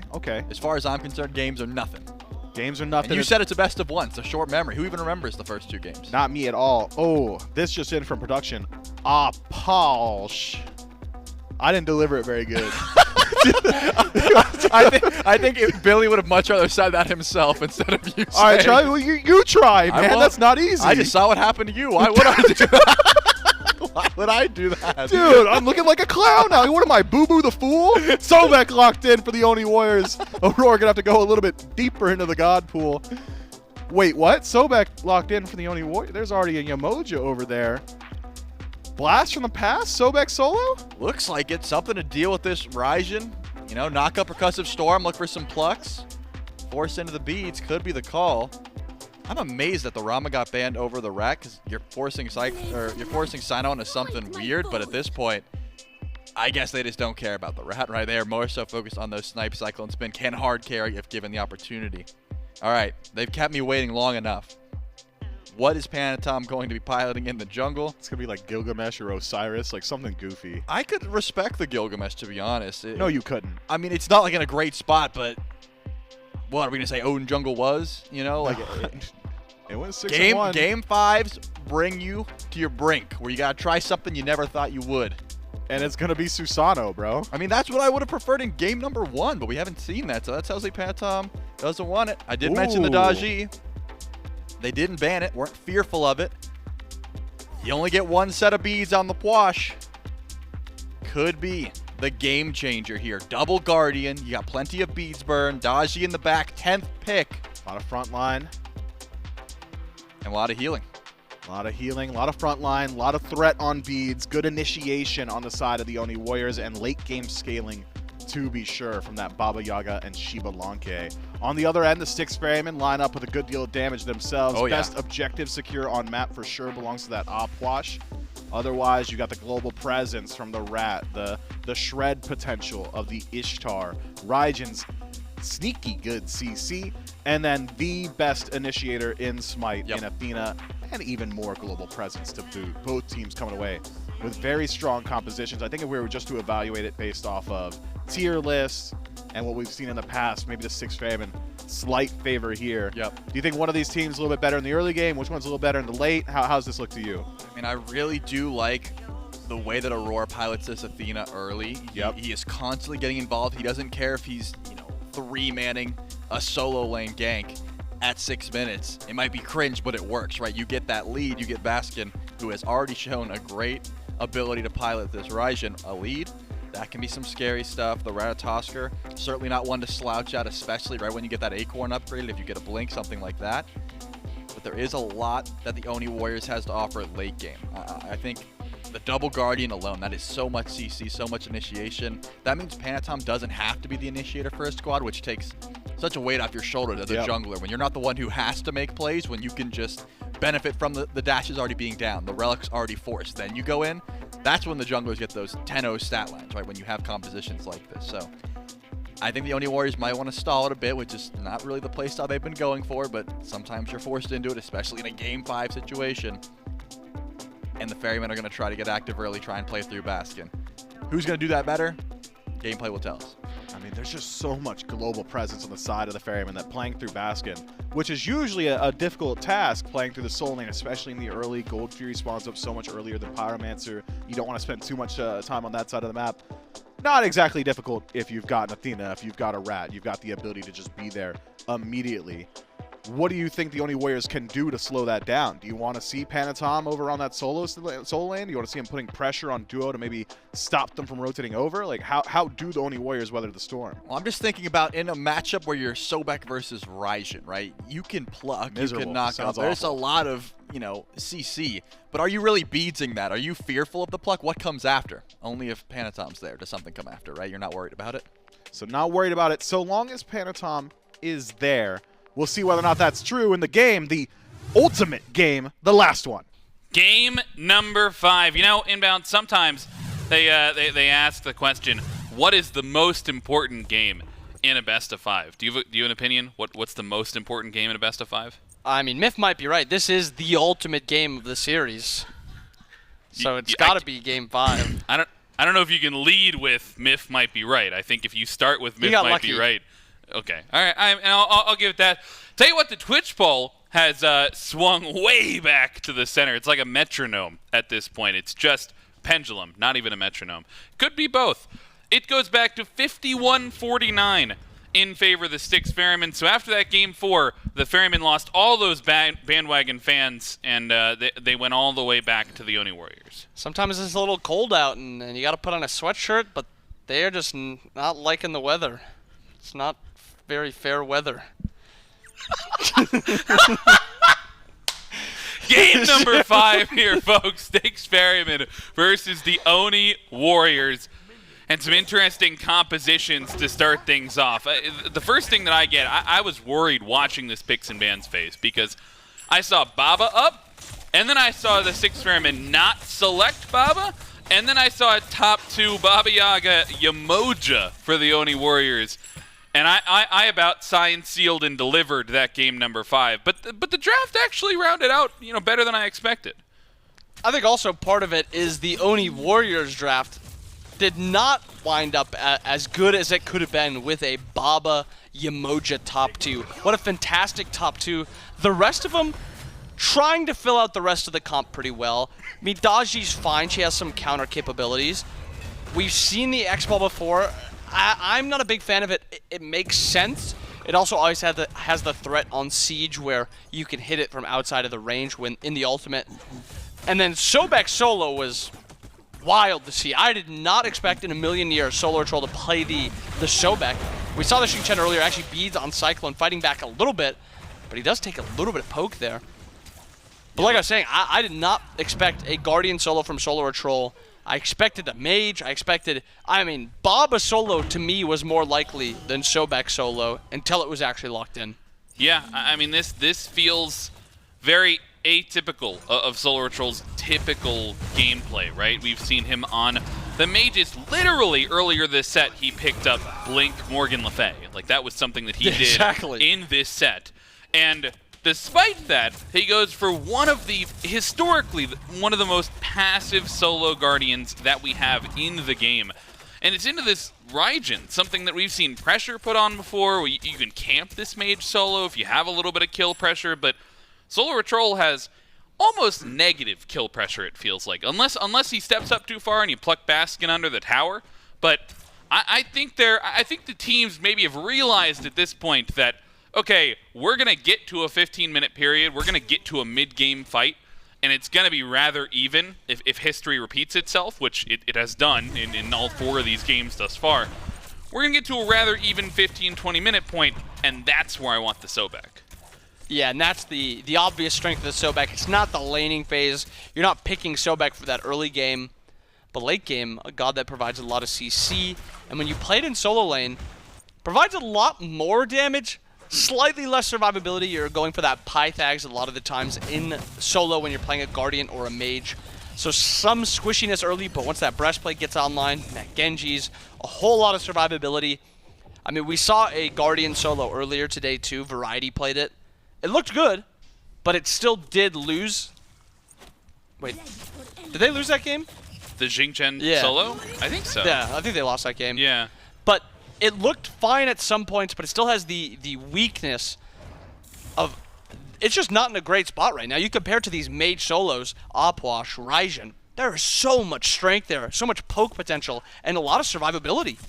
Well, I think, if we're going back to the Xing Chen solo game, remember, he didn't have anybody else burning beads for him. He was really the only one diving in. In this composition, you've got a Sobek pluck, you have a Riptide from Genetics, potentially, and importantly, you've got that Powwow from Panitom. So I think that the team fight comes together, maybe a little bit more prowess on pre-setup, trying to get those engages that we saw so many of, Game 3, Game 4, the prowess of the Oni Warriors to just continue W-King, chase you all the way up the lane for the fight, and burn the beads and take advantage of it in the same fight.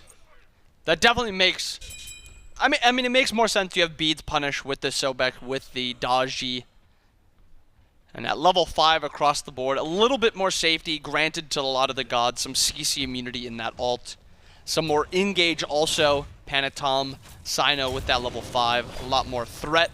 Both junglers opting for the beads, and that's every game except maybe one that these junglers have double opted for beads because of the knowingness that the game is going late a lot of the times.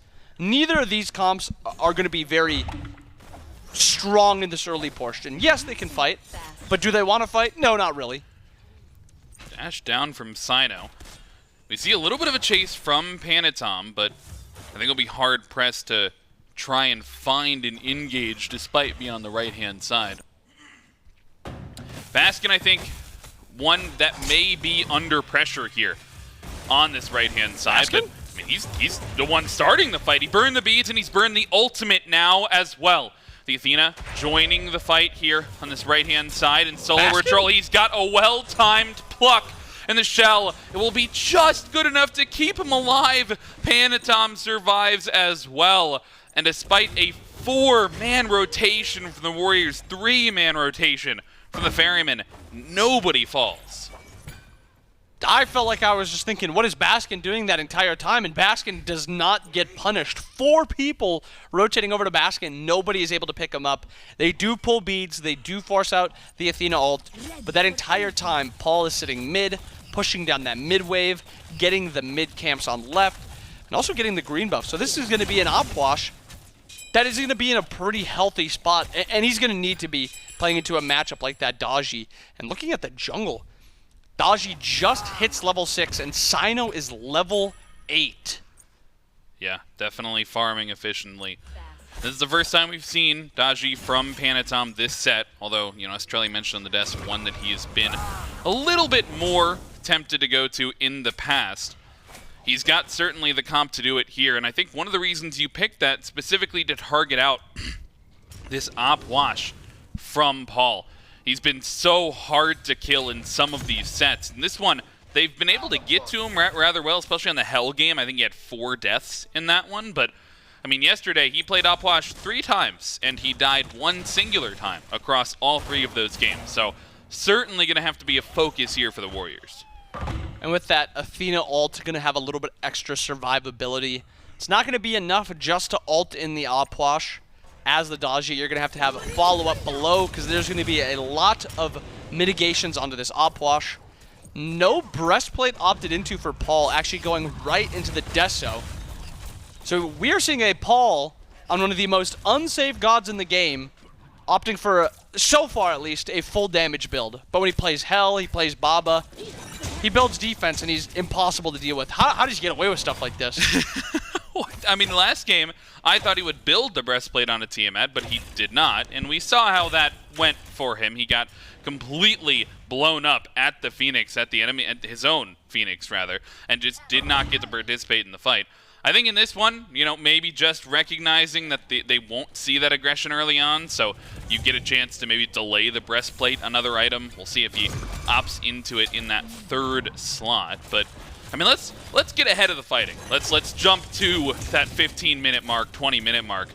For the Ferrymen specifically, right? Where are you looking at these fights to start, or are you trying to play a more counter-engaged style? Paul ults in mid lane, little bit of it was an ult for sure. Nothing too big of a follow up. He did indeed press 4. He did. That's true for sure. And where, if I'm the Ferryman, do I want to look to fight? If I'm the Ferryman, you got to fight around Cyno at this point. Cyno is level 9. He is playing very aggressive into the enemy jungle, and I think this solo lane is probably the strongest point. Cyno's got a lot of damage, and so does Baskin at this point. And Solo's not super tanky right now. Just the Pythags, just the Conduit. No protections outside of the protections in base kit and in the passive. And they're setting up for this 2v2 already over here. And this is very, very difficult for the Warriors to fight into, in my opinion. Athena ult, keep in mind. 1 level lead here for both members of the Ferrymen, and they do take away that blue buff with relatively no fight back from the Warriors. They were on it right. It's so important if you're going to look for those, be right on the buff timers. And sure enough, right as it spawns, they're in the vicinity of it. These supports have continued to hang out over on the left-hand side, continuing to not rotate out, and a small gold lead has been amassed for the Ferrymen, but I mean, I'm thinking back once again to game number 2, where we saw First Blood delayed until 15 minutes or so, and the Styx Ferrymen, by the time that happened, they were up like 4K. In this one, the Oni Warriors have stemmed the bleeding a little bit. Styx Ferrymen are not just point-blank farming way better, only a 1,000 gold lead and maybe, you know, a little bit of experience in some areas. Yeah, that jungle lead is still speaking to me. 11 for Cyno and only 9 for Panitom. And you think about Paul. Paul's a mid laner that farms aggressively, and he likes to take his jungler's farm if the jungler's not there on time. But Cyno, this game, has been at his camps, has been at Panitom's camps also before they've spawned. And he's actually farmed a lot with Paul and taken a lot of farm from Panitom, giving a lead to Paul in mid and a lead to himself in jungle. 2 levels still in the jungle. And Daji is not a character who is super effective from behind. She is a character that needs to get ahead, and just like that, Cyno does so much damage to Panitom. Dash in, ultimate forced as well onto the Baba Yaga, but Cyno grabs the first blood and makes it out with the dart as well. Beads get forced, dash gets cancelled, and Paul and Cyno combine for 2 for the Ferrymen. And what a big fight for Cyno. He puts so much damage onto Panitom, forces him into ult, and then he's there knowing where Panitom wants to go, and then he's able to also pick up the kill and gets the assist onto Pegon. And now here's a little bit of poke onto this middle tower already. So much pressure on the map, and only 2-0 in kills, but it just feels like this game is just all Ferrymen so far. Yeah, all Ferrymen, or at least all passive, right? There haven't been a ton of engagements, but when they've been there, they have been Ferrymen. Even the small buff steals, right, that didn't turn into kills, didn't turn into full-on skirmishes.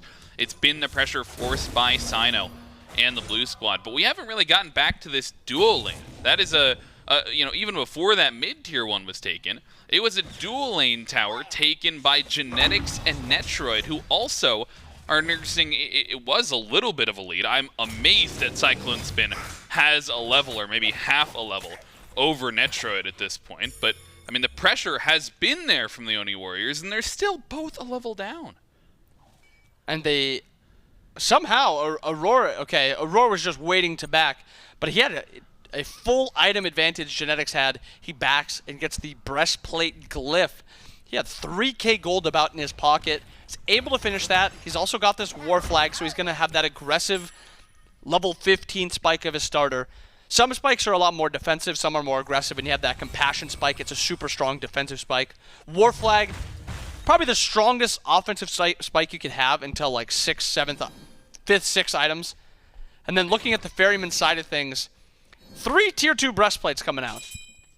Yeah, they like breastplate. They really do. Big fan of that item, as are a lot of people in this set. And it will be that 3rd item breastplate for Paul, so he does ultimately build defense. Aurora caught out a little bit here, will instantly ult away, but that means that ability is down now, making a little bit of room for the Gold Fury. They've got the soul lane over here. The rotation is in their favor, but Cyno, he's up into the air, and Aurora is the target thus far. He gets out of there, and Cyno with a 2-man ult into the back of the fight, has to dash away to safety, and Panitom is there on the chase. A shutdown kill for the Oni Warriors jungler. And they still have the man advantage. 3 versus 5 over here on the left-hand side, although it doesn't look like they want to pick back up the Gold Fury. SoloOrTroll forces the fight in the Gold Fury pit, teleports over, no TP on the Raijin, and we've seen this Raijin before. We see it a lot. Rarely does he opt into anything that isn't Beads Aegis. So if you have an Alma, you have a solo laner that can build this teleport, you just have that rotation advantage. And the Warriors already opting into using that.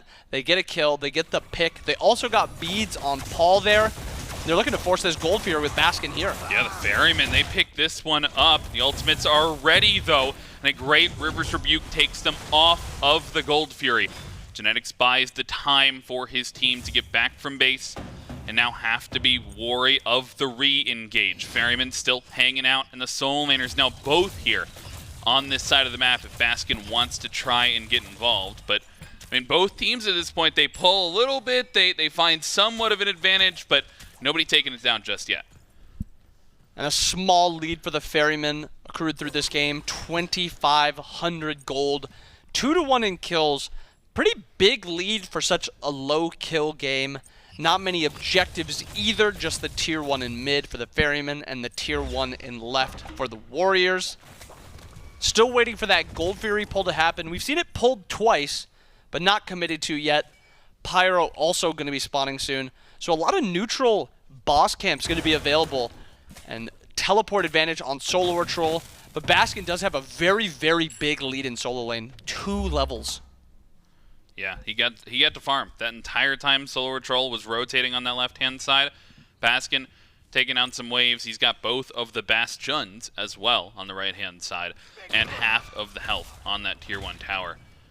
Has to show it in this next fight, though. I mean, you don't get any value out of your solo laner if he's just over there farming. So if Baskin wants to make use of that 2-level lead, he has to make sure that he's rotating on time to these fights and in there before this Gold Fury can get forced, because that teleport upgraded so early. I mean, SoloOrTroll, we already talked about it. That's why he went for the Sobek. He has to be forcing these macro plays. And now with all 3 neutral objectives available on the map, you have to imagine they're starting to think about where they want to force the next fight. And SoloOrTroll, Baskin walking over. Slightly in favor of Baskin, forcing Solo to walk over without the TP advantage. And Solo is opting to stay. Still only level 13, and Baskin ticks over to 16. Dash, taunt on Genetics. A little bit of poke, but not an all-in. Just some poke to get Baskin low, and now maybe all-in potential. Maybe. The dash in from Baskin and Aurora. They're caught between the members. They're both tanks trapped between the waves, and the River's Rebuke crashes down on both. But the ultimate from Paul traps them behind the lines of scrimmage, and Cyno's forced to dash away, but Baskin, they've caught SoloOrTroll, and he's out alone in front of the fight. Cyno with the double taunt and the back double stun. CycloneSpin takes down Panitom as a result. Pegon will be the next to fall on the chopping block. Cyno grabs another, and 3 down in the blink of an eye for the Styx Ferrymen. They'll take the Gold Fury to boot. And great engage by the 2 frontliners, Baskin and Aurora. Get that fight started, get a lot of poke down onto Genetics. Genetics is actually not able to walk up into a safe spot there. He has to play the fight really, really defensively. And unfortunately, him, Panitom, or I guess he didn't even go down. SoloOrTroll, Panitom, Pegon all go down. They lose the Gold Fury. Pyro's getting pulled. SoloOrTroll did teleport back, so no real Pyro potential yet, but a little bit of mid push out. And a lot of items advantage on the Styx Ferryman side. 5,000 gold and a good amount of XP too. Yeah, they certainly are nursing a rather healthy lead here at 17 minutes in. And with the objective not being able to be shredded away by the Oni Warriors in the same style as game number 4, they've got to come to the map with a different idea in mind. And I mean, how do you bounce back from that fight, to be specific, right? You're looking at the damage you need, at the players you need to get involved. What's going wrong for the Oni Warriors? I mean, you have to highlight the bit of a jungle diff so far. Cyno's been rather hard carrying a lot of these fights. When they're winning, it's on Cyno. When the Oni Warriors got that 1 pick, it was because of Panitom. So it really is onto these junglers to make these fights happen and to win these fights. Cyno has that 1-level lead right now. Slightly more defensive in his build. He's got that breastplate. Panitom going for that full damage build. Also defending left lane right now, while Net walked middle. Maybe set up for a Pyro here, but also a dive potentially set up. Yeah, D loses the dash right there as well. He's into the ultimate early on and forces Cyno up, potentially aware of the rotation over, so Cyno will get out of dodge just to be safe. But now with the Pyromancer up and the Fire Giant up, you can see Paul just setting up those corpses to prepare for an inevitable fight, and this damage onto Genetics early on. And look at Cyno, he's flanked. Pegon has no idea the double stun comes through, and the damage is continuing. Pegon has to find the ultimate just for the HP, and a couple of ultimates burned there, but all the pressure now for the Ferryman in mid. And Cyno is finding these unreal flanks. As you said, nobody saw him coming. Pegon did not see him coming, and then he got the 2-man stun. And Netrioid saw how bad the fight looked, opts to stay in left lane. Panitom, no ult right now, has to use the beads. Cyno forces it out, does trade Blink for it, but it is a little bit of a win. A lot of the fights so far have been big in the Ferryman's favor. Yeah, no, they've been the one starting things, rather. As the Oni Warriors, they group up on the right-hand side. This would be dangerous. I thought they might pull the Fire Giant, try to catch the Ferrymen sleeping, but looks like they might just be positioned to find a pick if they can. And look for Cyno as well. He's just standing in the mid lane, got a little bit of a split push going on, but I mean, this is the important thing. He's got bomb. He might just take down this tier 2 tower, though he's not doing a lot of damage per auto attack, so he will dash away. But it's this constant thought in the back of your mind if you're an Oni Warrior. Where is Cyno? You have to be keeping track of this Ratatoskr with how much of a threat he's been. And he really is the main playmaker on this Ferryman side. Yes, Aror can hit a dash taunt, and maybe it can win a fight. But a lot of it comes down to Cyno. Is he able to get a flank? Is he able to get a big stun? The chase potential is also huge, but it is Cyno's the only one that's able to chase. So you really have to look at, for the rest of this game, where is Cyno? And if you're the Warriors, you have to be worried about Cyno the rest of this game. Yeah, have to be focused on the jungler if you want to make an opening here, if you're the Warriors. And I think, have to be focused on the jungler if you're the other side as well. Cyno tries to engage there. We'll trade ultimate for ultimate as Pegon loses that home sweet home. But with the Prophetic Cloak now stacked up, I mean, everybody on the Warriors is scaling. The Styx Ferrymen certainly scaling up as well, but I mean, we are brewing for one of those late game fights on a knife's edge that we've seen the past 4 games. It feels like maybe not some of them, right? Some of them they just got walked down. We've seen 8K, 10K leads at this point as well, but I mean, the Styx Ferrymen, they grab the Oni Fury. It does not feel like a lead that the Oni Warriors can't fight back into. For sure can't fight back into. They have an incredible late game comp. They just have to get some levels. Right now, both side lanes down 2 and 3 levels, which is a big difference at this point in the game. And the Ferrymen are still leveling up. They're still only level 19. Once that level 20 spike happens, then we can talk about XP does not matter anymore. But at 20, those starters come through. Those items matter more. And level 14 on Aurora also, you're about to have 4 players spiking at the exact same time with starter and ADC, mid, solo, and then also starter and support. What do you think about heroism here for genetics with the taunt coming through, or do you think the compassion is just always better as an upgrade? I mean, heroism has some games where it's better, but I do think compassion is 99% of the time better, especially when you're playing a shielding character already. Erosion already got on. Aurora also has the Onk, so the shielding is not going to be as impactful. But Cyno and Cyclone already being a little... Oh, that's an engagement there from Panitom. He dashes in. Might be the counter engages Cyno. He's found a little bit on the other side of the fight. The Styx Ferrymen, they're looking to fight back, but Baskin's caught out. Let's hop into a listener with the Ferrymen. Sobek, he dashed in. Careful, Cyno. Careful, come back. Don't die. I'm with you, Cyno. I had a blink. Thought that might have been a full engage, but just barely they make it out, and you lose a lot of tools there on both sides. Still the powwow for Panitom, still the ultimate for Aurora as well, but for everything expended, nobody falls. I like how you specify powwow for Panitom, but don't say the Defender of Olympus. You just said Aurora's ult. Sorry. No, it's fine. It's just something I heard. It's whatever. Looking at the relics situation, the ultimate situation for both teams, Panitom actually no beads right now, and they're actually looking to capitalize on him. No ultimate available also, but he is so tanky right now, still getting chased down into his tier 2, but he gets out quarter health, 1/3 health. Still some possible threat on this Pyro here, actually more than possible threat. That is killed, it is more than a threat. It's taken down. That was a ton of damage exposed onto Pegon, and he just lives right through it. He doesn't even have to ult, doesn't even have the ult available. He just has the Prophetic Cloak and the Compassion. That definitely helps. Yeah, the Compassion taking up a little bit of that damage, and he's able to get out of there with the Riptide as well.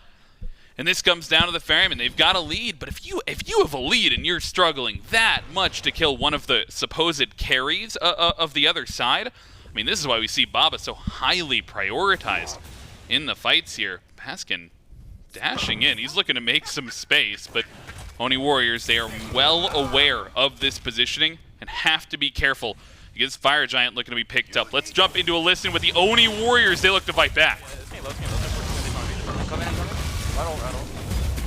Go into steal. Red dash. Right. I'm with the Easter. Run slow. Run one penny. Shelling. Nice. I have heals in 2, I'm heals in 2. Run away, run. Red's probably dead. I'm out. I'm dead.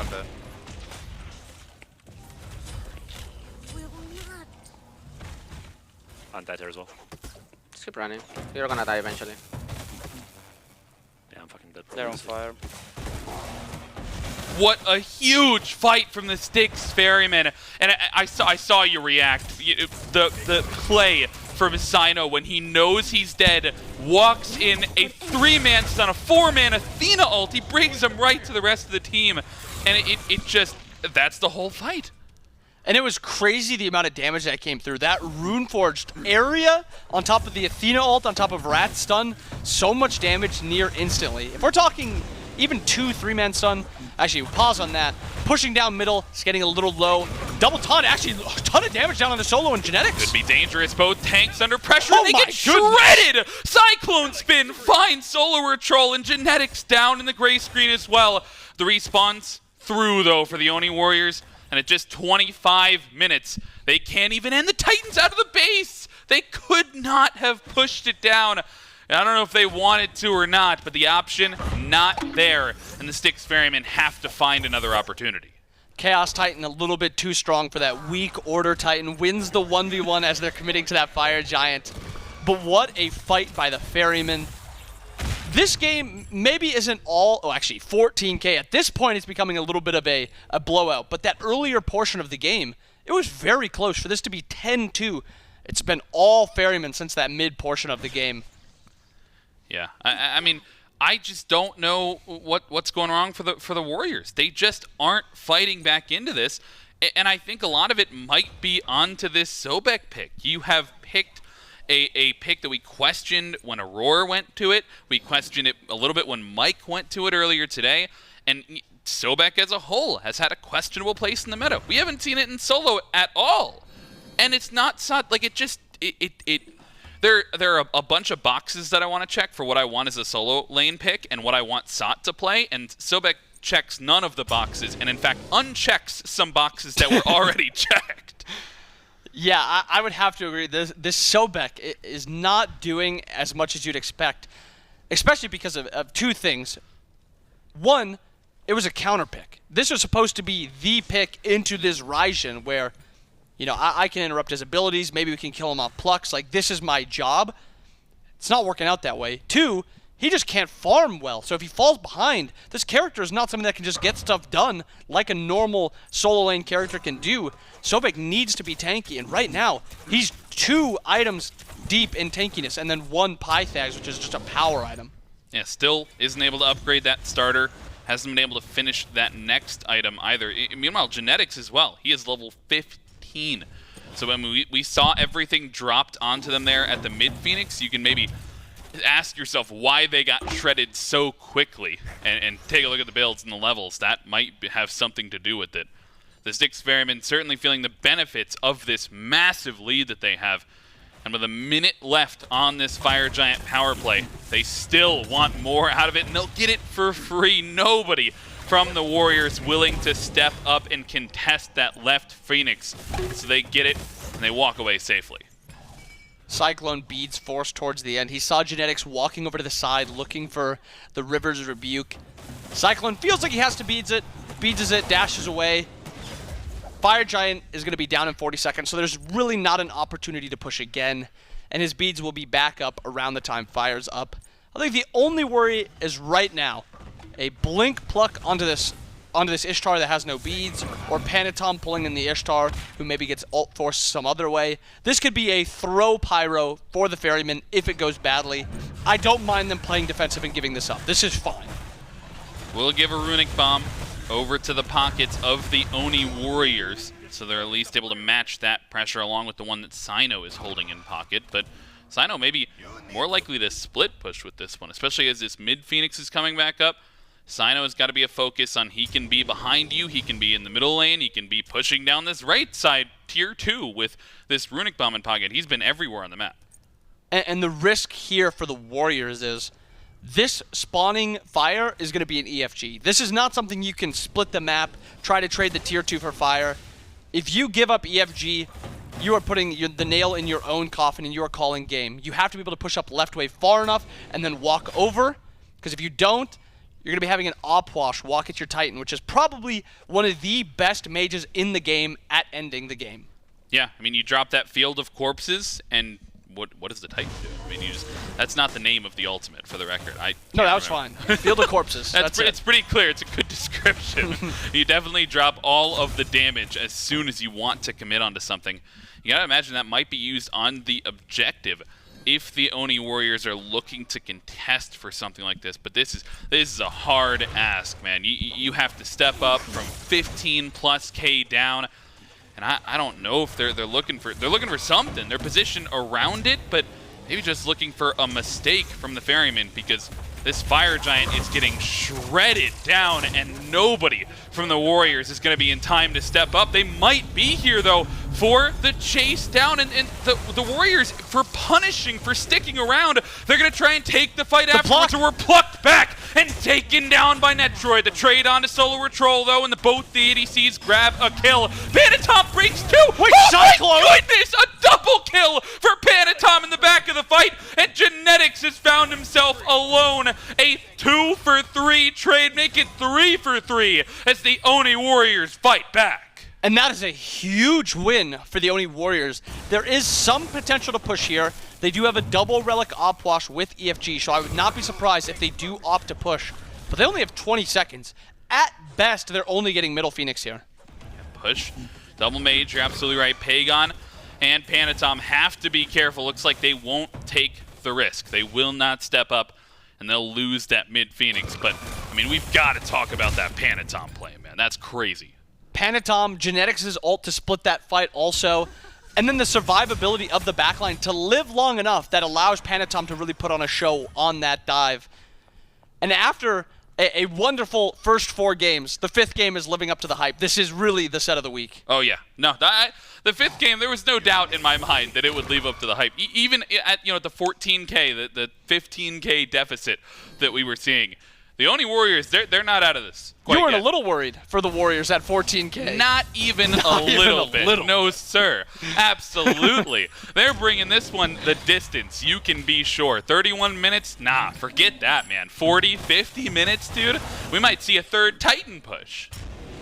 And the big highlight for this next siege is a slight, but not big, a slight Relic advantage for the Ferrymen, but looks like to be a fight happening on this Gold Fury. SoloOrTroll taunted in. Riptide saves him for a little bit, but Baskin, he's up into the ultimate early, and Cyno has to find the dive. Look for Panitom. He's behind everybody, and the Paolo's going to hit multiple. SoloOrTroll falls early. I don't know that they have the follow-up damage. Baskin's got too much, and Pegon finds Cyclone, but Cyno finds a double, and a 3-for-1 thus far. The Ferrymen still have so much left in the tank. So much damage, and it will be a deicide. The Styx Ferrymen in 5 games, 18-6, 33 minutes, and Fire Minions pushing down. That's gonna do it. They take game number 5. And what an incredible game 5. The Gold Fury fight by the Ferrymen with EFG on 2. They take it down, they wipe them all, and they kill the Titan. What an ending fight. And the Relics get punished just a little bit too much. SoloOrTroll not tanky enough to live through those field of corpses, as you called them. Can't live through them. He dies a little too quickly, and Panitom not able to get off enough damage. Incredible fight by the Ferrymen there. My favorite part was when I said I have complete faith in the Oni Warriors, and we were going to see a 40 and 50-minute game. And then literally 2 seconds later, the Styx Ferrymen start a fight, and they don't take no for an answer. They knock on the door, specifically SoloOrTroll's door, and the taunt and all the damage that comes through. The Sobek pick just not working out for him. And you can't always, you can't always play great games, but I think when it comes down to it, game 5, there has to be a slightly better pick there than that Sobek. I know what it's supposed to do, has a lot of CC, can interrupt. Supposed to be a solid landing phase into the Raijin, but we didn't see most of that. Didn't have a great landing phase, fell far behind, can't farm all that well. If we see a little bit something else, maybe that Raijin first pick, and also that Raijin first pick, incredible first pick. It was so much more valuable than any other pick on the map. Yeah, I mean, I was questioning the draft, but the Styx Ferrymen, they take it in game number 5. That'll do it for me and Inbound on the cast. We'll throw it back to Mifflin on the desk. Well, Trelly's here too, and he's going to be the one breaking it down. I'm just here to make him talk, I suppose. I spin the wheel. What's the Woody thing from Toy Story? You pull the pull the string. Yeah, no, yeah, do speak. it. Make smart, analyst guy. I mean, from what I saw, I tend to agree with the casters. I didn't love the adaptation some of the Oni Warriors made, like the Sobek. We didn't get to see the full value from that pickup. If it was able to get an early lead, if it was able to find some pressure, maybe Sada has an easier time late game, but he wasn't quite tanky enough. He didn't do enough damage. And in that case, it didn't seem like Baskin had those issues, right? He's getting, let's be fair, he's getting one of the best solo laners in the meta at the moment in Raijin, so it's obviously going to be a little bit more difficult. But with that, I think Cyno had a fantastic performance on this rat. With how much... I'm not going to... He gets criticized a lot for some of his jungle picks. This Ratatoskr was absolutely working for him. Got no one's very questioning aggressive. the rat. Yeah, no one's questioning the rat. The wraparound plays, the ultimates, the stuns, even knowing when to sacrifice his life for the better of the fight. I got to give mad props to Cyno here. There it is, the triple stun. Just, hey, I'm dying, but I'm going to go back in and find that stun for the team. Cyclone gets to pick up 2 or 3 afterwards because of that play, because of Aror as well. Man, I can't believe Aror got Athena again. He is disgusting on that pickup. We just got to give credit to the entirety of the Ferrymen. It's a 5-game set. Everyone had to pull their weight here, but it was a nasty draft that they got to execute on. Yeah, this last team fight, I think, difficult for the players to see what's going on because we had the bird's eye view and it looked like a color explosion. So props to Cyno for being able to parse the information and realize exactly where he needed to be. Great dunk, great turnaround. Make sure that Panitom doesn't make it out of there alive. Cyno actually sets the pace in this one very, very well. Throughout the first 20 or so minutes, Panitom sitting relatively low on the damage charts, as was Netrioid. I think hovering around that 5,000 mark, both of which out-damaged at that 20-minute mark by Aror on the other side. At least we're able to catch up a bit in the last few team fights. But top to bottom, the Styx Ferrymen look really good here. I did think it might have been a slight misstep to go towards Raijin in that first slot. Baskin proves simply not the case at 5-0-10 with 24,000 damage dealt. I thought maybe giving up that Baba Yaga would have been a massive mistake, but Pegon struggles to survive that laning phase. Even post-Prophetic Cloak was still getting picked out a fair deal. I suppose when your engagements are simplified by Athena, that's bound to happen. And I think that's a big difference maker, right? If you give up that Athena, your carries don't even have to be out of position. That you could just be standing a little bit too close to Aurora, and that dash ton is there. If you overextend trying to find a dive, Aurora's going to ult in. Because of that, there was a lot of times where the Oni Warriors might have got out scot-free. They might have been able to pull some kills. They might have been able to get some easy CC, and Aurora said absolutely not. So I think it was the combination of the Raijin early, Paul getting his outwash, that Athena. It all started to get melded together.